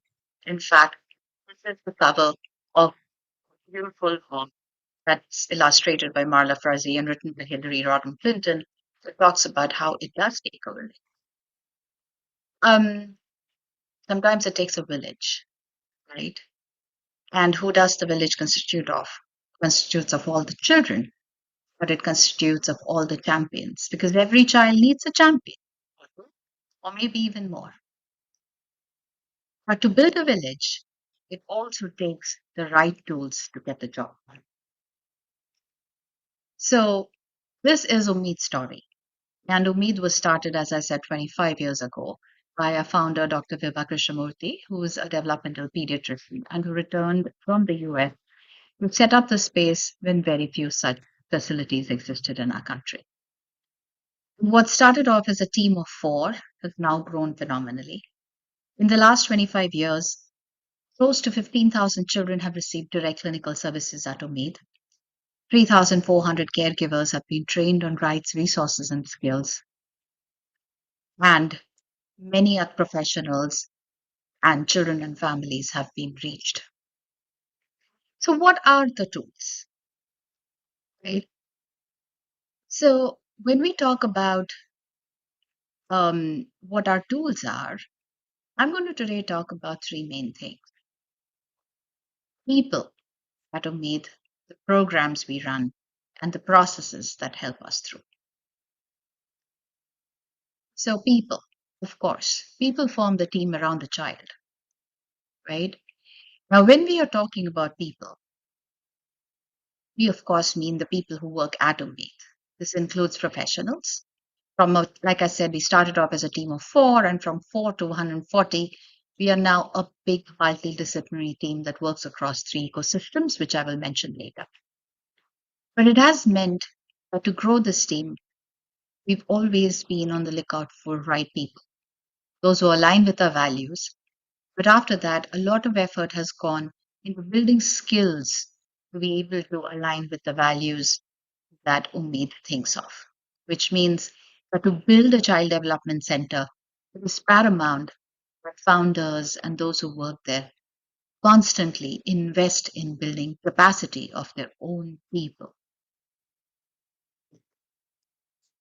Um, and when we talk about professionals, it's not just about professionals who come and go and see families or children. It is about building a team.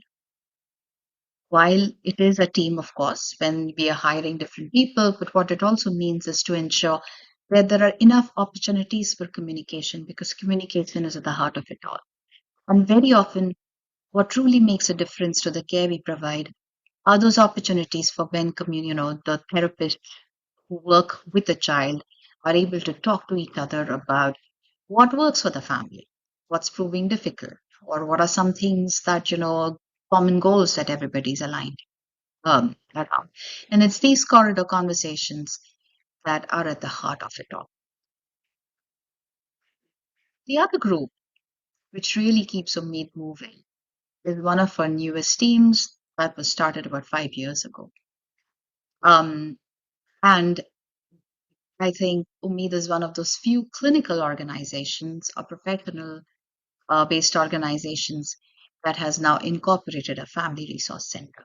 A family resource center, may I proudly say, is run by caregivers for our caregivers. And everybody who works there is a parent or a caregiver of a child or a young person with a developmental disability.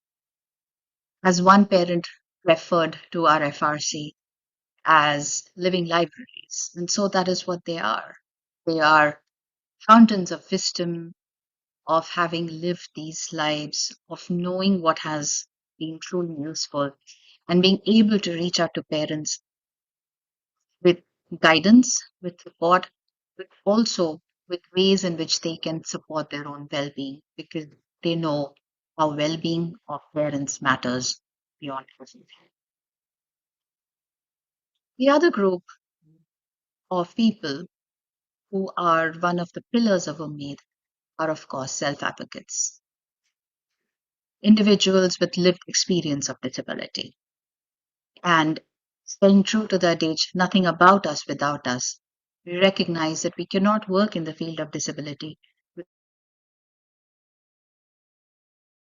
with disabilities on an everyday basis. Here you see Tazim. Tazim is an autistic self advocate. He is part of our inclusive school ecosystem. He's a great team member. He provides a lot of input to us from different perspectives. And he not just provides input to us, but also contributes beautifully and meaningfully to all the programs that the school ecosystem runs for school teachers and school leaders. His insights drive those programs very usefully. He also runs a lovely podcast in which he encourages people to talk about what it takes to make inclusive systems. So when you all are thinking about providing services, I think it's what we have learned is that having parents and self advocates as part of the team is a huge experience in itself. Our next thing is, of course, programs. Right? And as I mentioned at the beginning, that when we are thinking about how we are moving in the direction of the next few years, we recognize that child development is a continuum. Child development is not just for the children with developmental disabilities, because all caregivers need input about child development. All children benefit from monitoring of child development and from strategies that promote their development, not just those who are at risk, and of course, definitely those with developmental disabilities. So, Umeed currently works across three ecosystems: the healthcare ecosystem, and autism is a big part of it because about 60 to 70% of the children we see have an autism spectrum disorder. We also have other developmental disabilities like cognitive disabilities, learning disability, ADHD, and of course, other specific conditions like cerebral palsy and Down syndrome. The other ecosystem that works in the communities is our early childhood development ecosystem, as well as our inclusive school ecosystems. And through these ecosystems, we make sure that we are addressing the needs of all children. Now, here's just a screenshot of all the different kinds of programs that we run, which are more specific to autism in the autism healthcare programs. I've not mentioned all, it's just a snapshot. And you can see that our programs are both clinical as well as capacity building. So, for instance, in the clinic, we of course have individual sessions, but we also run dyads, which is two children together working on some specific skill, groups of kids, and we have a host of caregiver trainings, which include the adapted version of Project Impact, which is a parent-mediated program, workshops for parents on everything from challenging behaviors to sensory difficulties, mental health, toilet training, puberty, know your rights, and so on. And the whole list of programs are, of course, available on our website as well as our WhatsApp training group. Similarly, in the last 10 years, Umeed has really stepped up its efforts in professional capacity building. And in order to facilitate early diagnosis and assessment, we run telementoring programs. Some of you may have heard of them, like our ECHO, ASD, and ADHD, the DMPD training. And, we've just started a Maharashtra University Health Science accredited developmental pediatrics 6-month certificate program, in addition to the IB fellowship that we've been running for a few years.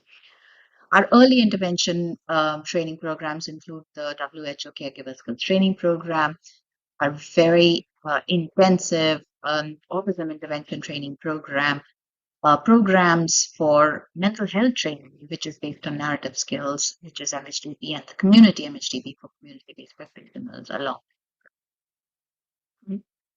Now, when we are running our training programs, it's really important to us that even our training programs should focus on how do we center all our work around families, that we emphasize strengths-based approaches, and that we take in people who will provide care for us. Families are central to our work, right? So in our clinic, we follow what we often call as open door policy, where families are part of every single session. Families are not just informants, but they're collaborators. They bring goals, they prioritize what needs to be addressed. And at the same time, it's not just children, but they are important, which means their well being matters. We also recognize that for a long time, the disability world has focused on, fixing the problem. And it's really important that when we are talking about inclusion, inclusion is about recognizing strengths and all in the children, but also in the caregivers. And to move away from the family focused narrative, to move away from this child cannot do it, to move away from the narrative that says, oh, but that parent is in denial and that parent is not really doing. And to move away from deficit based to neuroaffirmative language. So that has been something that we have been working on a lot, not just within our clinical programs, but also in the training programs that we do. And of course, all children, and especially children with disabilities, deserve the dignity of good quality care that is rooted in science and evidence. More than ever, in the last few months, it has become evident how science and scientific evidence of decades can suddenly be uprooted by rhetoric. And I think it's important that we continue to recognize that science and good evidence has been created by decades of good research, and there is evidence, and that sometimes it's not required to, kind of redo the evidence, and that it makes sense to lean on the shoulders of giants who've gone ahead of us. For instance, our school ecosystem has created these lovely visuals that talks about very common, um, very helpful and effective strategies that cut across geographical boundaries. This is visual, and these are little cards that are created that can be shared with teachers and people in schools. It's also available on our social media pages. Feel free to download them and circulate them. The final big tool that truly has helped me make this journey of 25 years, hopefully will take us into the future, are really robust processes, right? The big thing about it is recognition of capacity building, not just to provide clinical care, but that when we are building a team that provides a variety of services, it's really important that people learn how to manage other people, talk about career growth, talk about how do we help each other and scaffold each other's successes while ensuring that our work continues to be meaningful and value bound.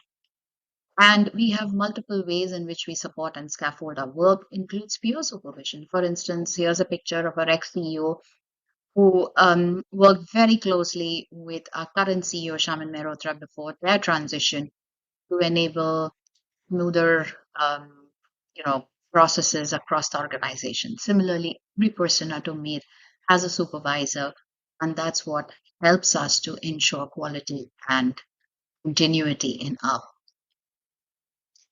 clinical documentation is a big um, requirement, because it's not just enough to think about what are the goals we need to do, to document them, because without documentation, it's very difficult to track and monitor progress.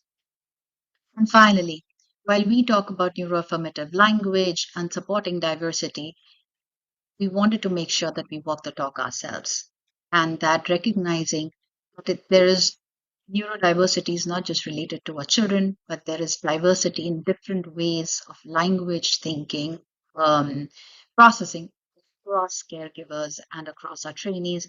And we are trying to be more conscious of how we use language in our flyers, how we use visuals to represent and talk about the work we do. So making sure that we are talking more and more about DEI or diversity, equity, and inclusion principles in the work we do. I want to be mindful of time. So thank you for listening to us and thank you to the organizers. Um, I'm happy to wait for your questions. Thank you.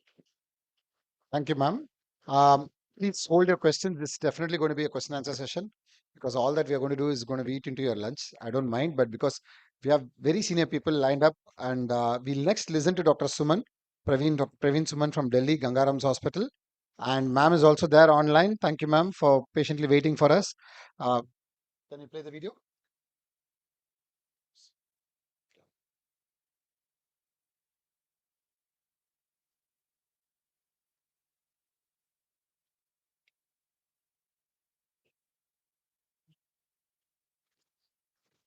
Good afternoon, everyone, and thank you, organizers, for giving me the opportunity to share my experiences. Autism spectrum disorder is now recognized as one of the most common neurodevelopmental conditions encountered in pediatric practice. However, despite increasing awareness, the delivery of autism care in India continues to face several systemic challenges. Many children experience delayed diagnosis, and therapy services are often fragmented across multiple providers with limited coordination between the professionals. In addition, standards of assessment and intervention may vary significantly across settings. In this context, child development clinics within tertiary hospitals can play a critical role in integrating assessment, intervention, and family guidance into a single coordinated care pathway. Today, I will briefly share the care model followed at the Child Development Clinic at Sir Gangaram Hospital, New Delhi, and highlight some practice level insights that may be relevant for clinicians and centers working in diverse Indian settings. The Child Development Clinic at Sargada Ram Hospital was established in 1999, and since then it has functioned as multidisciplinary tertiary care unit dedicated to the evaluation and management of children with neurodevelopmental disorders. The clinic manages a broad range of developmental conditions, including autism spectrum disorders, ADHD, global developmental delays, learning disorder, neurological, and genetic disorders. Being located within the Clark Tertiary Hospital ecosystem, it allows us to integrate developmental services with multiple pediatric specialties when required. Our center follows a structured, evidence informed, and clinically pragmatic care model, which is built on three key pillars. First is comprehensive developmental assessment. Second is multidisciplinary intervention planning. And third is ongoing developmental monitoring with parent guidance. This framework ensures that care does not stop at diagnosis, but continues through intervention planning and long term developmental follow up. Autism care requires the involvement of multiple professionals working together. Our team typically includes developmental pediatrician who is the team leader. Other members are psychologists, speech and language therapists, occupational therapists, special education and behavioral therapists. Each child undergoes a team-based evaluation after which the findings are integrated into the coordinated care plan. This multidisciplinary approach ensures that the child's communication, behavior, motor skills, and learning needs are addressed together rather than in isolation.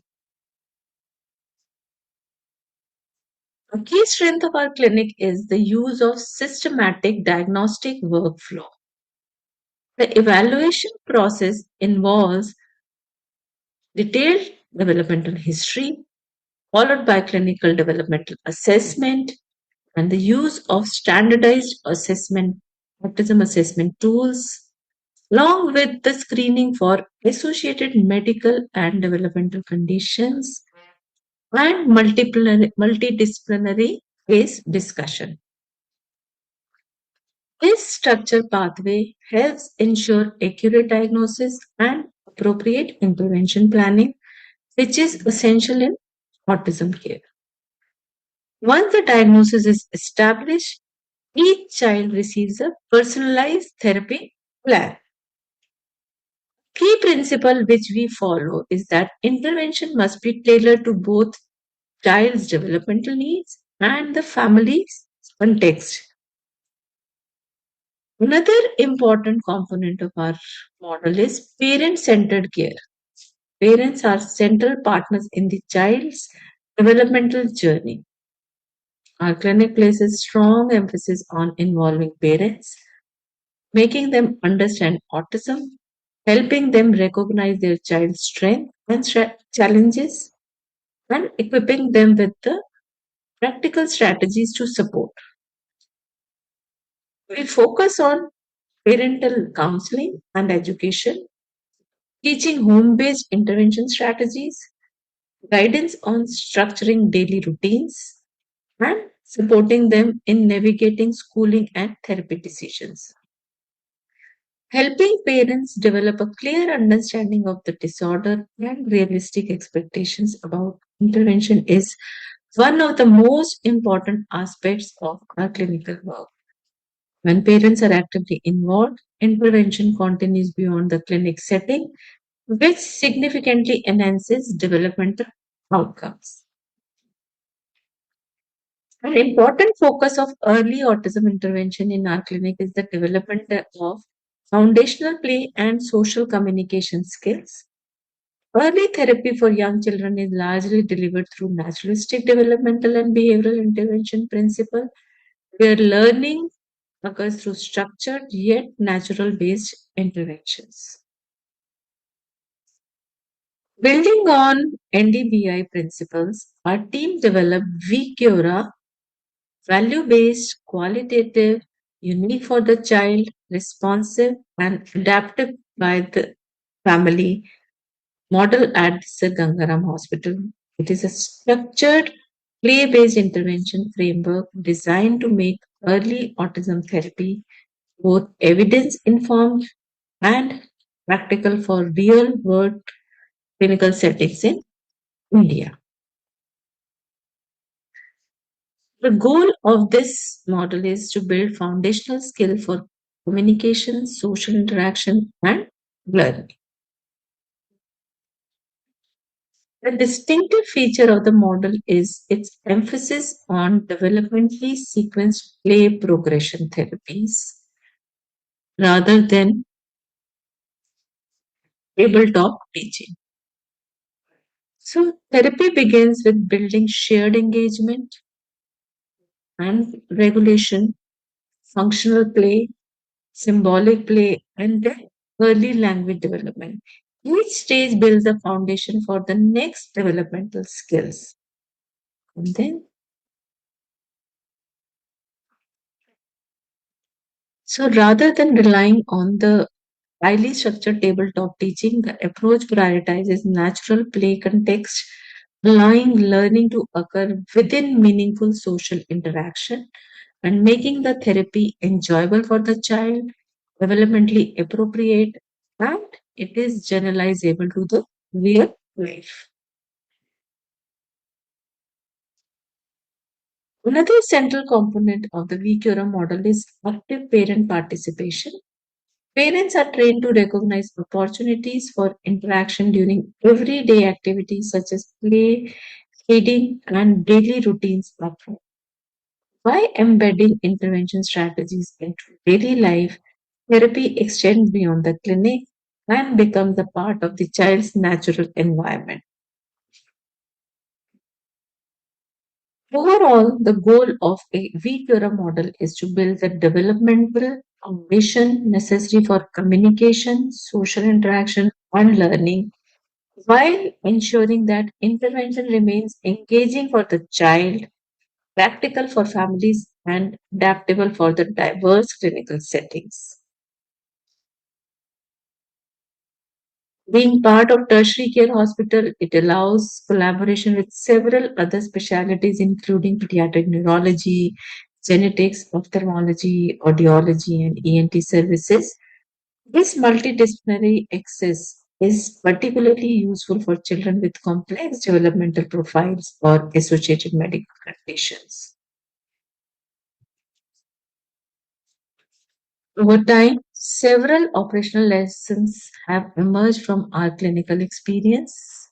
Some of the most important include structured workflow improves the clinical efficiency. Second is regular multidisciplinary communication is essential. Third is parent engagement significantly improves therapy outcomes. Last but not the least is standardized documentation help maintain continuity of care. These elements are crucial for sustaining high volume developmental clinics in busy tertiary hospitals. Even centers with limited resources can implement many of these principles with thoughtful planning. In conclusion, autism care requires more than isolated therapy services. It requires a coordinated, structured, and family centered model of care. Child development clinics can play an important role in ensuring early diagnosis, integrated intervention, and informed parent participation. We hope that sharing our center's experience contribute to the broader effort to strengthen autism care system across India. Thank you. Thank you, Dr. Suman. With this, we'll go to the next speaker, Dr. Srinivasa Raghavan. He needs no introduction. Um, he's a brother. He is one of the main person who has actually helped us formulate this conference topics and other things. So thank you, Srinivasa Raghavan, for all the help. And over to you regarding CMC values model. Good afternoon, everybody. I know I'm standing between you and the lunch, but I'll not take much time. So much of what our model involves has already been told by the previous speakers. So what I'd like to focus today is to see how did we evolve into our model. So the outline of today's talk, what I would say is for you to understand our patient profile, because you have to understand the perspective before you have to understand our model. Then I'll brief about I'll give you an overview of our multidisciplinary model, and then we'll go with the final words. This is our patient profile or the children that we see. Our annual OPD numbers are 8,733. Understand that we are a tertiary care hospital where development pediatrics is one of the departments. We have academic roles as well as clinical roles apart from research roles. So naturally, being a tertiary care hospital, we do get a lot of referrals. So that is our OPD numbers. And among them, 50% are children with autism or social communication needs, apart from other neurodevelopmental disorders. And this is the statistics. Ours is a very unique model where we have almost 40% of patients coming in from Eastern India and very few numbers coming from in and around Tamil Nadu among the total numbers. So that is our, again, the family population. We have more than 50% of families coming from distances as far as 1,500 to 2,500 kilometer away. So how should our model be? So we have to, again, understanding the basic tenets. The basic tenets remain the same. Interventions should not be one-off time limited intervention. Interventions have to be developmentally sequenced and they have to be personalized. And key aspects is we have to consider the child's developmental stage. We have to address the child's profile of strengths and needs, and we also have to treat the co-occurring condition. These tenets have to remain the same irrespective of where we provide therapy. That we have to keep in mind. And we also, ICF model is very close to our management, where holistic therapy measures tend to focus on maximizing participation. That is again very true. And the goals of therapy are true for anybody: improve social function, improve communicative function, improve adaptive skills, decrease non-functional or negative behaviors by addressing the adaptive skills, promote academic functioning or academic participation, and always keep in mind the life course approach. And finally, not to forget, improve the quality of life not only of the child but also of the family. So whenever parents come to us, they come to us with this perspective. They don't understand the child as a whole, because most places they have been advised about how a blind man will describe an elephant. So professionals who help the families often work in silos. There often is not a crosstalk between professionals. So we have to understand that there should be a cohesive multidisciplinary unit which cater to all these. So these tenets also have to be there, and keeping in mind our patient profile, we have to evolve a model. So that is the development pediatrics model. It's a short term parent training model because people cannot stay for long. We incorporate developmental as well as behavioral approaches. We have a multidisciplinary team and parents also as a co-therapist in our model. So part of our team address the medical problem, part of the team does the assessments as well as parental training, and we give an individualized learning plan for the parents, and goals are set based on the child's present level. Parents are coached on some of these strategies one to one, and parent psychoeducation sessions also are provided so that they are aware of what they are where they should help the child with. And when possible, we reassess the child every 3 monthly once. Where not possible, we at least ask them to come back 6 monthly once, so that the goals are revised and parents are coached on the next level of goals. So this is our multidisciplinary team. We have the developmental pediatrician, the child psychologist, the occupational therapist, speech therapist, and other professionals as well. We do have a pediatric neurologist who helps us. We do have the child and adolescent psychiatry team, where Russell sir was there in the morning who spoke about it. We have a very good team of professionals helping a child. And the flow of the child and family, they visit our OPD first. A history and examination, a brief clinical assessment is done first. Medical evaluation is completed. We rule out mimickers. Medical comorbidities assessment is done during the first OPD visit. Needs are explained to the parent based on the child's first assessment. Parent doubts are addressed. Sometimes the first visit may take up to 1 hour, 40 minutes to 1 hour for initial consultation, at times more, depending on the needs of the parent.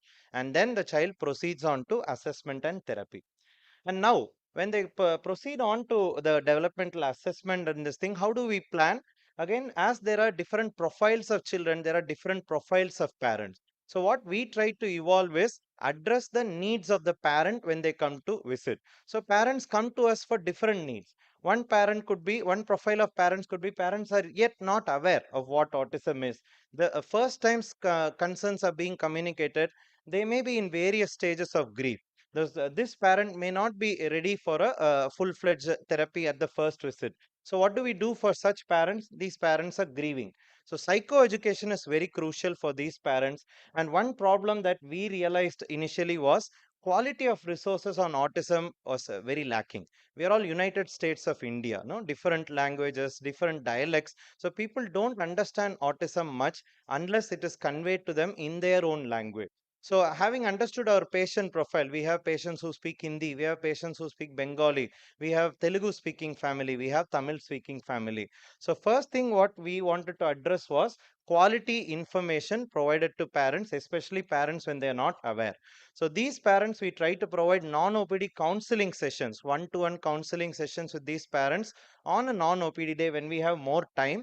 We explain the concerns in detail, address their doubts. We explain to them the good practices of therapy, goals of therapy, make them understand that it is always multidisciplinary and all domains of development should be attended to when we are helping with the child with the therapy. And some parents may want clarity in diagnosis. What we do, we offer them quick diagnostic and developmental assessment that will help them make further decisions. And we advise the parents wherever they are from to start early interventions, not to wait and watch. We offer follow up to them. When you're clear about all this, when you have something further to approach us, try to approach us. That's what we say. And when feasible, we connect them to parent support groups as well. So this is some of the patient education resources which we have developed for our own department. This is the example of the autism booklet. As you can see, it is available in multiple languages. Standard frequently asked questions we collected from parents, and we tried to answer this. First, we developed the English one, and then we got it translated into other languages. And we also piloted it with some of the parents, and to make it that it is understandable, the language isn't too technical. Again, this is something which helped many parents to understand autism better. Then some parents come for an opinion. They're aware of the diagnosis, but they just wanted a second opinion. They want a clarity in diagnosis. And some of these parents, work responsibilities may preclude active participation in therapy. They are not yet ready to have a parent involved therapy. What do we do for such parents? Psychoeducation, dispelling myths, clarifying their doubts, and importance of early intervention again is emphasized to these parents. And good practices of therapy we do address to them. Importance of addressing all domains, generalization of skills, all those we talk to them during the OPD consultation. If the family is interested, we offer simple short-term assessment. Again, clarity in diagnosis may help them make decisions, and we offer training for other caregivers. So you say, if one of the parents is available only for some time, can you involve an extended family? We invite the grandparents also to attend some of the sessions, so that we give some goals for the grandparents so that they can pitch in and taking care of these child.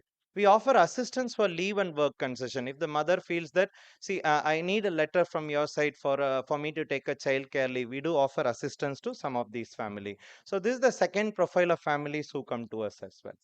The third profile of parents we get to see is, they know about our model. They have heard from other parents, and they travel all the way there to come for advice on training. So these parents already have the insight. They are already aware of the diagnosis. They have come to learn therapy. And this is these are some of the parents whom we try to provide a more longer follow-up and a more intensive training program. So we start with the assessment to set goals, parent training based on identified goals. We provide a lot of psychoeducation as well, clarifying doubt. We try to address present concerns. Remember, these parents are already aware of diagnosis. So no point in talking to them about diagnose all those. We directly go and ask them, what are your priorities? What are your doubts? And we provide psychoeducation sessions focused on their doubt.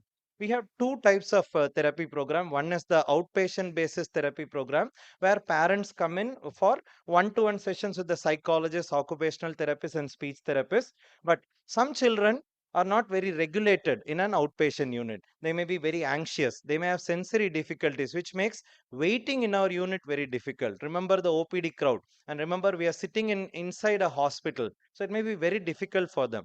So our founder, Dr. MC Matthew, he thought of a program where these parents, these families should be welcomed into the hospital, and they should have a space where they can have some respite. So we have a unique inpatient basis program where we create a home away from home like setup for these families to come in, stay for 5 days, where we address the parents' difficulties. We also help the families on getting trained on some of the identified goals. So we have a IP program where we welcome around 256 families per year. So toddler, preschool child who's not very engaged, they are very suitable for this model. Self-care domain needs. Some children who have sleep issues. Some children who find it very difficult. Parents find it very difficult to toilet train them. Some children with feeding issues. These cannot be addressed on an OPD basis. You give a 10 o'clock slot. Child is not hungry. How can you address feeding issues for a child? So these children we welcome into our inpatient program. Significant dysregulation, as we already said, anxious child, sensory difficulties. So what do we do in the IP program?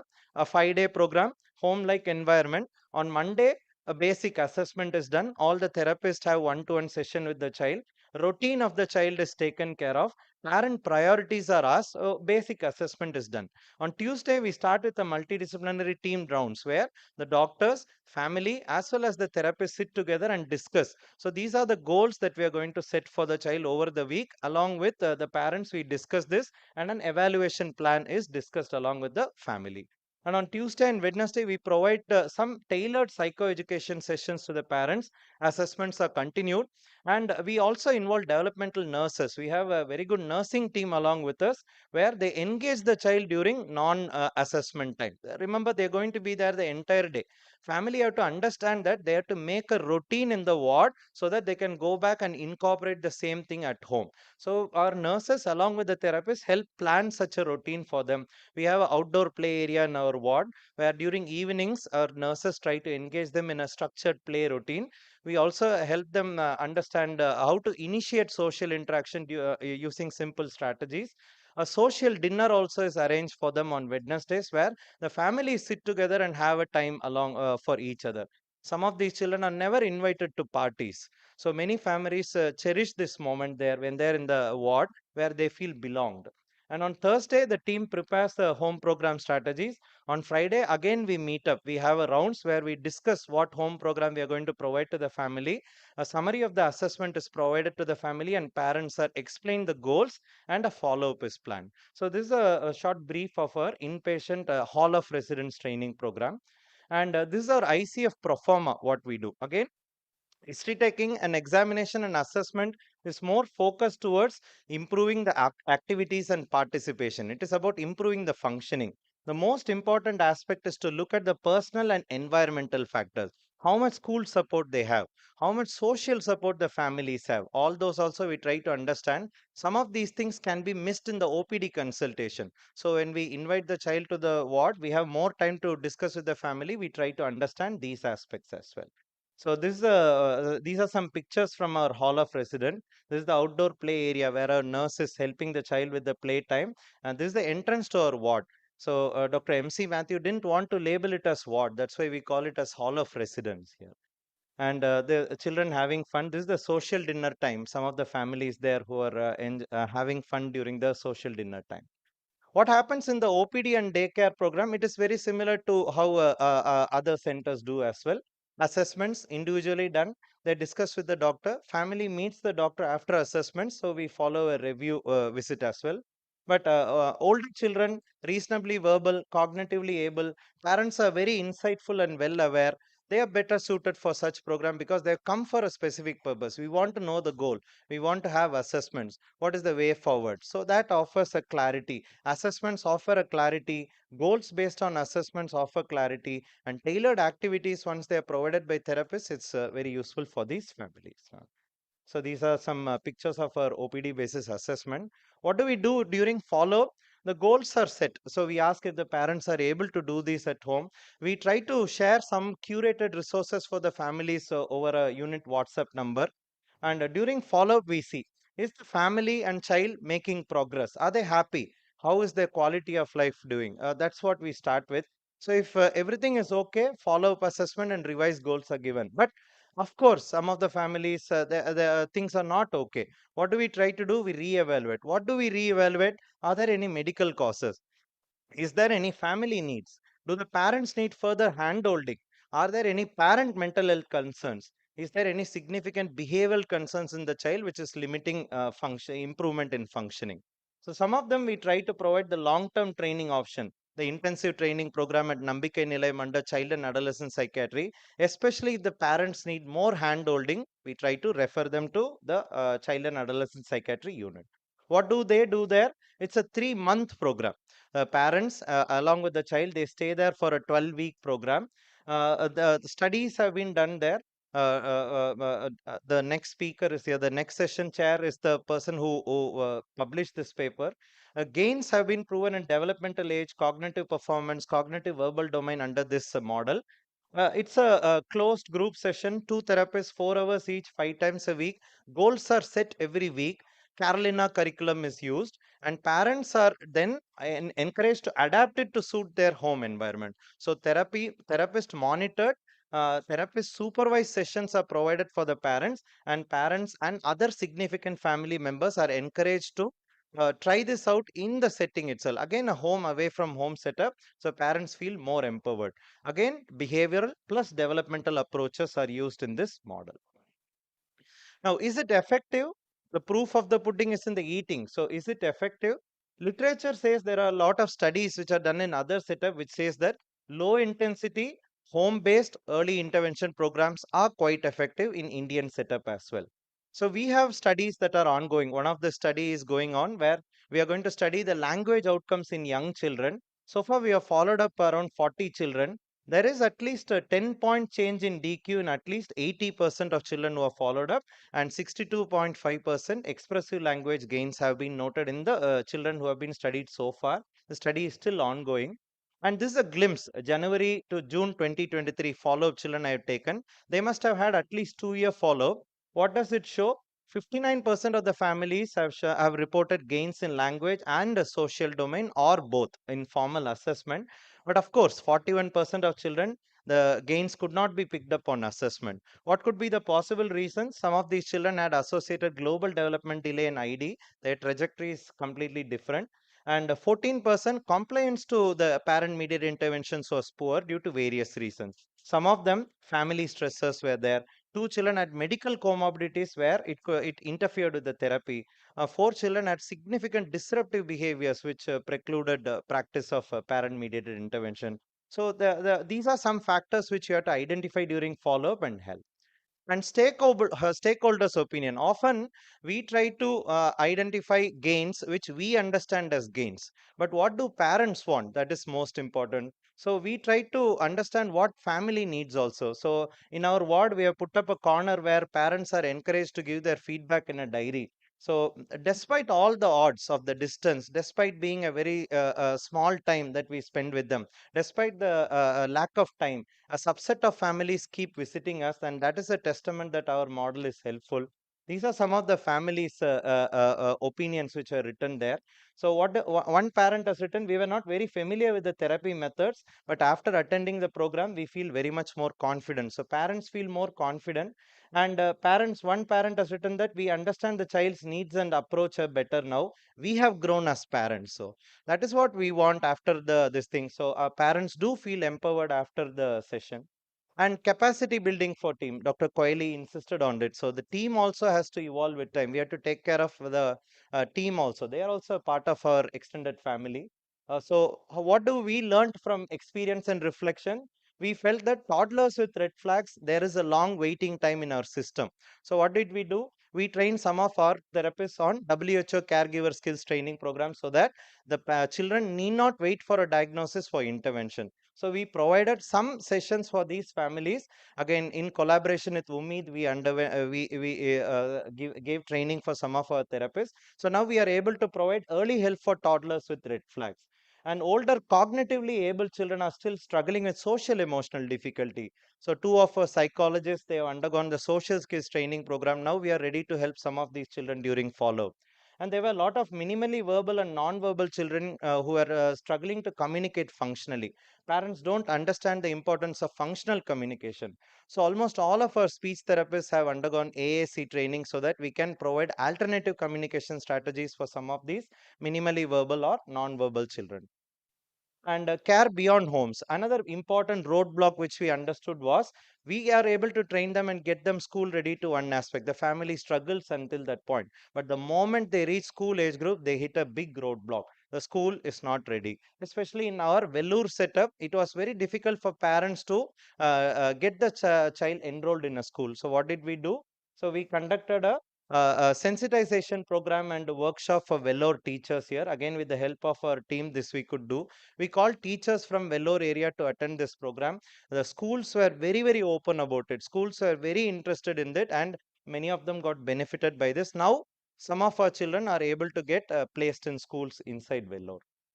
So areas to work on, definitely we are not without deficiencies. What are some of the things we are trying to address now? Long wait times. We have 5-month waiting time for the inpatient training program, which is huge. We are trying to address it, and it's a short term only. Many parents are not able to stay on for long. That is something which we are not able to overcome. Social skill intervention, avoidant restrictive food intake disorder, which needs more longer time to treat. We are not able to address much in our 5-day program. Follow-up is not very robust, distance being one constraint, financial constraint is one. During the pandemic, we tried virtual support, but that was not sustainable. We are trying to troubleshoot this as well. And parent support group, we are yet to move. I have visited Ummid. I have been very impressed by the family resource room. But we want to try something so that our parents also feel supported. We'll try to come up with that in the coming days. So way forward, what as a team we have planned.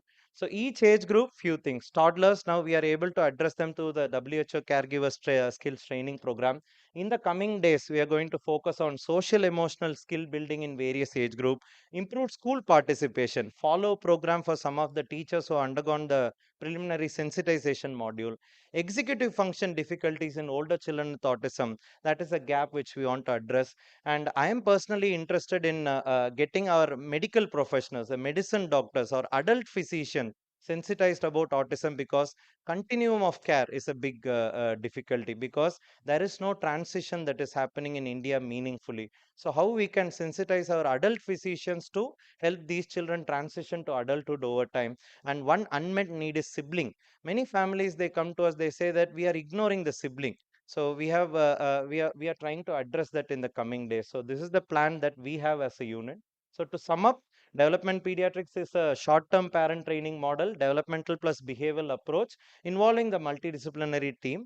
We give individualized learning program. Goals are set based on the present level. We try to follow them up, and we try to offer something for everyone who come to us. So some parents want just information. Some parents want hand holding. Some parents only come to us seeking respite.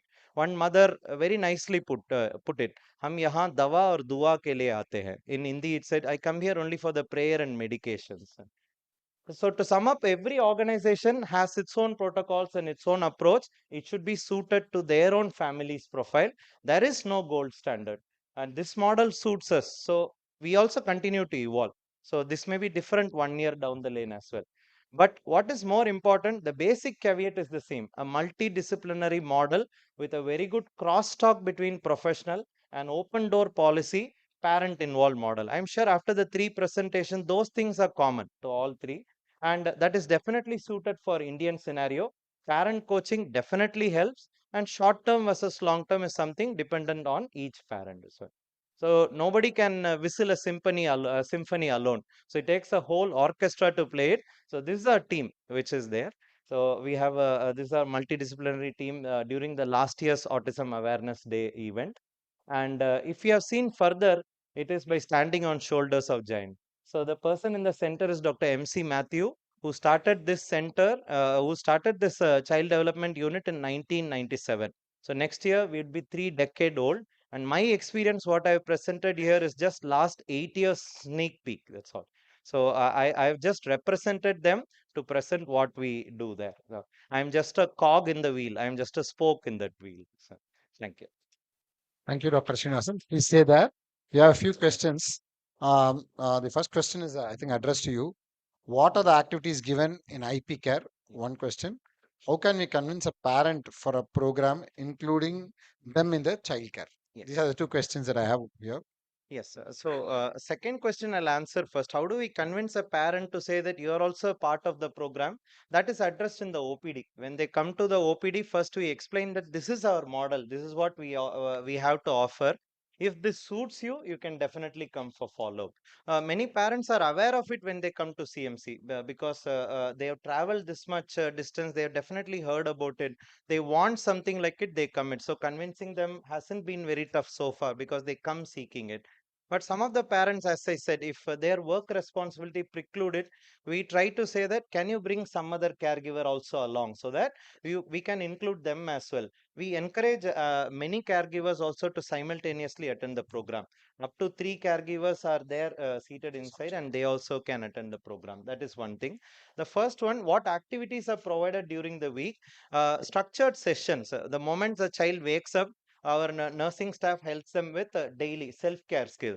We have the visual supports placed in the bathroom where the child stays. Task analysis of brushing is there. So it starts with the daily routine. It starts, in fact, with waking up the child on the right time, because many of them, they don't have the structured routine of when the child wakes up, when the child goes to sleep, all those. So our nurse helps them plan the day, beginning from self-care skill. Then they have a one-to-one session with the psychologist, occupational therapist, and a speech therapist. Some of our development pediatrics team, we go and talk to them. Structured psychoeducation sessions happen. Then after the session, they are free to engage the child with whatever activities are already being taught. For example, pre-linguistic skills, if the speech therapist has suggested them, we encourage the family to use some of the toys that they have and engage the child in the bedside. So some of the therapists, they give them goals to work on during the time they are there. And evening time, of course, they have a play time, and by 7:38 they have their dinner and they go to sleep.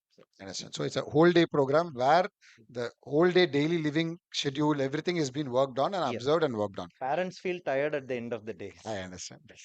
Ma'am, can we have the same question with Koili ma'am? How can we convince a parent to be included in a childcare program? What techniques do you use, ma'am? Hi, am I audible? Yes, ma'am, loud and clear. Okay. Yeah, thank you. I think parents themselves will tell us. I think we have to ask the right questions. So it's useful when we ask parents, how can we help? And often parents will tell us, what can we do to help our child? And that's our opening. So that it does not feel like an imposition, but that we are welcoming them to be a part of, what to do with their child.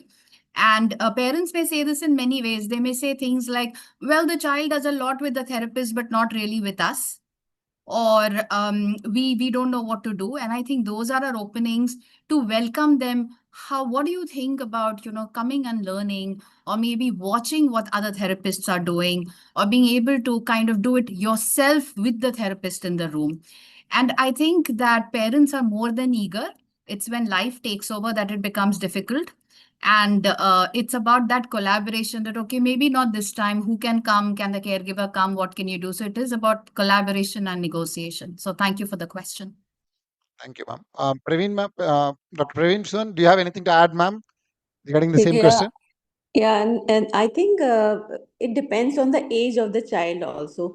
Most of the time, the younger children, when the child is young, parents are quite open for the idea that what all we can do at home. So in that case, it is easy for us to tell them that we'll train you so that you can work at home. But when the children are older and adolescent, then generally by that time they are quite tired, or they want more professional support rather than doing it themselves. So I think that's also very important, age of the child. Thank you. That's wonderful, ma'am. I have one question. Uh, can I have the chit? Can you write it and give it, ma'am? We'll be very happy to answer. I have a question. Uh, how do you manage a multidisciplinary team or a transdisciplinary team? Because often I have people who necessarily don't see eye to eye because of their background and their training. How do you manage them? How do you get them to get them on the same board along with the parent? So this is one big problem that many of us are facing, I'm sure. Uh, how do we ensure that the MDT works together as a true MDT rather than having working each one of them working on the child separately? We'll start with Srinivas Raghavan. When a new professional joins our unit, initially they are mentored. Some of the senior colleagues who have already been with us, again, like Dr. Koili mentions, it is important for the person on the team to understand the team's goal, team's motives, team's values as well. So some of the senior colleagues take them as a mentor, and they observe in the unit for initial 3 4 months. They don't start with assessments, or they don't start individual sessions initially. So they take them along wherever they go for working. They observe in different places of the unit. They work, for example, if it's a psychologist, they also see speech therapy sessions. If it is an occupational therapy, they also sit with the psychologist session. So they understand how the team functions together. They attend the multidisciplinary rounds. They also sit with the doctors in the OPD to see how they counsel all those. So over time, over a span of 2 3 months, they understand how the unit functions as a multidisciplinary team, and naturally they gel in. So that's what we do. Yes, thank you. So, Dr. Koili, any inputs on that? Um, I think I did cover some of it, and Dr. Srinivasan reinforced that it's different things. One is, how do you keep bringing in people and attune them to the values? Okay, that this is important. The second thing is to create time. There has to be protected time within the organization where people can come together and talk about children. For instance, when we were smaller, one of our lunch meetings used to be bring your own lunch, and we are going to talk about the children we saw this week. right? So it became that space. And now that we are much bigger, we are seeing lot many families. It's really difficult, but what we still have our morning clinical meetings, and then we choose topics that we want to discuss, and different people bring in case scenarios that are related to it, and then we can discuss those. So I think that investment has to come from everybody. And I'm just going to add one more thing. It cannot become a fault finding session that you didn't do this, right? As we talk about finding strengths in children and families, it has to be about reinforcing, because all our therapists and doctors are doing really hard work, right? It's very difficult sometimes to work with families with so many challenges from so many different parts of the country with their own, different challenges. So our therapists and doctors need to feel they are making a difference, right? So I think that's really important, that to reinforce what our people are doing. You see a child who has not said a single word after 3 years of work. Think about how does that therapist feel? And we create those spaces for therapists and doctors to see success, to see meaning in their work so that they stay engaged. I think that's a very big part also of these meetings. Thank you. Thank you. Praveen, any Uh, inputs there? Yeah, it is very important that the developmental pediatrician has to take the lead. So in our center, what we do is we are the one who make the plans using the model which we have discussed. We show the graph to the parents and make the plans. And as the plan comes, then the separate plans are given to the separate therapist, and everyone works on those goals only. And then we have meetings so that we can see the progress, and we celebrate all the small progresses also, so that everyone is working as a team, but with the team leader who is coordinating with the patients. So everyone is speaking the same language, and it becomes easier to work as a team. Um, just taking the last question pre lunch. I'm sorry for holding you back. Um, from the floor, ma'am, Dr. Professor Praveen Suman, it's a question for you. We face difficulties in developing pretend play and expanding it. Can you elaborate how you work from pre-symbolic play to role plays? It's a very specific question. Not sure if this holds to this, but then if you're okay, you can answer that question, ma'am. Most of the time, as pediatrician, we are just talking about the diagnosis and the comorbidities. We are very often not involved in the program planning. But as we said, we have to get involved in the program planning and activities of each and every child. For that, we make as we said, through our model, we check out the level of the child, at what level child is functioning, whether the child is functioning at the functional level of the, does he understand the functional usage of the toys or not? Once he knows the functional uses of toys, then only we go to the symbolic and the pretend plays. And then we have to teach that specific goal, we make certain activities depending on the preference of the child and his what is he interested in, and those are the skills given to the therapist, and that he teaches to the parents. So that's how we transit from, for every step there is a goal, and for those goals we have activities which will be given to the parents. Thank you, ma'am. Thank you. Thanks for the wonderful session to all the three speakers. It's been really great. And this is something that I have been looking forward to hearing from all you big centers on what you do. I'm sure all of us have taken a few leaf out of it. May not be able to implement everything, but there are a lot of points that I think I got, which I can brainstorm with my team tomorrow. I'm sure you'll all do the same thing. Let's break for lunch. Thank you all, dear faculties, for being there. Thank you. Bye. Thank you so much.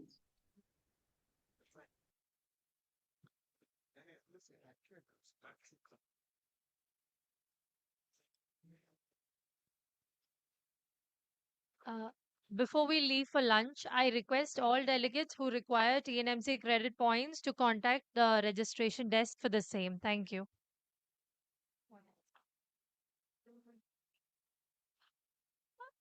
Please do cast your vote for the Reels competition when you go out for lunch. Thank you. TN Medical Council registration credit points is available. Please speak to Premila the registration counter for the same for all doctors.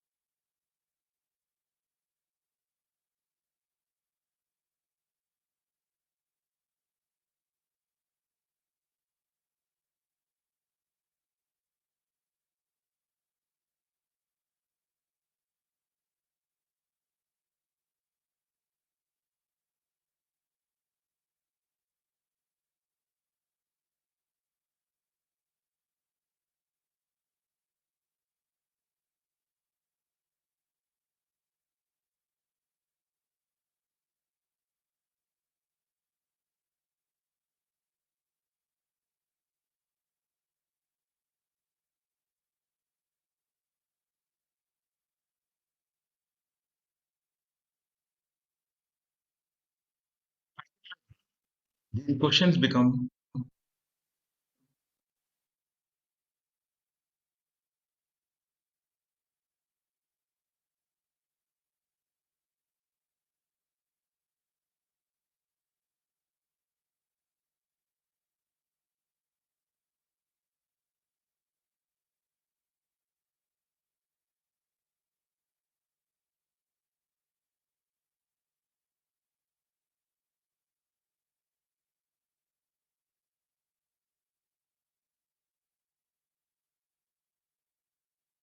particularly these questions become very relevant when we have to answer what we are witnessing in terms of development backdrop. My talk will focus on the need for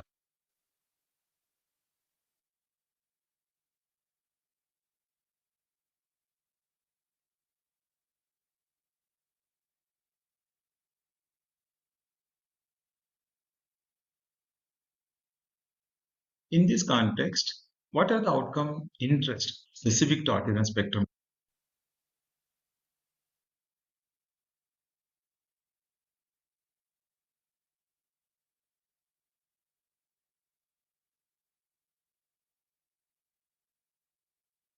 Good afternoon to everyone. At the outset, I thank the organizers for giving me this opportunity to. Good afternoon to everyone. At the outset, I thank the organizers.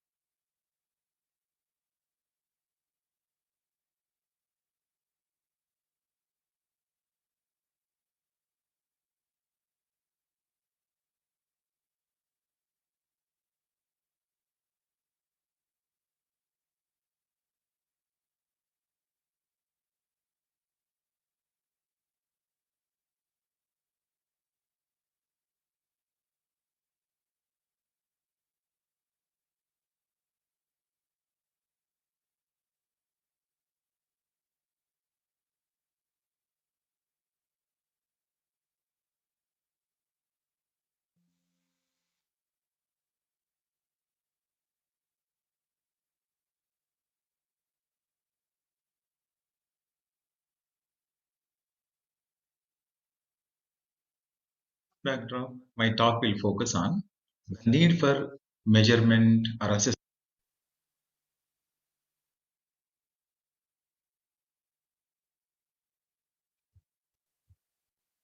Particularly, these questions become very relevant when we have to answer what we are. This backdrop, my talk will focus on the need for. We all know in the field of clinical services or in our research pursuits, assessment is in this context outcome interest. So therefore, literature has to. So mention effect. And within these five important behavioral repertoire, in this context, to make an attempt in that. So in conclusion, with this, thank you.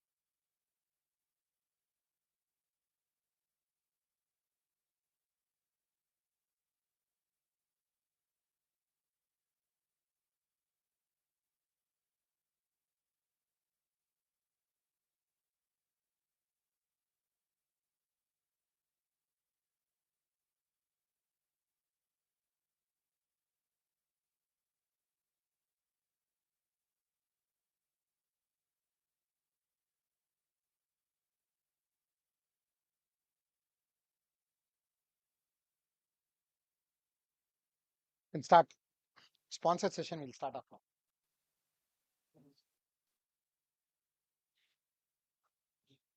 Sponsored session.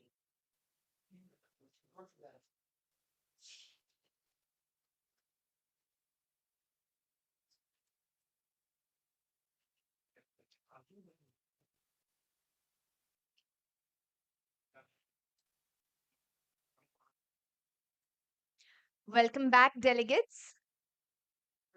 Up next, we have a sponsorship session by Forts India, and I invite Dr. Subramaniam to kindly take over the session. Thank you, Nitya. We will start the session. Um,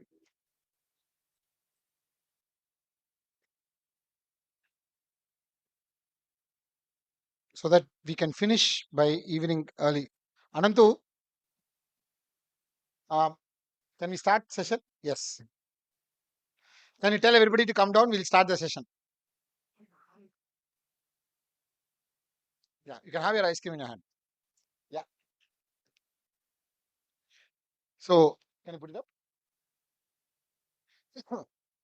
So,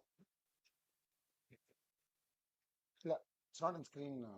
I mean, full screen. You have to go to. It is opened in the browser. Don't open in the browser. Open it separately.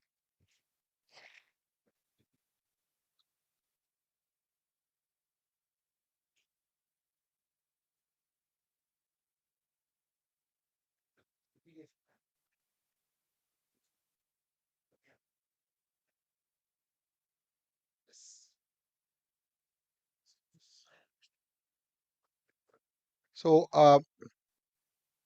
we have all had a lot of lectures on how therapy helps, how are we going to organize, whether RCTs work, what are the gaps.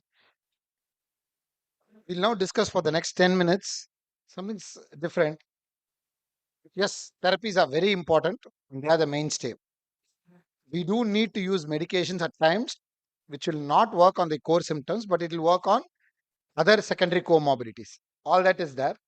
But what about nutritional adjuncts? There are a lot of nutritional adjuncts that are being used in neurodevelopmental disorders. Do they work?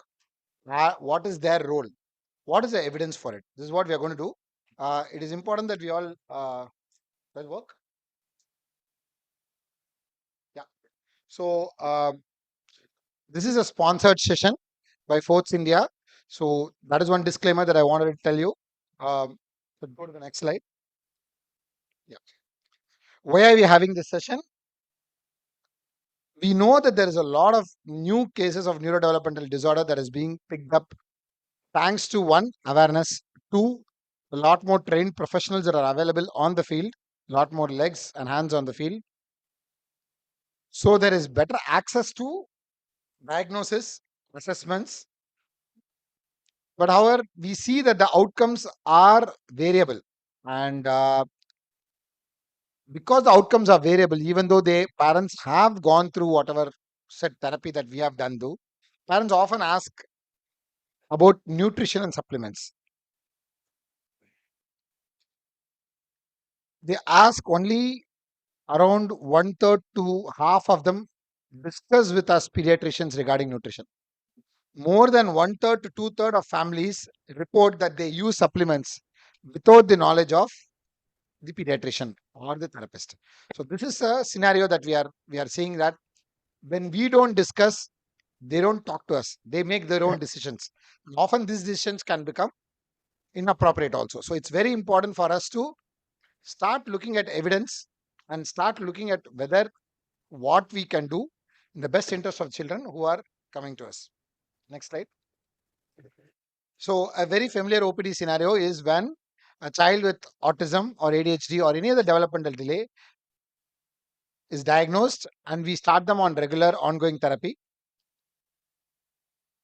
The developmental pediatrician is seeing and he's ensuring that the child's medications are optimized when indicated. However, a lot of them plateau over a period of time. And parents ask, is there anything else that we can do? Does it mean that there is a failure of therapy?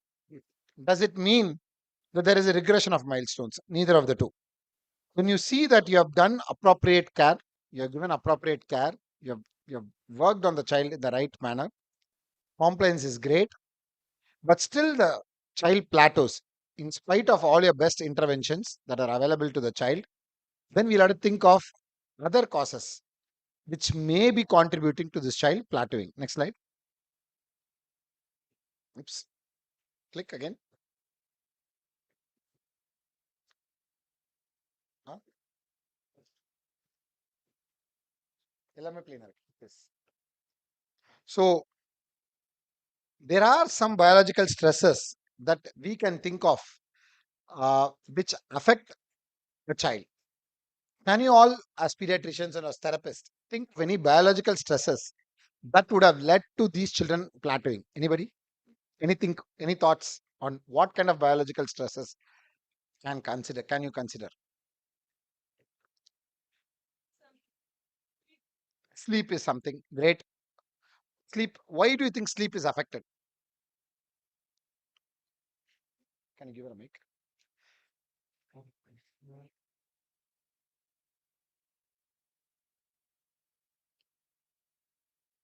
So, so your words I'll take hyperstimulated. Many of these children, even Dr. Paul Russell had projected hyper and hypo.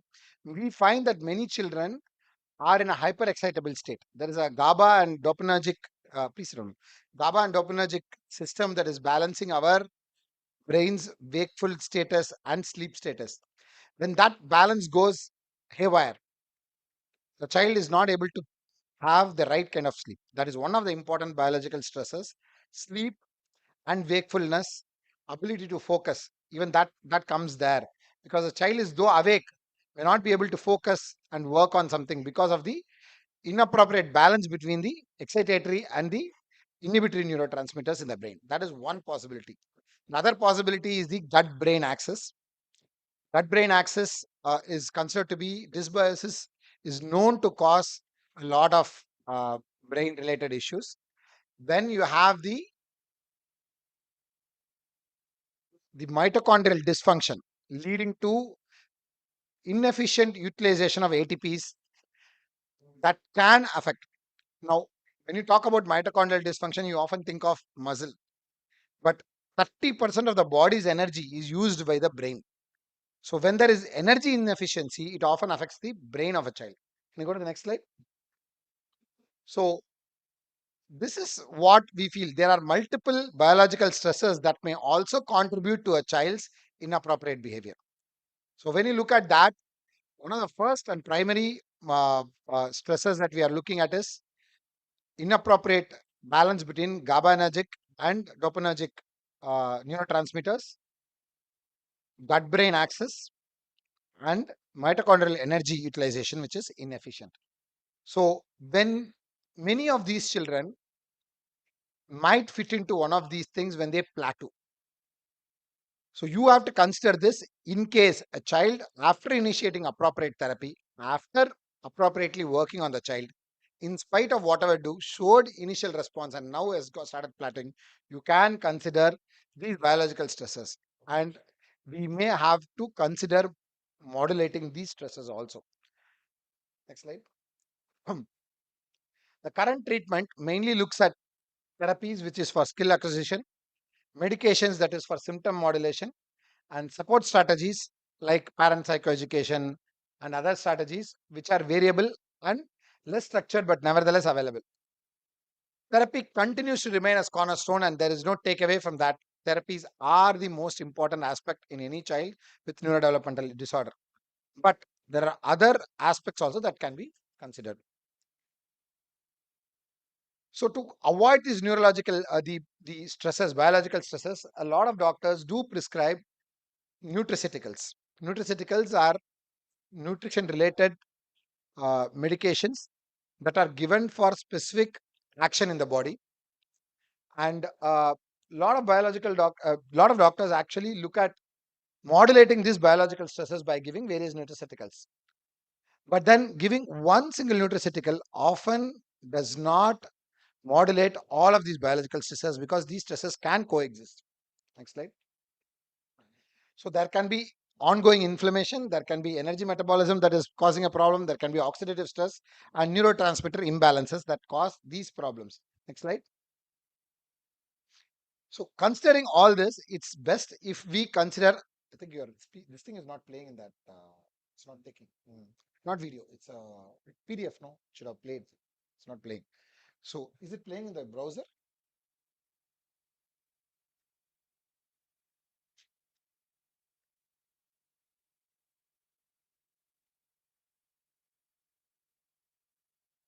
Yeah, it's there in the browser. You can play it in the browser even if it is not going full screen. Can increase the size from 93% to this thing and reduce the side balance. Yeah. Can you go to the next slide?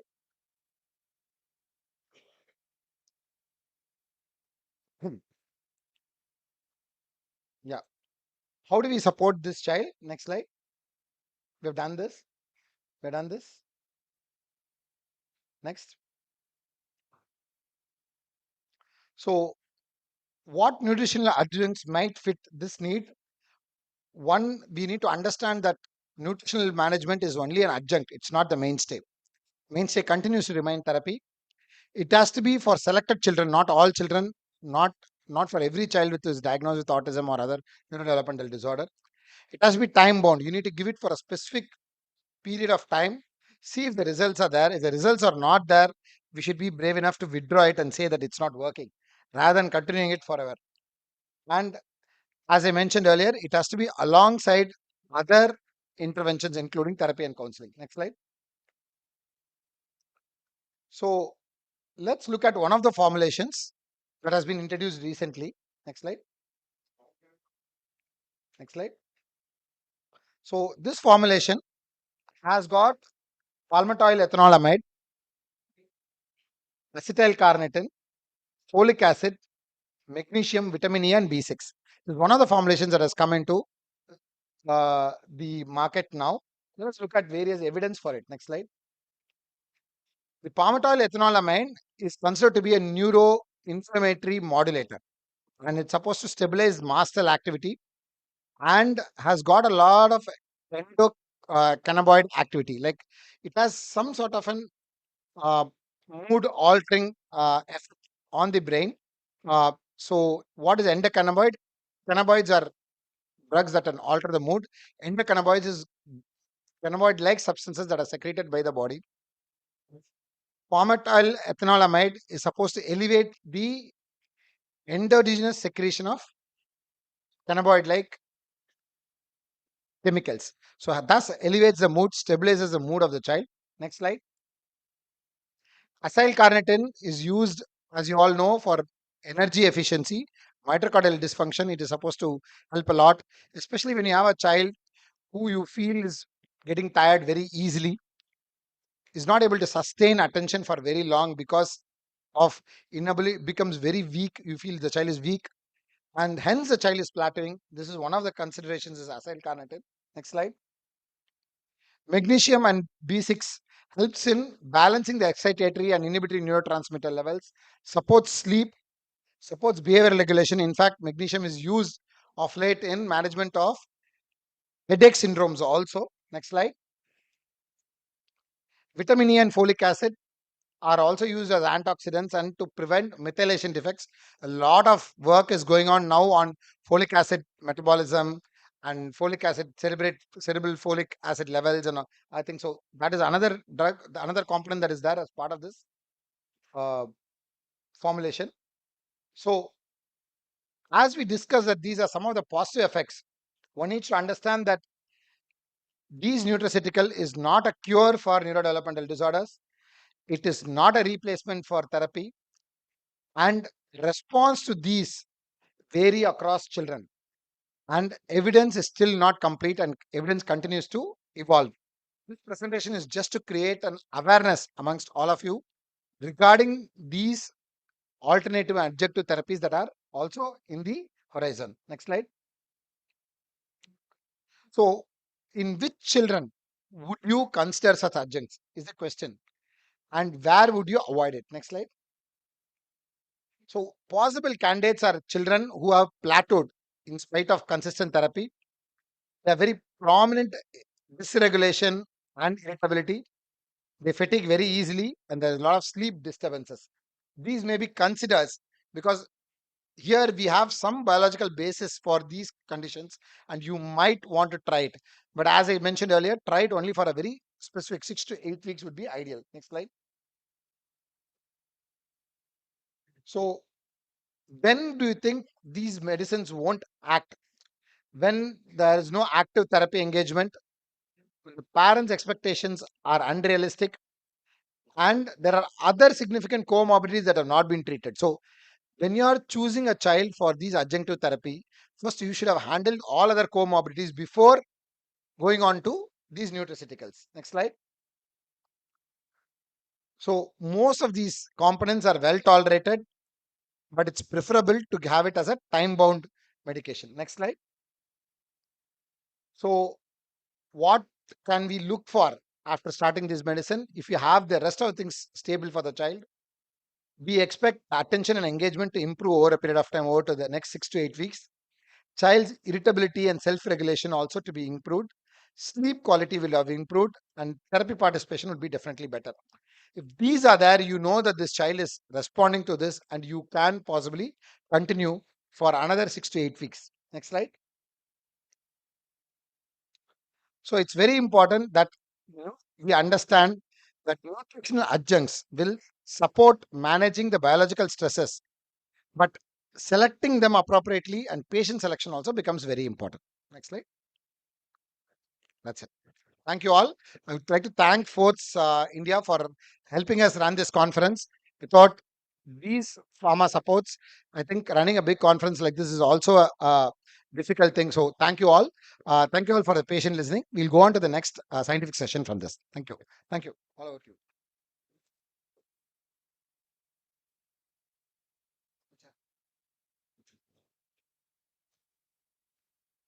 Welcome back, and I hope you had a good lunch and are ready for our upcoming sessions.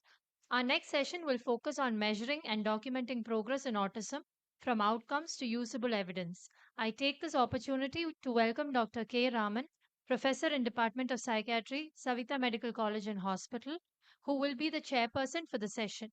We are honored to have you with us, sir. Next, I welcome Dr. Thomas Kishore, Professor of Clinical Psychology at the National Institute of Mental Health and Neurosciences, as the first speaker. Sir is here to enlighten us on measuring progress that matters in autism, what to track, what to ignore, and why. Over to you, sir. Ma'am, there is a pre-recorded video which I've shared. Is it, will it be played or I'll be making live presentation?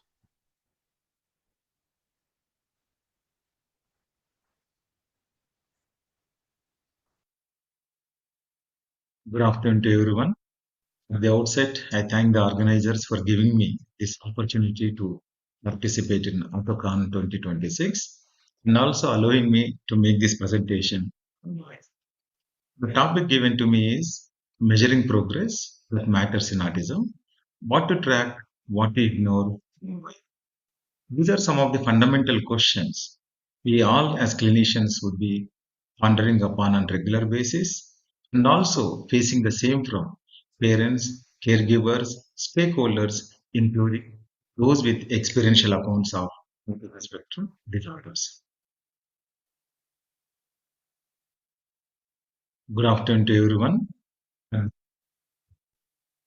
Particularly, these questions become very relevant when we have to answer what we are witnessing in terms of development in behavior, whether it denotes ASD, if at all yes, whether it will improve, how much will it will improve. So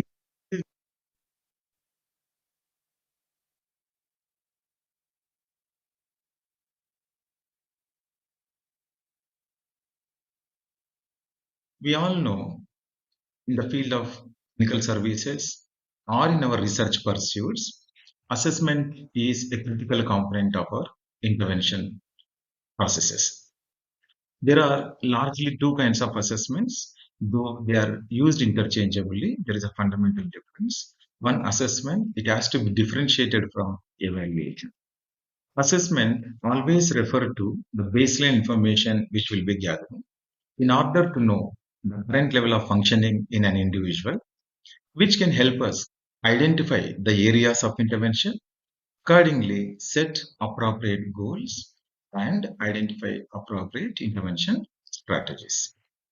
On the contrary, evaluation is the kind of information gathering that we conduct in the context of intervention to gauge how intervention is effective or not effective, or to what extent it is really useful. Therefore, often it would include pre-intervention assessments, post-intervention evaluations.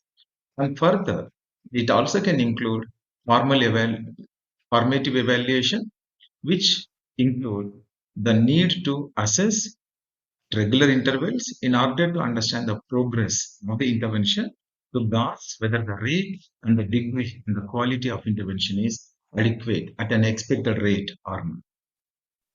If not, the formative evaluation will help us to revise our review plan and re-strategize.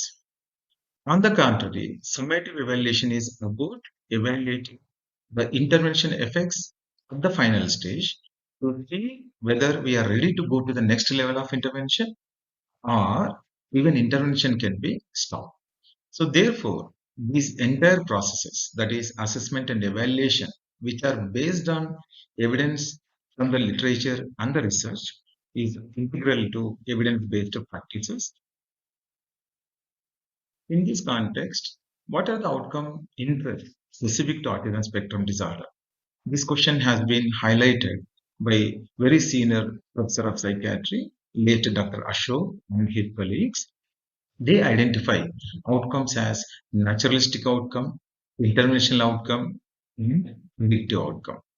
Naturalistic outcome is when we are interested to see the set of skills the child acquires despite having ASD as a natural phenomenon when left without intervention. So we would like to have, when no appropriate program is given, how this condition unfolds across different developmental stages, across different socio-ecological settings, etc. Interventional outcome, on the contrary, is the phenomenon of development of various skills which results from deliberate, carefully planned intervention. For example, we might be interested to see how augmentative and alternative communication would have some impact on social communication skills, or applied behavior analysis can bring in changes in the behavioral repertoire. The last one is predictive outcome, which basically the purpose is to know the future course and outcome of the condition based on the current day assessments and intervention. These future course could be at a very short period, months to years, or over a period of longitudinal course, particularly beyond 5 or 10 years. Example could be, given certain level of global development in the child, set of social communication skills, the quality of the repetitive and restrictive behaviors, how much of autism will remain, or the symptoms will remain in the child, different points of it is whether we can understand it based on the current assessments. So therefore, to achieve this, to enable informed decisions, to make the right decisions, we need to have evidence-based approaches. And it is still considered an emerging field. And there is a great demand though, because there is an increased prevalence of autism, where roughly we agree that 1% of the population can have this condition. And stakeholders are aware that early behavioral intervention can alter atypical developmental trajectories. And this awareness leads to a demand of the early identification and diagnosis, thereby necessitating appropriate assessment, intervention, and support services.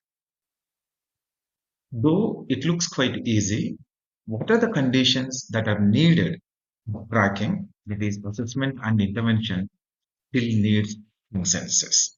In this, I would like to make some presentations from the literature as to whenever we talk about tracking, or in another sense, measurement, we need to consider certain WH questions. The purpose, focus, at what time points, settings, what kind of methods and materials that one has to use, for whom it is meant for, or who can be involved in this one.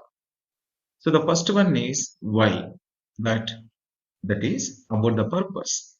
We might be as clinicians or researchers would be interested in understanding the naturalistic progression of the condition, or sometimes we would like to evaluate the interventional effects in terms of efficacy, that is, how much the intervention is efficacious in a carefully controlled situations or settings versus in the natural settings like a community, home, school, that is effectiveness. We need to make this distinction. And also whether something is predictable, whether given the current level of functioning, what is the future course or severity of the condition is like, or depending on the point at which we are administering some kind of intervention, what is it going to be the outcome in terms of the symptom severity? The next WH question is the focus. What is that we are going to focus both at the assessment level and the intervention level? Whether we need to focus on all core symptoms of ASD, that is social communication and restrictive repetitive behavior, or just behavioral repertoire alone, or associated issues and conditions which include intellectual functioning, hyperactivity, learning problems, and medical comorbidities, which we know can also affect the course and prognosis of the condition.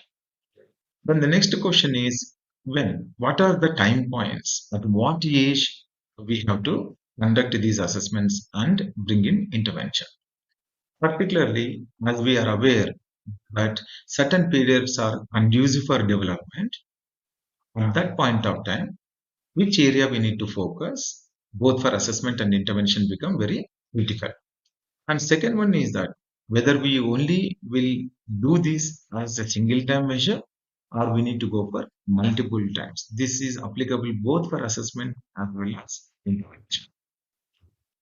For instance, we may recommend a lot of mother-child interactions, quite an early stage to see or with anticipation that communication skill repertoire will be very good. And then as a baseline assessment, we might have conducted certain developmental assessments and evaluations to see whether the child is going to be closer to the expected developmental trajectory or not. Whether single point itself can tell us confidently the child will maintain that trajectory without any risk of widening the gap between the expected and actual developmental trajectory, or whether multiple time points we need to touch base with the child. Next one is where do we implement it with the settings like home, school, community, or well-controlled settings like a laboratory. Each of them will have its own advantages and disadvantages, which we need to take into consideration while planning both assessments as well as intervention. Next one is what are the methods and the materials that are required? Is it just direct observation that is adequate, or caregiver report alone, or a combination, or caregiver report versus self-report, which we only see the last one in grown-up children who are communicable, who have adequate verbal or non-verbal communication skills, or whether naturalistic observation is alone is sufficient, or it has to be conducted in controlled condition. For example, a child's ability to uh, read emotions or identify the emotions or intentions behind it, we can also check it both in the naturalistic environment or in the lab-like controlled conditions. So we need to understand what kind of methods and materials are required accordingly. And who is it meant for? Who is our focus of attention? Somebody with a confirmed diagnosis of ASD, or someone with broad autism phenotype within the family, or someone with elevated risk for ASD because of certain risk factors, or artistic trait, which we see on a continuum in the so-called neurotypical population, or others, healthy controls or neurotypical controls, or someone who is exposed to certain risk factors which have high concordance with autism spectrum disorder. Who can do this? Whether parents, clinicians, including ASD individuals or any other stakeholder. So when we complete these considerations and plan, the question comes what to track and what is ideal and also what is possible, what the literature has already identified. Ideally, what we need to track in ASD is adaptive behavior, language and social communication, behavior, repertoire, including autism symptom severity, family wellness, and last is cognition or sometimes intellectual ability. But at the same time, we know, though they look quite straightforward, unitary, a host of biological, psychological, social factors spanning across children's characteristics, parent or caregiver characteristics, environmental setting, a lot of it also can have an influence on it.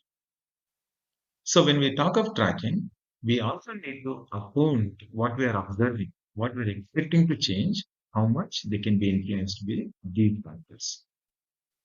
The tracking should ideally be within the context of ecological validity and expertise because when it comes to adaptive behavior, what is adaptive is not necessarily adaptive in some other condition. What is restricted repetitive behavior or a stereotypy in one setting may not be identified so in other setting. Then do we have appropriate measures and methods to achieve this goal is something that we need to collectively ponder upon. Then in the literature, Stolte et al. Have found out through their systematic review, though these five important areas are recommended, quite often we reduce our observations and research and clinical pursuits to looking at cognition or intelligence and adaptive behaviors. But what is the problem with this? That it appears quite reductionistic because the autism spectrum is being a neurodevelopmental disorder will have a diverse manifestation with associated condition impact in multiple ways. So therefore, just only observing two parameters is quite reductionistic. Second one is that the measures that are used for this quite may be quite limited or seldom they are validated for ASD not only in India in the globe. So then what we're relying on the methodology, how sufficient are they is another question we need to. While it is important to know what is tracking, before that, it is also important to know what is not so essential to track, what is not so essential to observe. So, cognition is one among these, that it should not be a primary outcome because it is not a unitary concept. We know cognition can be understood from the level of attention span, consciousness, executive function, reasoning, problem solving skills, visual-spatial, the list can go on. Simplistically, it is expressed as a general intellectual functioning. It is not a main construct of ASD in any of the nosological system, be it is DSM-5 or ICD-11. Despite that, it continues to be as one of the main factor that is observed. It is only distally related to the core symptoms of ASD. So therefore, cognition need not be the primary outcome measure. That is when we'll be confronting or obtaining a lot of results which are contrary to our expectation. Another one is that EEG related, MRI related parameters are not so essential to understand the monitor the intervention effect. Within these five important areas that have been identified in the literature, what are some of the critical issues that we need to be cognizant of? When it comes to adaptive behavior, it should not be a single measure like the Vineland Adaptive Behavior Scale or Vineland Social Maturity Scale because it shadows the very construct validity because adaptive behavior can have a lot of underlying constituents which are not well captured by a single measure. Sometimes they may not be suitable for a particular condition also. Therefore, multiple adaptive tools and methods are needed, but they are not available. Wherever it's not available, we can go for parents' feedback to establish a concurrent validity. Where valid tools are not present, an ecological framework, what the other peer groups do and what is valued by the society in a given individual can be developed as a framework against which the child's characteristics can be evaluated or contrasted upon. So next one is cognition intellectual functioning. It has to be based on the proper theoretical construct as to what is the thing which will best explain the interventional changes that we are expecting. For example, if I'm looking at improvements in communication, improvements in restrictive repetitive behavior, how is it that global abilities like intelligent quotient or general intellectual functioning or processes like executive functions or area of mind deficits, how are they linked or can they explain? So we need to have some kind of a priori understanding. And cognition per se specifically, whatever the measures, observations that we conduct should also account for the influence of biology, cognitive factors, motivational factors, behavioral influences, particularly the last two, which can affect the test results. And further, the measures that we use should not have the limitations of age range, verbal abilities, and test retest restrictions. In particularly longitudinal studies, we might have seen a child who is assessed with X tool is, it becomes inapplicable when the child reaches higher age level. And then the scope to use comparative tasks can be considered in such scenario.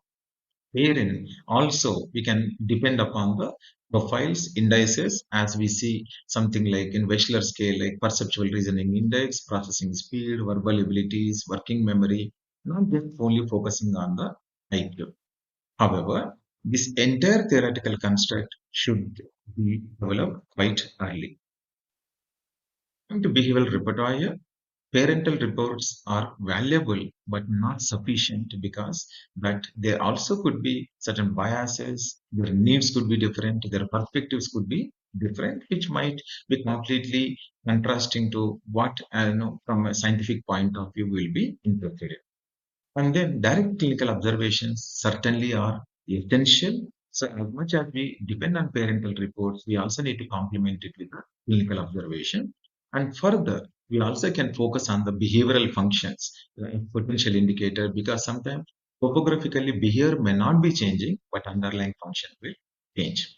When it comes to language and social communication, both verbal and non-verbal abilities should be measured, and they are essential.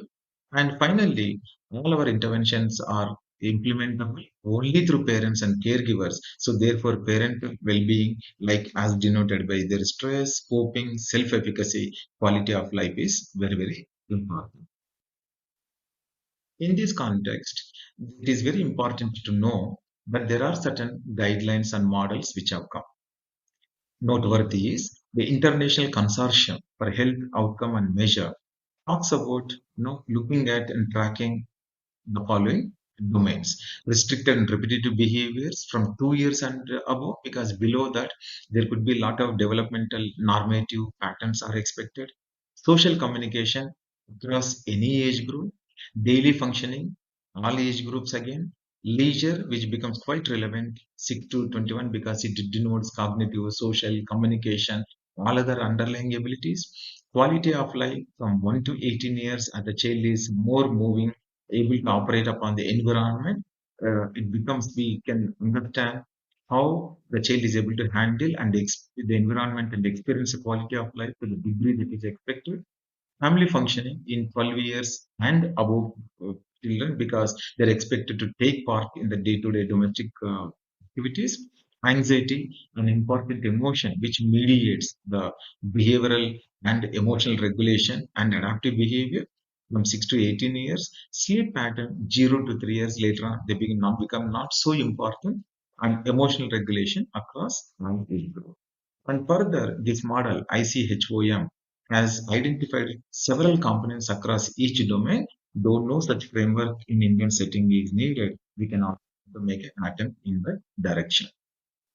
Further, moving on to a goal attainment based model has been identified quite recently by Stanton et al., which talks about uh, outcome measure for clinical intervention studies in particular pediatric autism, in which experienced stakeholders and families are also involved.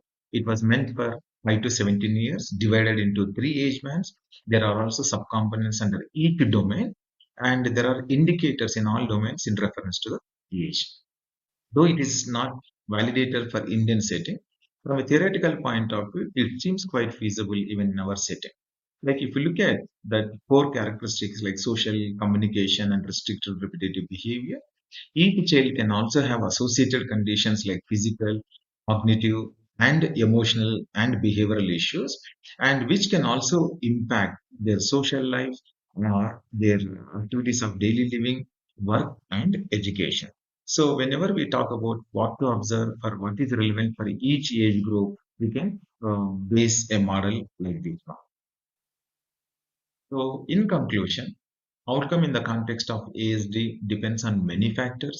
Ideally, the outcome measures should focus on adaptive behaviors, language, social communication, behavior, including ASD symptom severity, family wellness, and cognition, albeit taking into consideration the purpose, ecological validity, and the resources, especially the expertise available to monitor or implement this framework.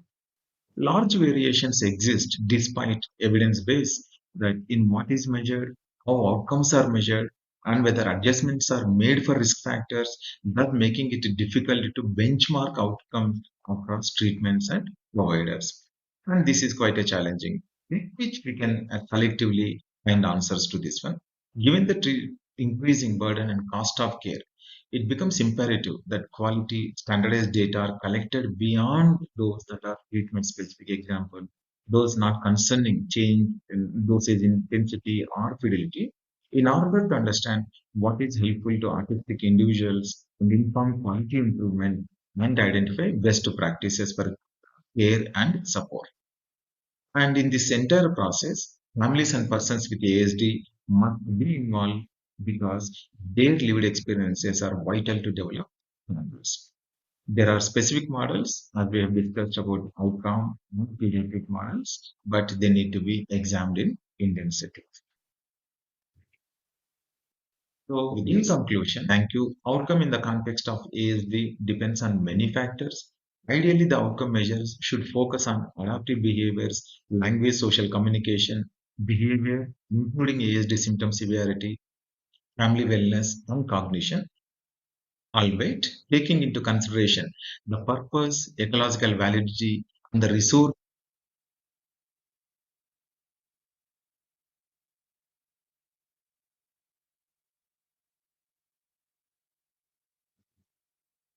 Uh, Thank you, sir, for that extensively informative session. Sir is online now to take a few questions. Dr. Raman, sir, I Yeah. request you to. So thank you so much, sir. Yeah, for the comprehensive presentation, sir. Just to wanted to just like give an overview on this concept before we just move on to the question. So there are many times this gap in treatment of autism spectrum disorder is exists because what the therapist perceives as outcome measure and what the parents perceive as an outcome measure, it's going to be very it's going to be at loggerheads. So, and the therapist actually measures the outcome measure through a checklist and in a different setting, whereas the parents perceive the outcome in a different environmental setting. So that is a more of a naturalistic setting where the outcome is going to be entirely different perceived by the parents. In the perception of outcome, one important area that I actually worked up is the grief of the parents. I think that is very important. That will color the actual outcome versus the perceived outcome. So you might be actually trying to convince the parents that the outcome, the child is actually progressing better with your intervention. But the parents will not be able to accept this outcome because of their what they perceive as the outcome. Because one area that is not much, so I was talking about stress, well-being of the parents. I think if you really think that like you are at not progressing anywhere in the intervention, although you are delivering the intervention appropriately, I think there is this concept of grief which is not generally touched upon. So parents might be at varying stages of grief of accepting the child with autism spectrum disorder. So we really need to identify this and then like make the parent or subject to some individual therapy sessions so that they perceive the outcome which is beneficial for the child. So that's one thing, and there are a lot of measures which are actually validated in terms of now, like Western countries pushing for all these naturalistic observation measures. So I think there's one thing that I just came across is uh, play uh, playground observation by peers, along with peers. So say for example, we don't give that much importance how a child is actually playing with a peer. So that is not considered as part of our checklist behavior. So, but that is a naturalistic observation that is also being taken into consideration in some of the observable measures. So I think I request the audience to pose questions or queries with sir.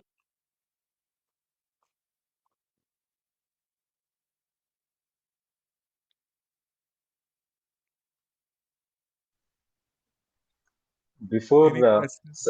someone formulates a question and puts it across, I thank you for so succinctly summing up what I have presented. I couldn't have agreed with you more because that is where I brought from the literature that it's very important that we take the perspectives from both from family, caregivers, and nowadays another thing that we see and it's highly important is that we also involve persons with autism also. Now, for example, now we know neurodiversity concept is picking up. What to change or what is being observed as atypical is not something that we as clinician can sit in one place and then we can make a decision. Of course, as you rightly said, sir, it has to be collaborative. I fully agree with you. One more thing is documentation of qualitative behavioral observation. That used to be something called as behavioral observation report. So it's not like baseline quantitative checklist alone is important when the child comes to you, because then only you'll be able to corroborate with what the parents say. You will be telling the checklist progress and outcome, but the parents will tell what is the child is doing at home situation, because sometimes many times if they are not allowed inside the therapy center, so what you perceive as progress and highlight, I think that is why it is important. Side by side, it is better to document the behavioral observation of the child. So that is very important. And where all the skill has gone to generalization in your therapy setting. So the skill, what you actually teach. So if, say for example, if it is joint attention skill. So if it generalizes only, then you can just go on to the social interaction, the peer interaction, and all those things at a later level. So this explanation has to be like on a initial intervention when you are actually starting itself. You'll have to educate the parents. Then only they will be with us.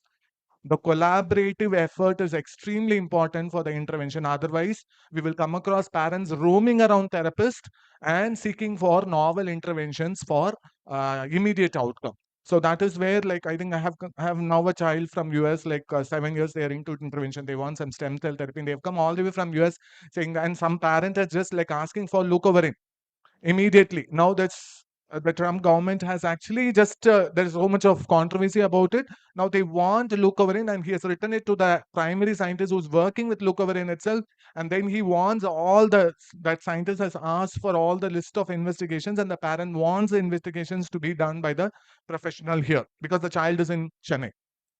So this can be avoided provided the therapist engages in a meaningful discussion on the first day and clarifies their doubts on and off on a periodic basis so as to not lose the child in the intervention. So by the time they go to multiple therapists, I think you are missing out on the crucial period of intervention. This is another area that generally I think we should just work towards. Maybe we will not be able to have much time, but I think there can be group sessions conducted for parents, so like which can actually help them on working towards this, so that their doubts, misconceptions could be actually clarified. So if there are any questions, yeah, ma'am.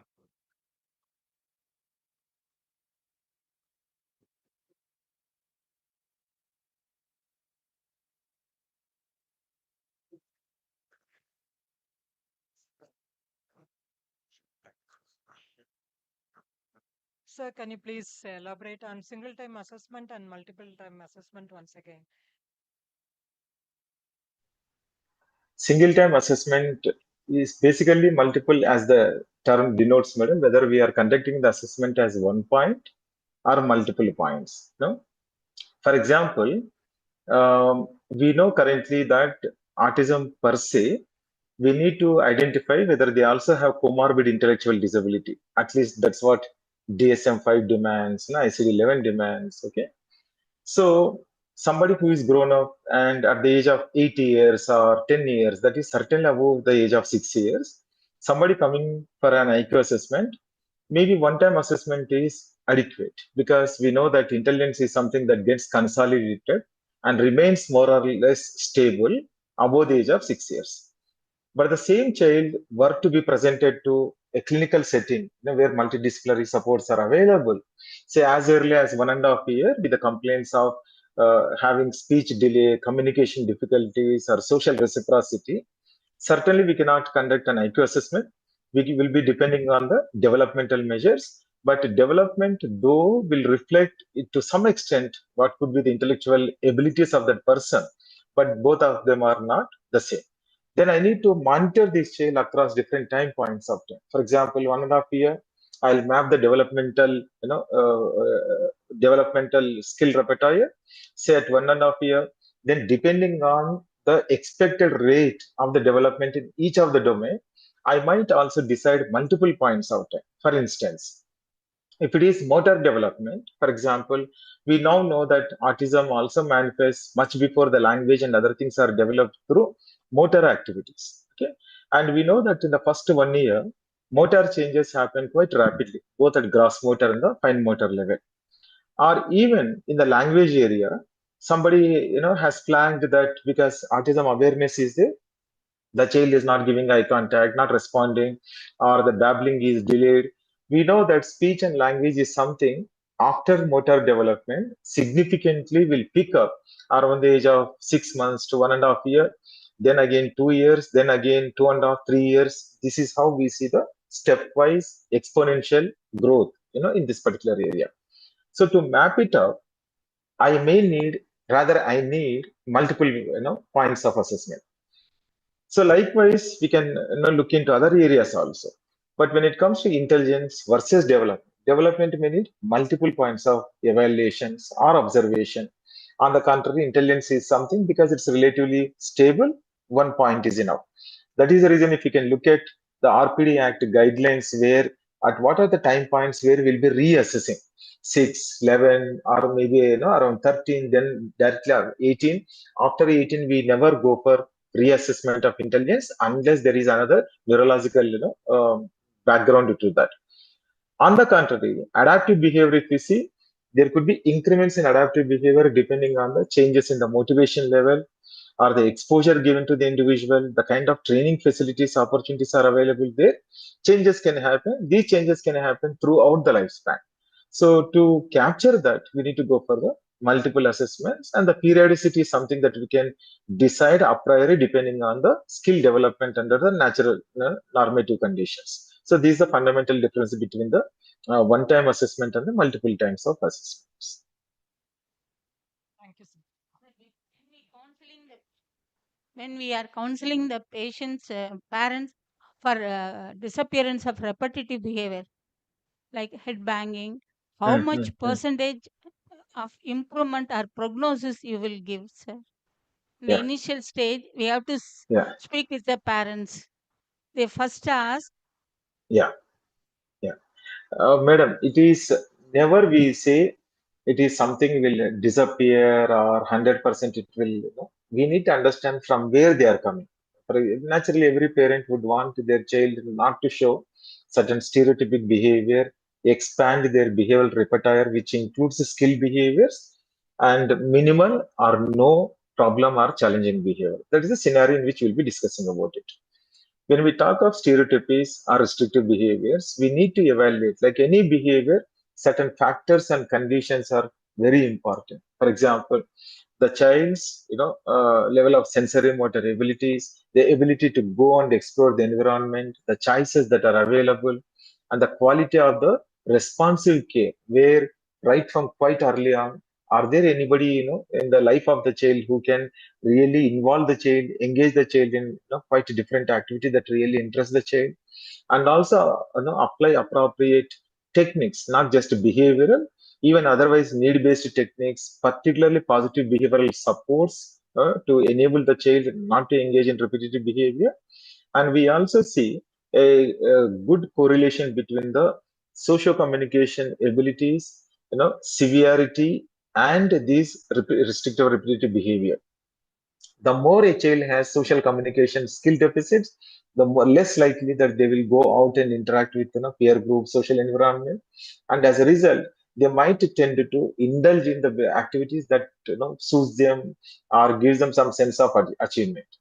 Similarly, we know that as a severity of intellectual functioning, intellectual impairment increases, the ability to plan, the ability to understand what is expected, the sense of agency, autonomy, the choice of activities that are available, everything will get compromised. So when we talk about predicting a prognosis, we need to look at all these conditions.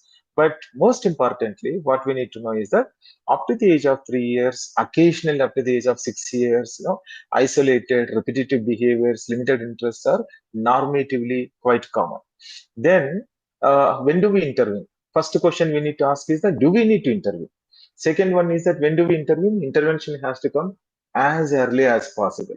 We don't physically stop a child from indulging in repetitive behavior. Rather, we design our activities in such a way, we establish the settings in such a way the child is able to participate, engage in activities so that there is less and lesser scope for engaging in the repetitive behavior. And then on top of that, say suppose with adequate effort, if there are not much changes are happening, then we need to go for proper behavioral technique. And then either at that point of time or maybe later, then we can also consult, we need to consult a trained pediatrician, qualified pediatrician or qualified child psychiatrist to see whether there is any support available from pharmacotherapy. So considering all these things, we can advocate the parent. But lastly and most importantly is that we need to sit, as the chairperson sir has nicely highlighted, we need to sit with the parents and ask why it is important for them and explain them how much time it will take. And also when we don't really intervene, how the quality of life of this child and their parent is getting affected. And when we change it, how they can be, there are concurrently positive changes, discussing everything, the resources, then we can predict what actions and interventions are needed accordingly. Prognosis is something that we need to base on formative evaluation, which I mentioned. Like periodically we say, for example, I start a program today, I do not know whether a child's restrictive repetitive behaviors will disappear after a month or after 3 months. But what I need to do is that once I give all these programs, which I explain, can I monitor it every day? Then I review it at the end of the week. And after 2 weeks or 2 months of sufficient implementation of the program, if there are no changes, do I need to revise my plan? Or if it is changing, can we continue? So this is how we guide the parents and the families. Thank you. Thank you, sir. Just Sir, one thing to just add is what Madam was sir was saying is, I think there is this concept of this differential reinforcement principle which we use for this repetitive behavior. So we'll have to educate the parents that one is, if you want a self-injurious behavior is there, definitely we are looking at like complete absence of that self-injurious behavior, so that we can educate them. If a SIB is there, we are working towards absence. But if there are any other restrictive repetitive pattern of behavior is there, depending upon if you have worked up that ABC properly, if the antecedent is something that can be changed, definitely you can expect a decrease in the frequency of that repetitive behavior. If antecedent and consequences for a particular behavior is very difficult to work with, you might encounter that repetitive behavior, because for many repetitive behaviors we may not be able to iron out the ABC. So this is how we'll have to self-injurious behavior, work towards complete absence, we can tell. But any behavior where there is an antecedent and clear consequences established, we are working towards reduction in the frequency. But for these, for certain things which we are unable to figure out anything, maybe if that is interfering in the learning, as I was saying, like we can add, suggest medications. This is how we can give a counsel. Yeah. Well, that is, I think, as it was discussed, like we'll have to actually get the referral and then properly get the child evaluated for the medications. Thank you. Thank you, sir. Our next talk is on documentation that drives outcomes, building usable evidence in real world autism clinics. I invite Dr. Subramanian sir to deliver his talk on the topic.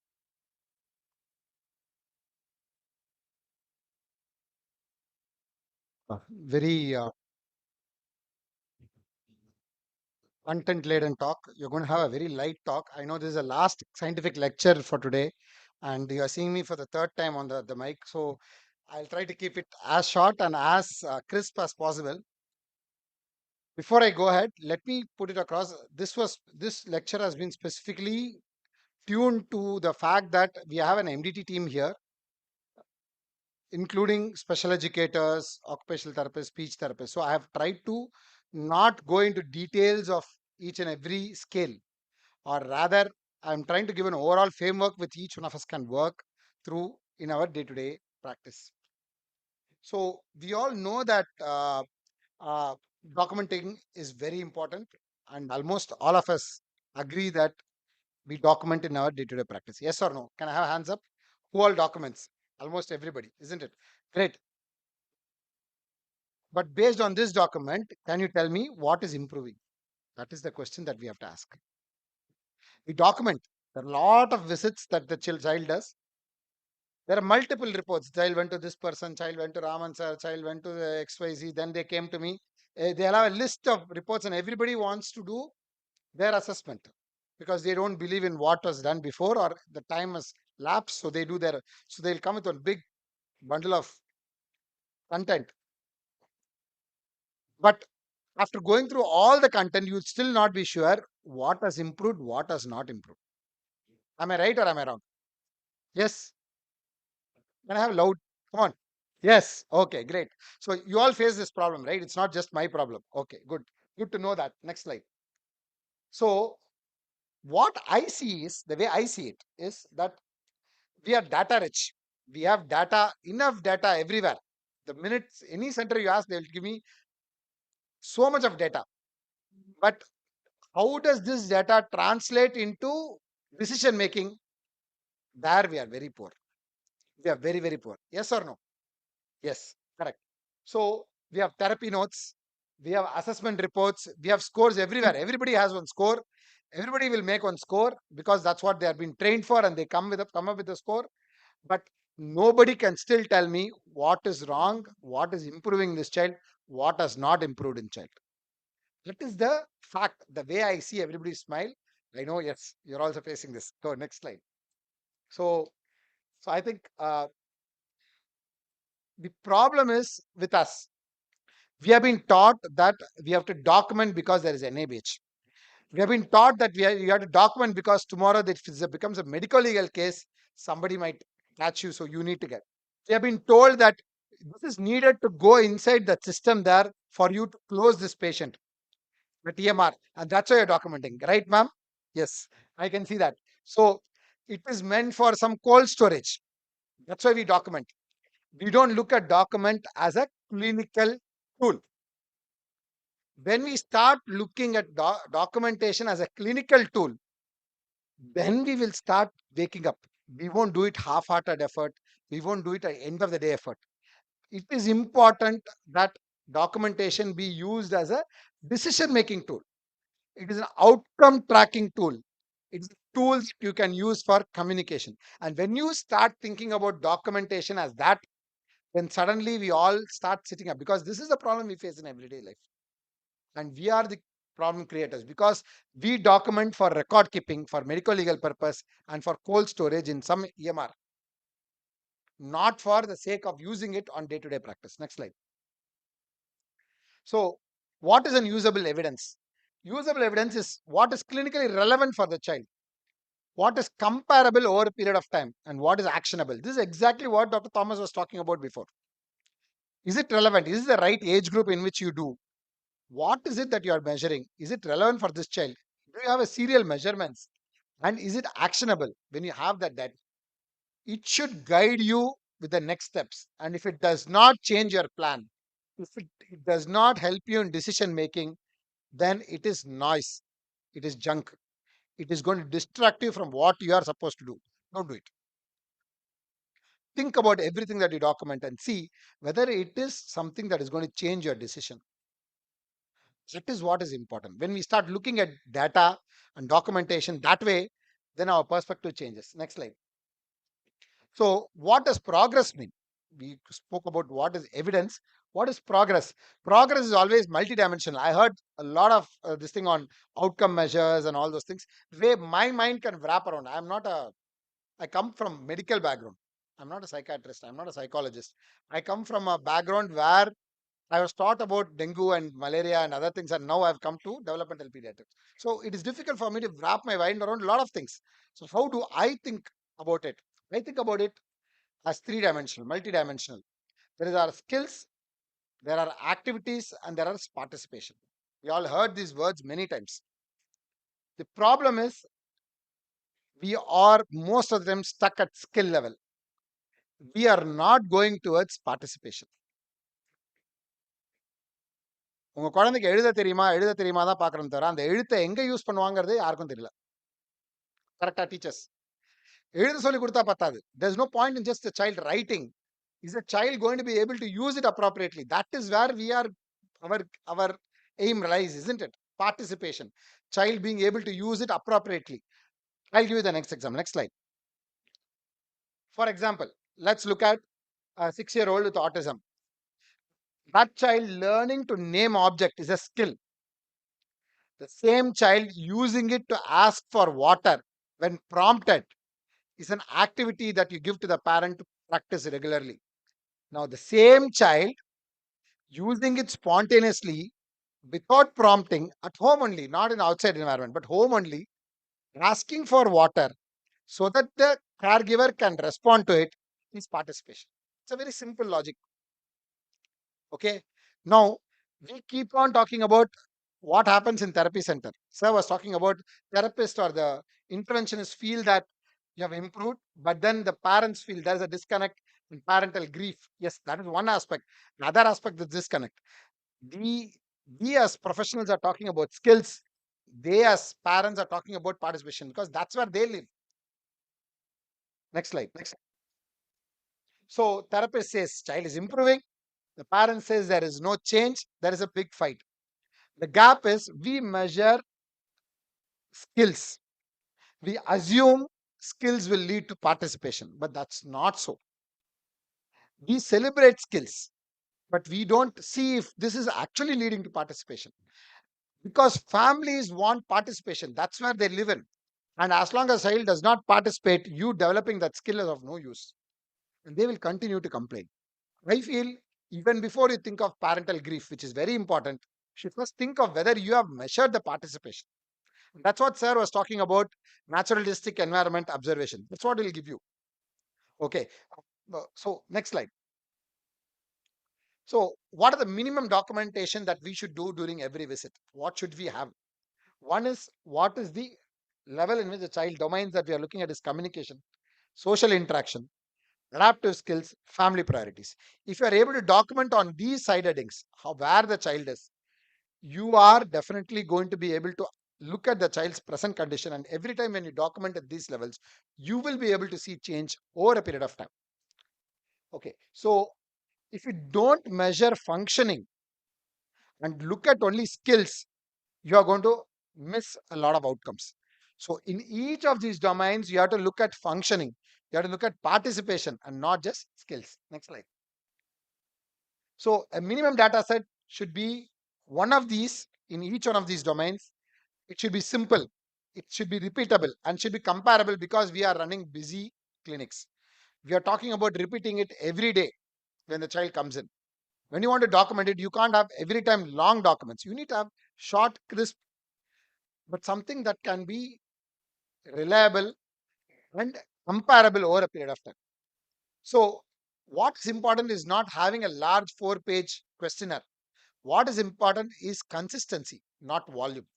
Consistently measure the same domains in the same way over a period of time, you start having data sets that you can compare. Next slide. So I got this table here. This is not some very complicated table. It's a very simple one. There are skills, there are activities, there is participation. We need to measure all these things. What we have to do, we have to know what skills, how the child is doing, going, how are we going to measure it, what are the skills, how are we going to measure these skills, and how frequently are we going to measure these skills. Okay, so when you look at skills are nothing but what is it the child can potentially do, is what it is. Mainly we measure it by clinical markers, by your clinical observations that I told you before. And when do you do it? We do it during every visit. What about activities? Activities are how the child uses these skills, is activity.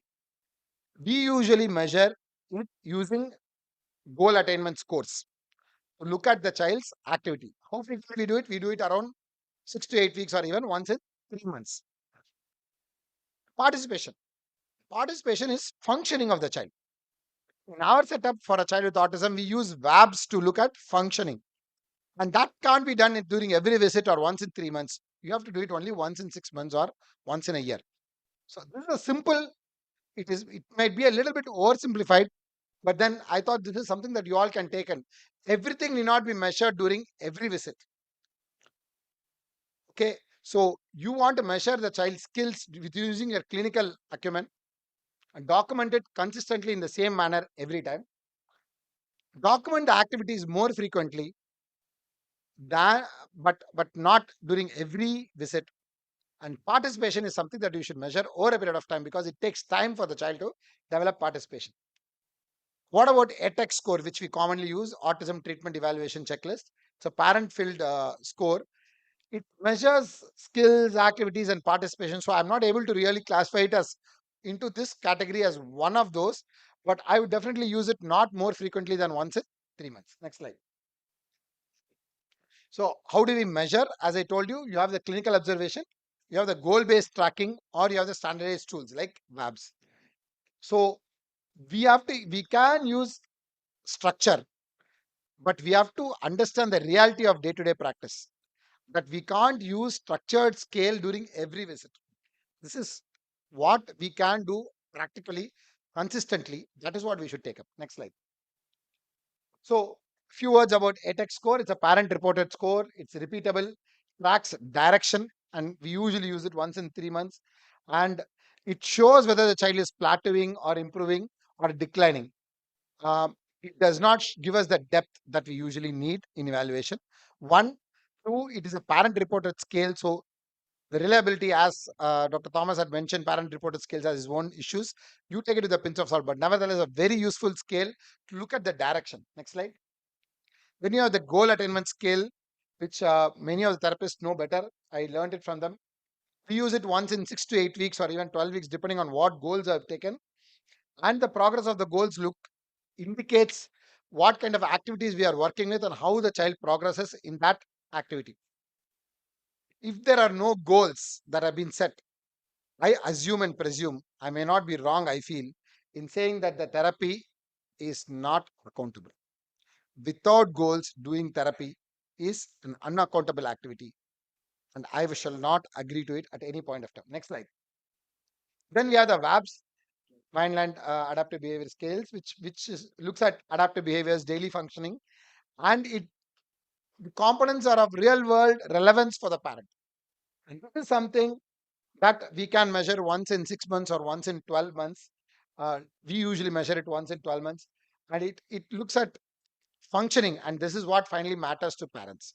So this is a very simplified, probably oversimplified version, but this is what we measure on a day-to-day basis, or on a monthly or a weekly or a yearly basis at our center. Next slide.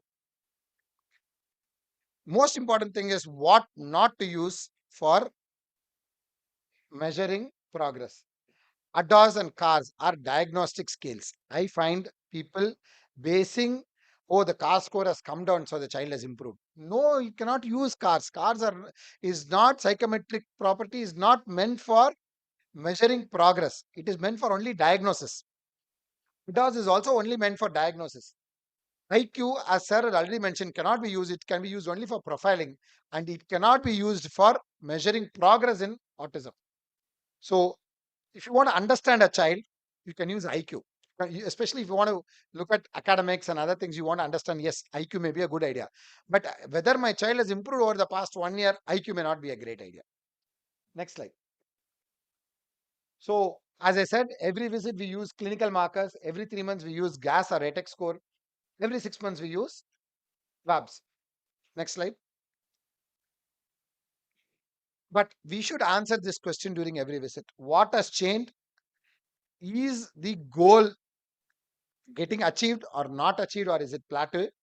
What is the next plan of action? This document should definitely be there after every child's visit. This is very, very important. When you don't have this, you will not be able to compare between the previous visit and the next visit. And when you are not able to compare, you are not going to be able to measure progress, the clinical aspects, skill wise, which means what is not measured is unlikely to improve. Next slide. We have the other problem, the MDT problem. We have a lot of therapists and from different streams, and then you have people like me who has come from medical background. We have different notes.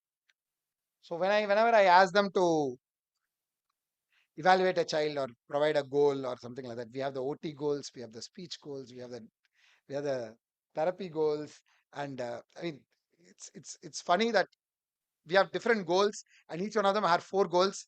And for those 4 goals, each one of them will give you, for each goal, they'll have 4 activities, which means the mother will have around 25 to 30 goals to remember. Imagine that. Imagine that. All are valid. There is no putting them down, but they are not integrated. The child is a single child. Why are we having multiple stories for this? Next slide. So there is OT goals, there is speech goals, there is psychology goals. As long as we are working as an MDT, we cannot have individualized goals. We can have individualized way of working towards the same goal. But as long as we are making only domain specific goals, we are not thinking of the child as a whole. So it's very important that we have shared child goals. Child is only the same. There's only one story there. You have a goal for that parent, and you can approach it from different ways. But you cannot have multiple goals, 16, 17 goals for a child. That doesn't make sense at all. Next slide. So how do we align with each other when you're working on an MDT? The gas score, the goals that we are making has to be an aligned common goal. Activities may be different, or activities can also be integrated many a times. And we should use common language of progress. And we have to focus on participation rather than skill development. When you start looking at participation as the goal, you suddenly see that you don't have anything different with your colleague in the other department. Because then it becomes participation becomes a goal. You suddenly start seeing eye to eye. As long as you are looking at only skill, oh, eye contact is yours, language is mine. When you start looking at participation, it suddenly you will all come together. So believe me, when you start taking participation goals, your MDT will start taking off like anything. So alignment happens at goals, not at reports. Not giving the same page report, but when you align yourself to the goals of the child as an MDT, that's when you have real MDT that is comes in. Next slide. Some of the common pitfalls as far as documentation is concerned is, as I tell, too much noise, over documentation. There is no comparison. First time I do something else, next time I measure something else. Yes, I have given notes every time, but I have measured totally different things each time. I have no clue what's happening. I have no comparison. There is no linkage to what we have written in the document versus what goal has been taken for the child. Absolutely no comparison, no linkage. Nobody knows. The person who is writing does not even know what the goal is. And vague terms like child is better than last time. What is he better on? God only knows. So we see these reports, we see these kind of documents available. So please understand, more data is not better care. More pages is not better care. Valid data is only better care. So start measuring this appropriately. Next slide. So what we have to do is we have to understand that documentation is for improving and not for storage. We have to measure what is changed, and for knowing what is changed, we have to have similar documentation every time. Simple but similar, consistent documentation. And we have to in every document mention what next. If it does not guide your decision making, then that data is incomplete and is not deserve to be in your paper. This is the take home message. Next slide. Thank you all. Say your comments. So thank you so much, sir. I think he has just, sir has just brought out the crux of the whole discussion for today. I think just not making very checklist after checklist. I think it is important to just like connect whatever you are assessing to everyday living. So that is why we are in loggerheads with the parents. So that is one thing. What I have observed, one more component is during the initial conversation with the parents, what the parents came as chief complaints for. They just know somewhere that like child is having some autism spectrum disorder, but they don't want to accept that. But they come with specific complaints, no? So okay, my child is not responding to name call. My child is not maintaining eye contact. Their chief complaints, I think that is what it will be stuck with them. So a therapist should align their primary goals towards to work with the parent so that their chief complaints and your goal aligns. But you will slowly introduce after your assessment saying that these are all other areas also this child is actually lagging behind in skills. So that you slowly introduce and get the parents on board. So if you do not address that, ultimately the grandparents at home will be asking, when will your child, you are taking for therapy so many months, when will your child start speaking amma, or when will my child start speaking appa? This will make them anxious and panic. Oh, am I doing the right thing or not? So this is where the problem is. So many times I've come across, if their primary complaint is only when the child will start speaking. So, but your skill is actually to actually receptive language has to improve, and then only the expressive language. So this has to be actually connected. Then only the skill what you are teaching, I think how it is going to translate into participation. This connect has to be made by the therapist. Otherwise, it is going to be a failure. So because this connect is very important. Otherwise, the parent will, what is the point? You're working on something for so long. You're wasting time in the therapy session, but you will have to just tell that the skill that child is learning is a premonitory skill. It is essential prerequisite to develop that participatory activity or daily living. So this connect has to be made by the therapist. Generally, what we do is we will just go on and on and on with that skill enrichment or enhancement. But the parents will be stuck with that. So this connect has to be built through a proper, I will say, like counseling or communication. That is what is extremely important, I feel. Unless you are asking for the participation, you will not know the participation also. You are busy measuring the skill in your room, and you continue to talk only about what you have measured, and you feel the parent is not ready. So you have to ask for it. So understand, unless it translates into participation, the skill of no use is of no use for even the child. So understand the ICF model, and this is nothing but translating the ICF model to what you do every day. So ICF model is all about participation. And without achieving participation, what are you working on in rehabilitation? Skill alone is not going to help you. Any questions for the audience? Yes. I think we'll close. Thank you, So sir. Thank you so much. As we near the end of our conference today, we have one final segment. We shall now listen to the oral scientific paper presentation by the top scorers from earlier today. Without further ado, I request Dr. Shilpa Sankla to present her research work.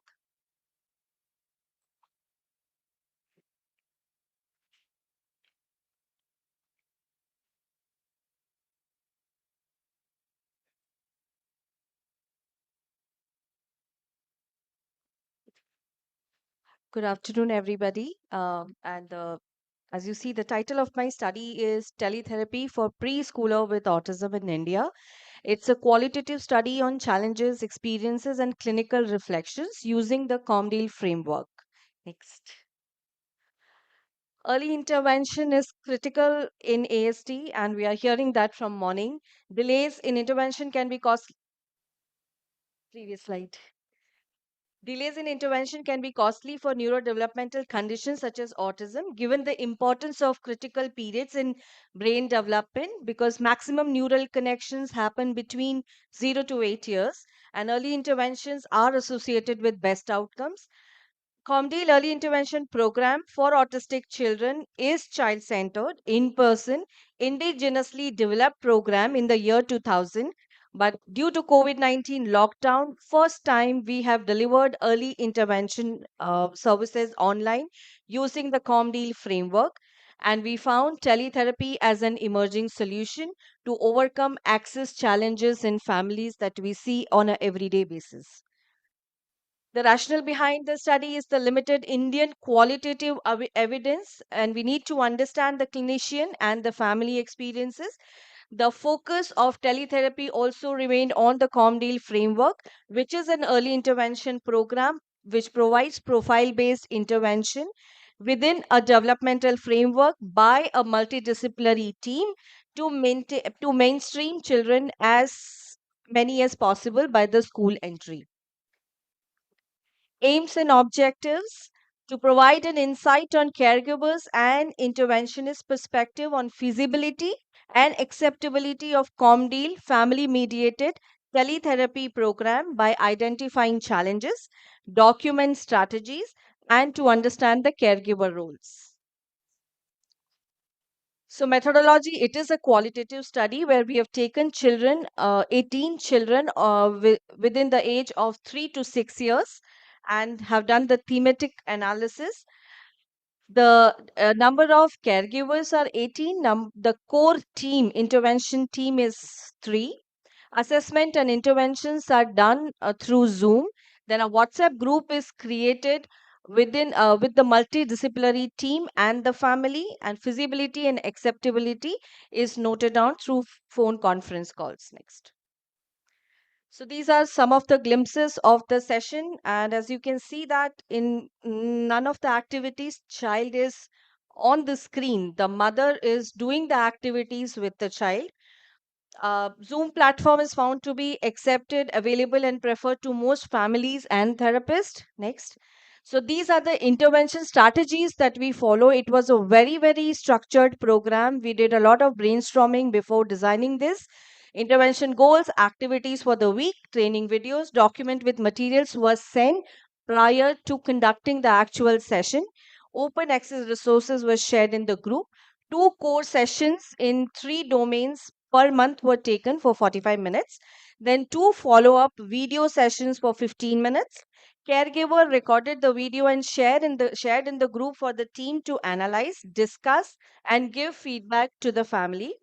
Voice notes, typed messages exchanged throughout the program for continued support.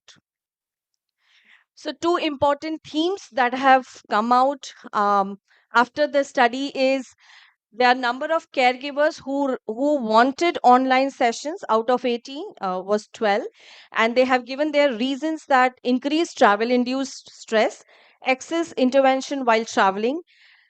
There are few families from Jammu and Kashmir and areas where heavy rainfalls are there, so access to therapy was almost impossible for the families for few months.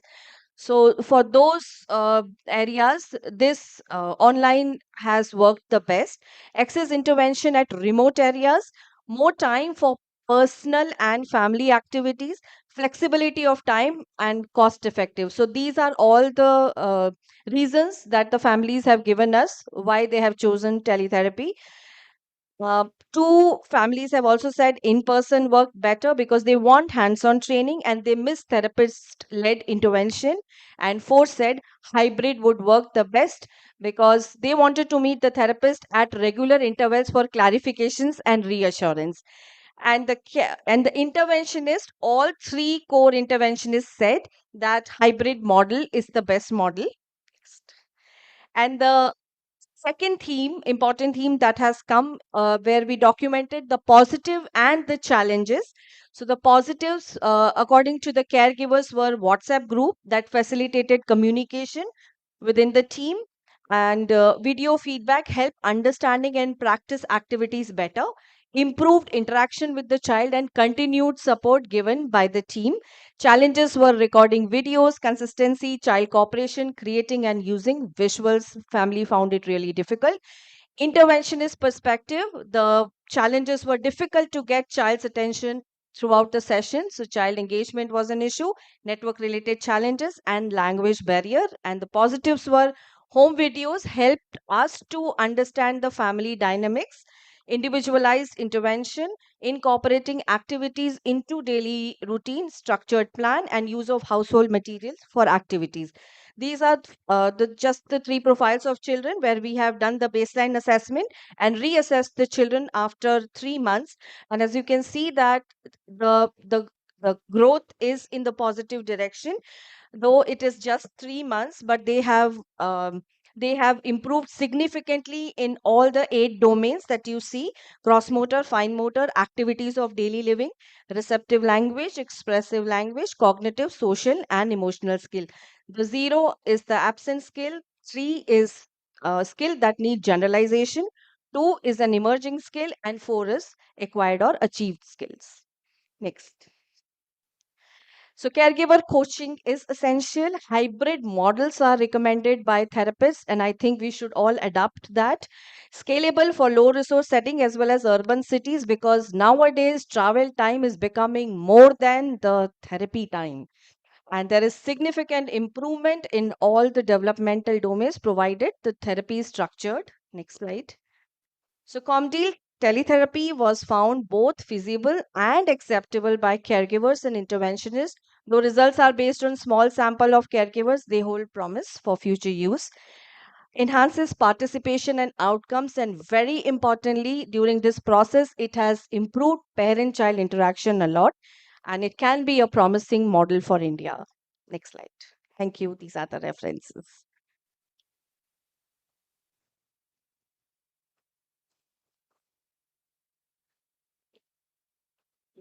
Yes, Shilpa, it's a very nice initiative for reaching the patients in the remote areas. But what is the type of your study? It is a qualitative study. It's a qualitative study. So how did we, in your data, no? How did you scientifically analyze your data? What is the validity for your results? So Because your sample size is also is very yes, limited, 18. this Yeah. is one of the limitation of the study. It's So only 18, and we did a thematic analysis, which is a reflective can one. you just tell me what is thematic analysis? I'm not aware of. It is a reflective thematic analysis where the therapist reflections and were noted during the session, and inductive analysis was done where we have taken into consideration the recorded session and what challenges the family faced during the session. So it was done later. So both the analysis So how was do you done. think we can make the results more objective? No, for future, not for your Yes. study. So what are your recommendations to make your results more valid and objective? If I someone think else we want to replicate the same study and produce valid results, how do you recommend? So to make it more quantifiable, I think the descriptive study can be done where the questionnaires can be used, which can be quantified.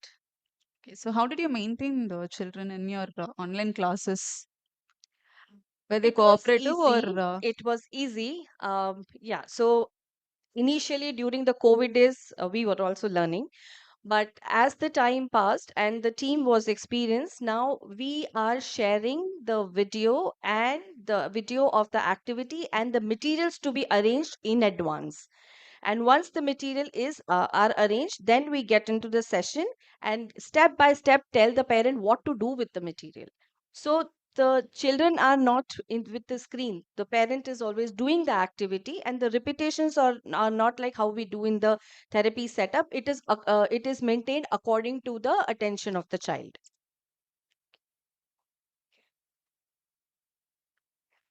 Just want to know the baseline characteristics, 18 children. What were the baseline characteristics? What was their ultimate diagnosis? Was there any difference in the severity? If they were falling in some mild spectrum, um, either way, direct contact program or online program, anything would have made a difference. So I think we need Yes. more information about that also. Number one, and this online sessions are mainly for the parents, isn't it? For both. So For the child, as you have seen in the yeah. pictures, the child is actively involved in the session, but not for entire 45 minutes. But it will be initially for 20-25 minutes that we do activities with the children. I mean, parent do it and we guide it. And then we guide the parents what to do next. So I think we need more information on the baseline data. Yeah. What was the baseline characteristics of all these kids? Number one. Number two, looks like the findings are more subjective. Yes. What the therapist feels and what the parents feel. A Yes. little bit more objective nature would have been, so that you can compare the Sure. Yes, ma'am. outcomes. Thank you so much. Thank you so much, everyone.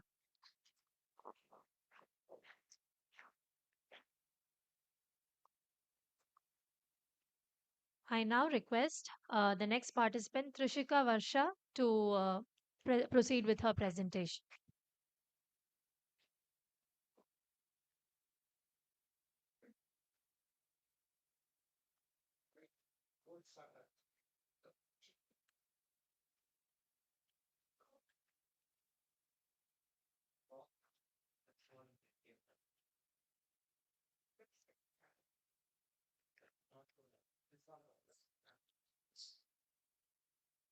ACP number 10.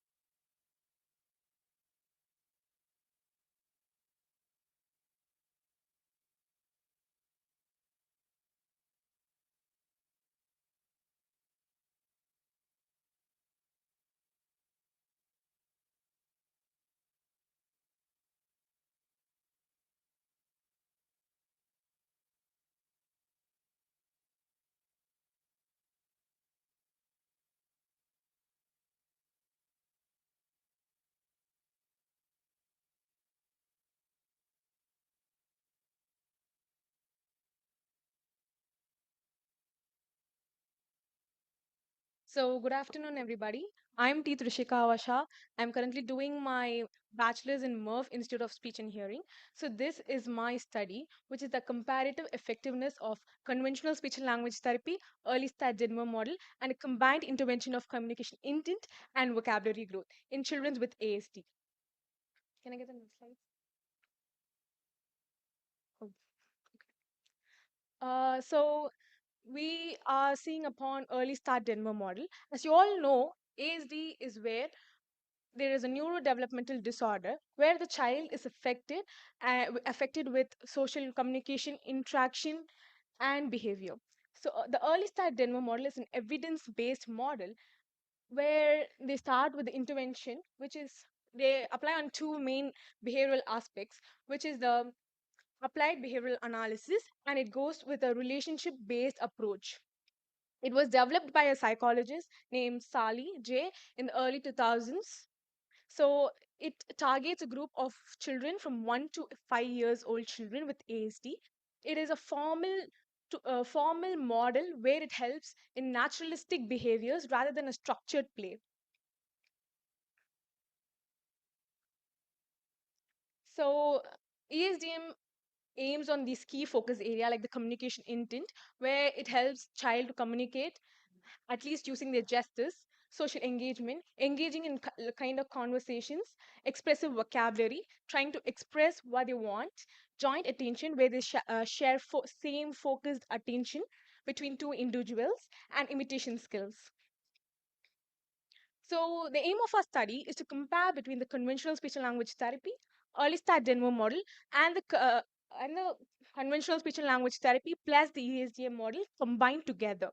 And it also focuses on improving the communication intent and expressive vocabulary. So, we have this aim to identify which approach is going to be the best approach. So these are the objectives: to assess the effectiveness of conventional speech and language therapy alone, early start Denver model alone, and on communication intent and vocabulary growth. Second, we're going to be seeing the effectiveness of conventional speech and language therapy as well as the early start Denver model on communication intent and vocabulary. Third, we're going to do a pre-test and post-test intervention to compare the results and identify which group is beneficial. And as a group comparison, we're going to compare the outcomes across all three intervention groups. So the methodology we followed, we had a very small population size of only 15 children, where each group had five children, in which one group has conventional speech and language therapy. The other group has early start Denver model. The other group has a combined intervention of conventional speech and language therapy as well as the early start Denver model. The study design was to experiment a pre-test and post-test results to identify if they have improved or not. The intervention plan was about 3 weeks of intervention for at least 9 sessions with a timing of 40 to 45 minutes.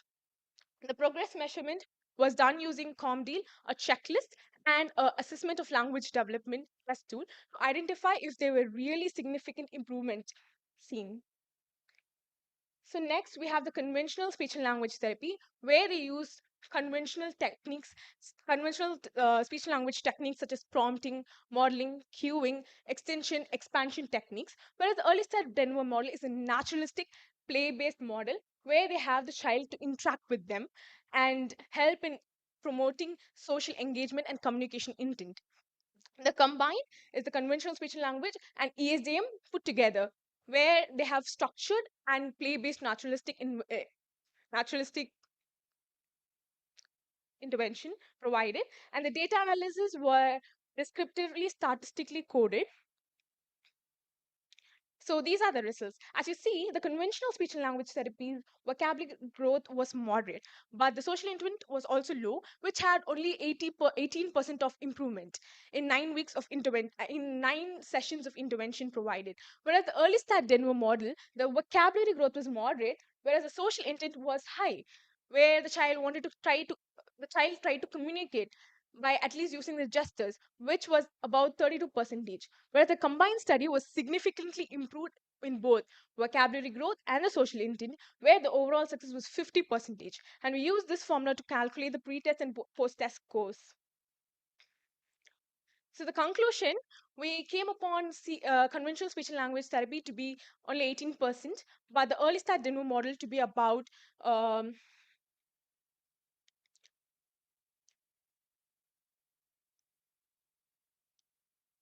it's on.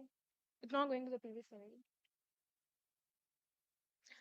Conventional, the early start Denver model about 32%, but the combined giving you 50% improvement, significant improvement over a very small uh, plan of time. So as the conclusion, more than the conventional speech and language therapy and early start Denver model, both combined into a 45-minute session is giving us much more improvement.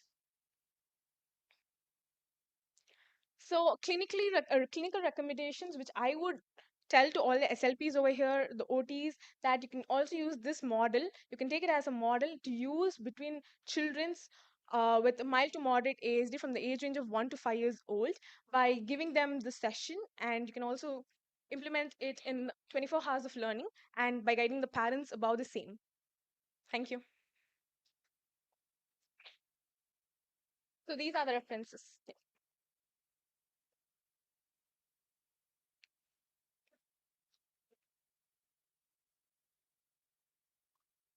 What are the limitations of your study? The limitation of my study was like we had a very crucial time period, which was only 3 weeks of intervention. So in that period of time, we had very small population size to be gathered. Why did we choose only 3 days 3 weeks of week? intervention. Only Because 9 sessions, right? Why only 3 days a week? I wanted to do this. Uh, no, No, you.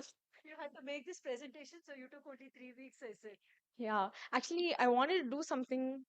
No. That's okay, man. That you had 3 weeks, but why only 3 sessions a week? I wanted to ask that. Why only three Because sessions? the parents were okay only for 3 sessions Three a sessions. week. We But gave in addition home intervention also along yeah, with we also this. gave parental guidance to how to train your children using the early start Denver model, and we also implemented them home-based intervention programs and what should be done, and we evaluated the same the next day with the child. So yeah. So just the is you've shown only the Statistical analysis as a percentage in improvement. Yes, ma'am. So, does it mean it is statistically very significant? Ma'am? An increase in percentage means that it is statistically very significant for generalization and practice? We also use tools to analyze how well they have done. So while seeing from the pre-test and post-test intervention, while comparing that, we found it to be having a very significant improvement in the test tools. What scoring was used? We used ALD test tool. You didn't show any scoring and I showed you, ma'am. you showed.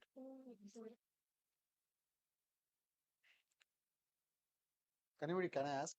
Hi. If you don't mind. Sure. You used ALD and ComDeal, if Yes. I'm not wrong.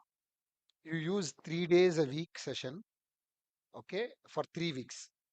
Do you think that ComDeal or ALD will be able to pick up a change in the child in that short notice of 3 weeks? So we wanted to use a really good test tool as well as a checklist to That underline. we understand that. Yeah, My yeah. question is are these tools powered enough to see a change in a child within 3 weeks with only 3 days a week session? Is it powered enough? What are the psychometric properties of ALD and ComDeal that you looked into to ensure that you can say that at the end of 3 weeks, this is effective? You understand what I'm asking? Yeah, I Yes. understand, sir. So ALD and ComDeal, we thought it would be a powerful tool, and we have been using this for a very long time. And this test tool used to work, and we also did it in a 3 week of intervention plan. So we didn't know how the hypothesis of my study is going to work out, but it eventually worked out. And it was not only just the 45-minute session that was presented. After going home, we gave the parents guidance about the same, and they were doing it simultaneously, and we even monitor the progress to check if the child was capable enough to do that. Correct. Is the tool powered enough to Yes, sir. to pick up in 3 weeks? No, it is not. Am I So, right? no, you're telling It's that not. there is 50% improvement in 3 weeks. No, that is what we are saying. Point Whether is you the can make tools such are, for claims example, you can't do in Bailey 3 within weeks. 1 year. So, You do a Bailey evaluation, you can't do it within 1 year. yes, sir. Same way, there are tools which have see you saw me project also VABs. You can't use VABs every 2 weeks, isn't it? Same way, ComDeal and ALD cannot be used every 3 weeks for you to pick up. So they are not powered enough to identify a change within that period. You understand what I'm trying to say? We understand the situation in which you did. We understand that you have had you have kind of taken these kids and you are trying to Yeah. project the numbers. The other question that Kanimuri was trying to ask is your success rates, everything is given in percentages. Yes, sir. It is not, you're not done a statistical analysis, it's only descriptive Yeah, statistics. descriptive. It's not this thing. So we cannot declare that this is more effective than that. Okay. It only gives us a initial hypothesis to study further. Further. You understand? Your paper is great. Thank you. The way you conclude it has to be different. Sure, sir. You cannot conclude it as a clinical final decision and say all therapists start using it. Now, that is the difference thing. So this is a pilot. Based on this, you can plan further studies. You understand? That's what she's trying to allude to you. Okay. Thank you. Thank you, ma'am.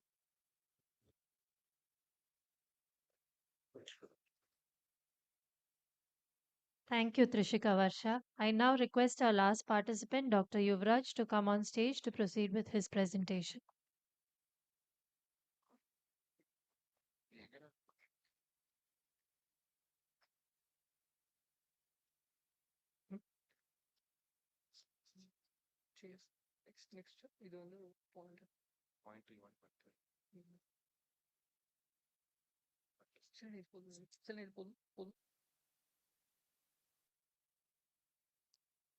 Good evening to one and all gathered here.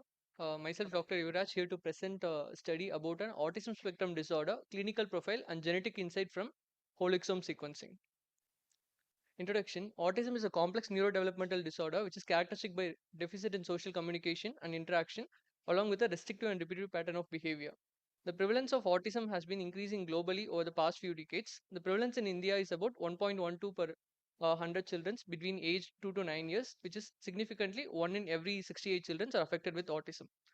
The clinical presentation of autism is highly heterogeneous with variation in severity, often associated with developmental delays and associated comorbidities. The recent advancement in molecular genetics have highlighted the role of chromosomal abnormalities and gene mutation, which is also an important pathogenesis of autism. Genetic testing has therefore emerged as an important component of evaluation of children with autism, which aid in identifying the etiology and guiding the family counseling. Aim of the study is to study the clinical and demographic profile of children with autism and to study the genetic profile of children with autism, especially using whole exome sequencing. It is a descriptive study done in a tertiary care center over a period of 16 months, in which the children aged 1 to 18 years with autism were included in the study. Both the newly diagnosed patient and those who are on follow-up with us were also recruited in the study. Mainly diagnostic for diagnosis, DSM-5 was used, and data both clinical and socio-demographic profile were obtained from these children. And whole exome sequencing is done in patients whose parents gave consent for the testing. And genetic testing was offered to all participants. Sample size was 110, and results, the average age of participants were uh, 78 months or 6.5 years during that analysis, and the age group were predominantly between 4 to 6 years of age, and predominantly male population with a 3:1 ratio when compared to female. Mainly belong to urban population, nuclear family, and upper middle class. Clinical profile. This is the presenting complaints from which they have first consulted the doctor, and majority of them told they have a concern regarding the language delay, which is seen in almost 89%, followed by poor eye contact in 45%, followed by non-responding to name call in 19%, echolalia in 13%, and stereotypical movement in 15%. And age of onset of this presenting complaints, from when they have noted, it is predominantly between 2 to 4 years. Almost 76% notice this symptoms. But age of the first consult for which they have gone, predominantly they have first consulted less than 3 years. But when you see the actual diagnosis, the autism which was made, it was only between a 3 to 5 years. This shows there is a significant gap between the first consult to the diagnosis was made. And the common comorbidities associated in the study population were seizure disorder, which is almost 35%, and followed by constipation and sleep disorder in 15%, and ADHD also in 22%. Genetic testing. Out of 110 children, 37 children were underwent a whole exome testing, out of which 28, 75% found to have a variant was identified. Out of which 13, 35% have a pathogenic or likely pathogenic variant, and 15, 41% have a variation of uncertain significance. And discussion. Prevalence of autism have increased worldwide. The AAP recommends the universal screening in all children with autism between at both age 18 and 24 months. IOP also recommends to do a developmental surveillance and screening in autism between 18 and 24 to 30 months. Uh, ACMG guidelines recommend to do a genetic testing in all patients with autism, uh, which recommend to do a chromosomal microarray and Fragile X testing in all males. When both were negative, then the whole exome sequencing has to be done. Uh, this is American guidelines. In India, only specific cases mostly we will be doing the genetic testing. And the genetic testing helps in the genetic counseling, which provides an anticipatory screening for the complications, and in some cases, which also help in a treatment. Example, one of the child who presented to us with the seizures and autism, on evaluation found to have a creatine kinase deficiency, which was supplemented, following which his symptoms was improved. Another case like Dravet syndrome, we were presented with the seizures and autism, and the initially started on anti-epileptics but didn't control well. But Dravet will respond well to valproate, following which the symptoms were better. And the mean age of the study were 6.5 years, and the male to female ratio was 2.9:1, which is similar to the Aurora et al. Study. And the clinical features, language delay was seen in 89%, which is much higher when compared to Nursery et al. Study, and ADHD was seen in 22%, which is almost similar to Aurora et al. And when compared to Nursery et al., it was much higher. And stereotypical movement is seen almost similar, like 15% here when compared to Aurora et al. 11%. Seizures were seen 35%, which is similar to Nursery et al. Study, and lesser in Aurora et al. Study. Sleep disorders, only screening was done in our study. Around 15% have a sleeping disorder requiring some form of medication or therapy. And genetic testing. In our study, 35% were found to have a pathogenic or likely pathogenic variant, which is significantly higher when compared to the Aurora et al. Study, showing only 24%. And in out of this pathogenic variant, the common identified one were SCN1 gene mutation, which caused Dravet syndrome in 10%, followed by SCTD1 gene mutation and HIV PE2 gene mutation, which is seen in 7%, and MECP2 gene, which causes Rett syndrome, is seen in only 3% in our study. But when compared to the Aurora et al. Study, it is seen in almost 38%. When compared to NASA et al. Study, the likely and pathogenic variant was seen was 20 cases, which is almost 14%, which was higher in our study, almost 35%, which include 10 autosomal dominant and 1 in autosomal recessive variant, and 2 were X-linked. The syndromic variants associated were identified in 43%, which is almost 16 in the present study, which include a rare genetic syndromes like Rod-Stewart syndrome, Segawa syndrome, Nissan-Eder syndrome, Lush-Limit syndrome, White-Sudden syndrome, and radio-Tartlee syndrome. Conclusion: autism is often associated with the genetic causes, and still there is a significant delay exists between a symptom recognition and establishing the diagnosis of autism. And the whole exome sequence helps in improving the identification of genetic etiology and guides in our management. A very good study, maybe a clinically relevant study.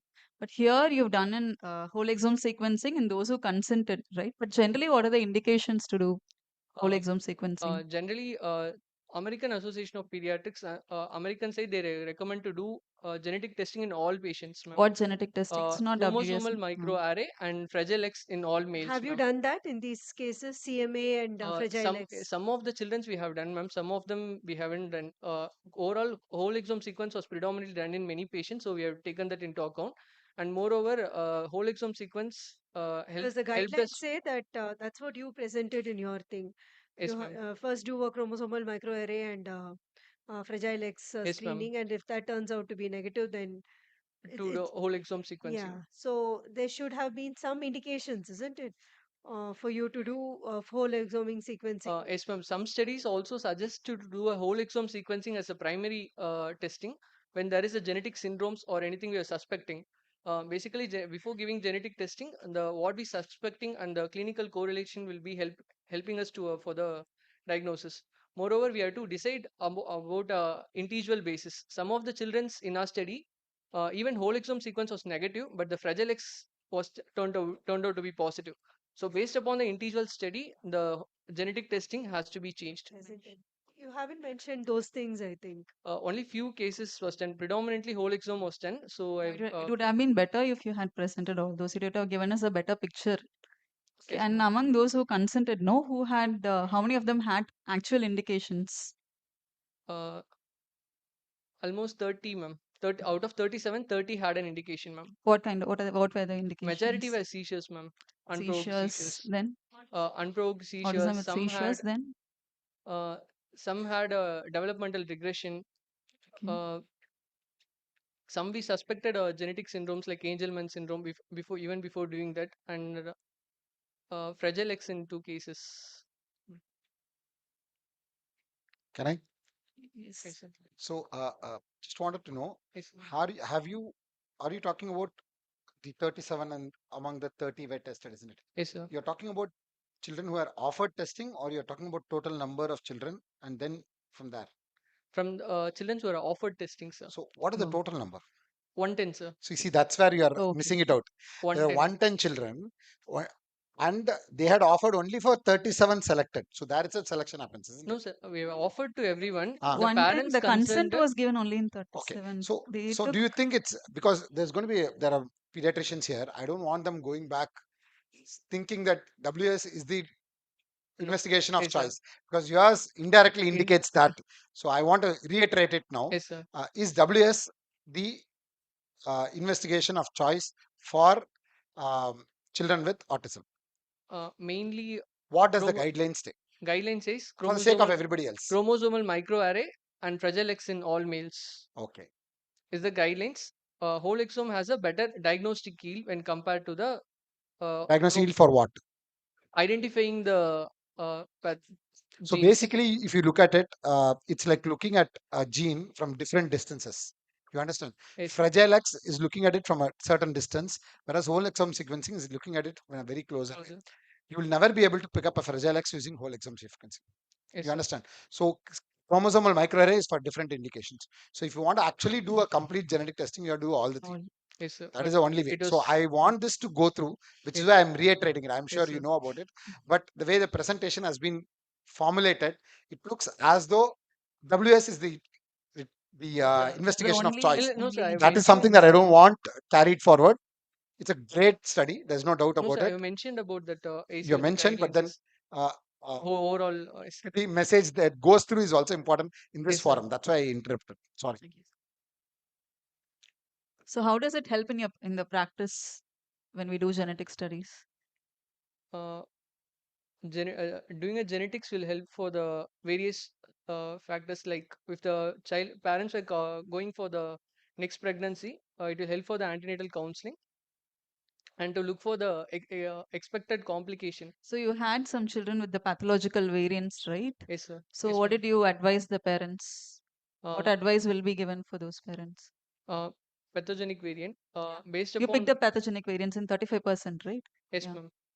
Uh, like genetic counseling regarding the what is the risk of the next children's having the illness based upon the mode of inheritance, and to do a genetic testing was a Did you advise the specific parents? Were the variant. parents advised? Yes, ma'am. Specific Mm. variant to be done in both the parents, and to quantify how much what is the risk the next child can have the disease. I think it was a good presentation, except that your age range is from 1 year to 18 years. Yes. And I think the cases you selected, is it mainly, autism per se is the problem or comorbidities? Seizure. I mean, finally, by establishing your diagnosis, did it help in the seizure management or did it help in the autism management or It helped in both, ma'am. Some cases it helped in both for the seizure management to devise the what drugs to give. Like in Dravid, I have told which helped in a specific drug which was much helpful. so this is basically comorbidities, children with autism with comorbidities. Yes, ma'am. Majority have comorbidities, ma'am. Okay, thank you. Yes, sir. Sir.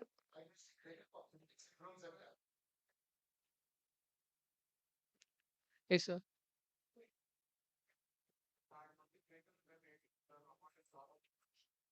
Yes, sir. At least was the comorbidity was taken up for WS. So that is the reason why we are just creating a lot of confusion, because like lot of children had genetic syndrome as a comorbidity in your study also. Yes. Okay. Thank you. Thank you, Dr. Yuvraj. And thank you, Dr. Kanimani ma'am and Dr. Meenakshi ma'am, for kindly agreeing to judge this segment. We now arrive at the final chapter of Autcon 2026. It's a moment to pause, reflect, and celebrate not just the knowledge shared, but the passion, curiosity, and commitment that each one of you brought into the space. Over the course of this conference, we have seen various ideas being exchanged, perspectives challenged, and most importantly, a collective vision strengthened to improve the outcomes for individuals with autism. We now move into the valedictory segment. We begin with the online postgraduate quiz, which saw enthusiastic participation and impressive demonstration of knowledge and clinical reasoning. I invite Dr. Subramaniam sir to kindly present the awards. The third place goes to Dr. Vijay Lakshmi and Dr. Kural Arasi A.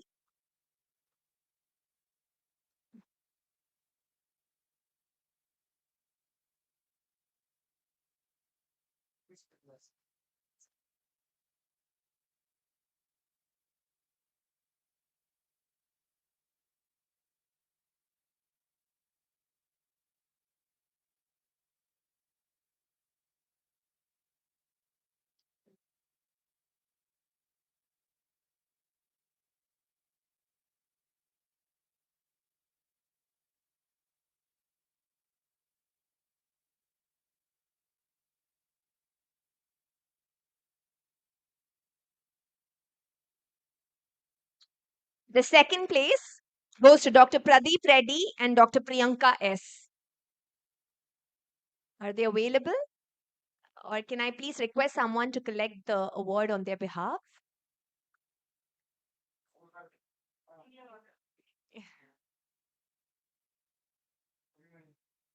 Dr. Kanimori ma'am will collect the award on their behalf.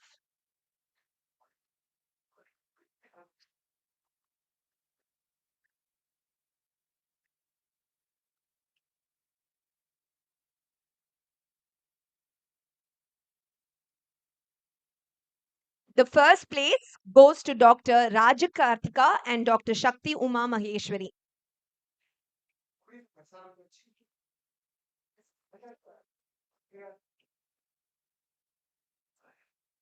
Okay.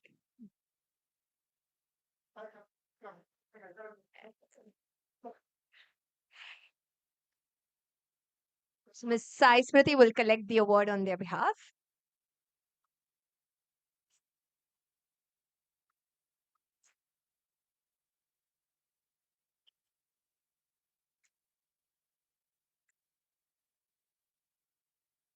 Thank you. We now move on to the next category, the scientific e-poster presentations. The third place here is backed by Ms. Darshini V for her poster titled Culturally Congruent Screening Adapting Western Neurodevelopmental Framework for the Indian Home Environment.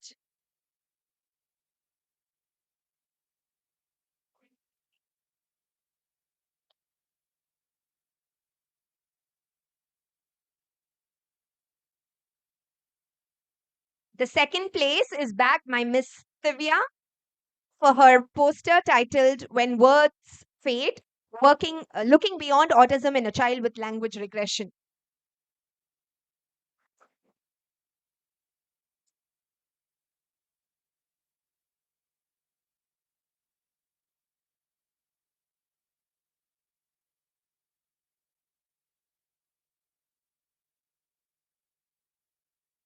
And now for the first place, it goes to Dr. Nikat Nas for her poster titled Sensory or Social Resolving Gravitational Insecurity to Address Early Autism Mimicking Markers, a case report.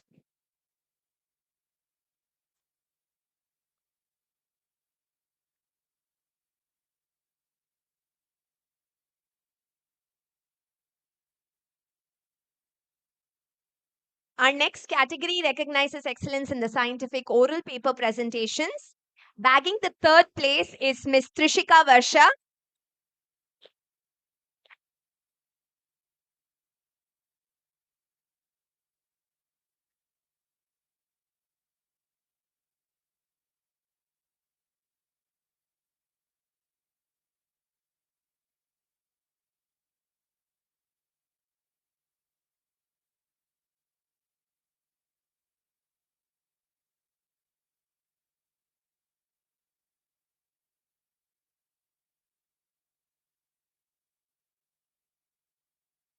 The second place goes to Dr. Yuvraj T.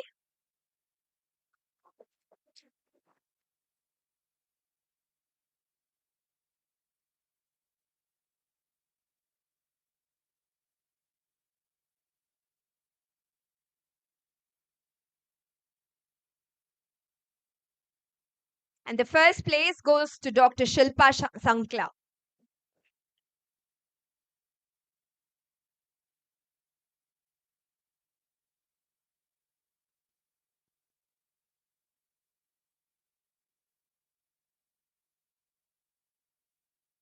So I just to conclude, all the oral presentations were good, but we felt that Shilpa's, connected to real world evidence. I think they made efforts to connect with people through videos, WhatsApp. It looked like they had put in a lot of effort, even though your number was small. But the intensity of effort you put for each child, for each outcome. Okay, I think we felt it connected to the real world evidence, more practically. Thank you. Yeah.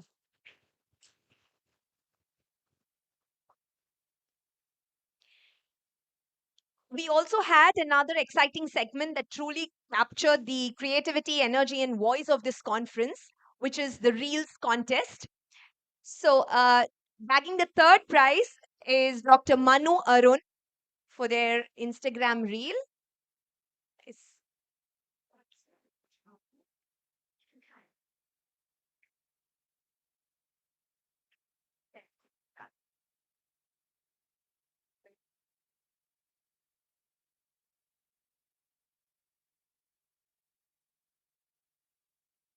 The second place in the reels context goes to Merin Sam from Nishta.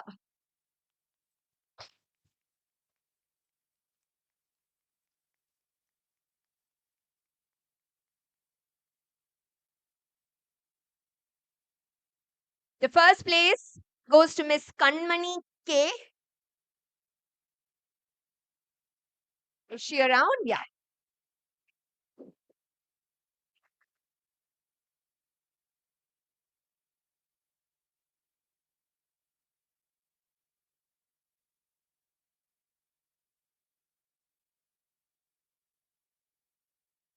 Uh, for the final category, Aureus Finances, one of our sponsors, had also conducted a crossword puzzle quiz, and we have multiple entries. So they have decided to award 5, uh, lucky winners. So may I ask Meenakshi ma'am to kindly do the honors?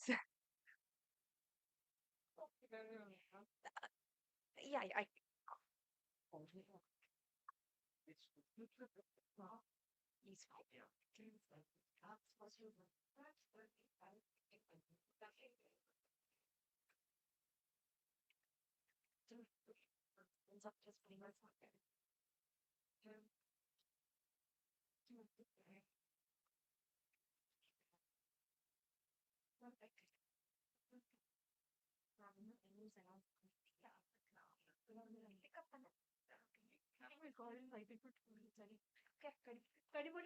So, yeah, you can all pick up one. So please. Okay, so Yuvashri K, is she here? She's one of our lucky winners. Ma'am, please. The second one is K Shobha. So if anyone is not present, we will reserve the gift and pass it on to them. Yeah. The third winner is Dr. P. Vani. Oh, she's here.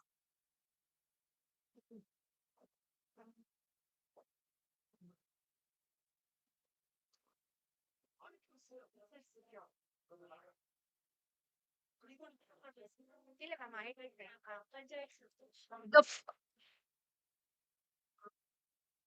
no, no, I tried to. Ah,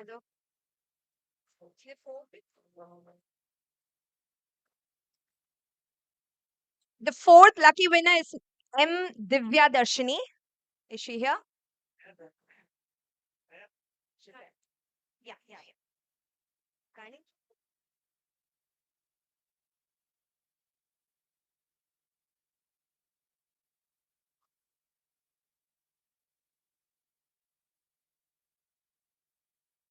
And the fifth winner is Mr. Gohesh.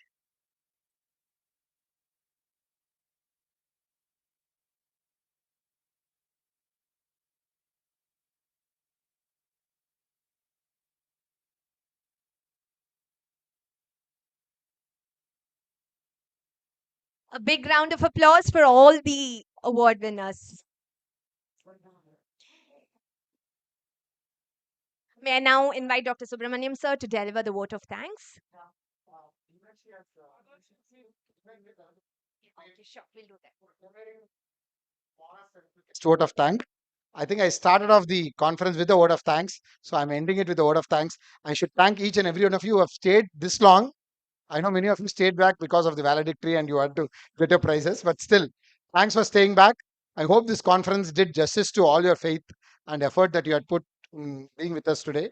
I'd like to, at this point of time, thank all the trade partners for being with us, including Orest, Forts, Kepler, uh, NutriGold, NutriNeuron, Haleon, and many other companies who have been the backup for this. Otherwise, we will not be able to do these conferences year after year. Thank you all for being here. See you next time in next Autcon. Bye.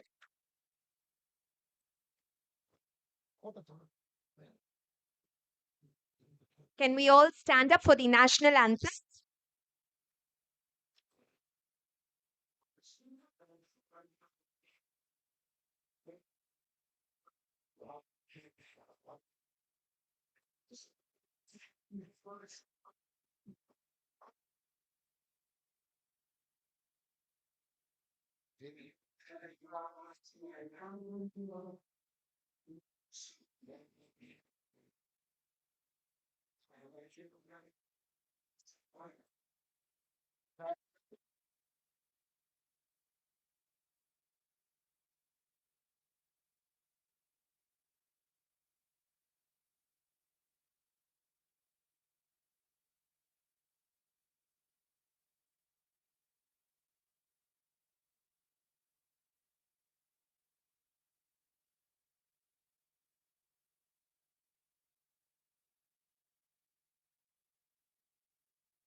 I request Smriti and Nishta team members to come onto the stage. We'll have a quick photo shoot and then leave.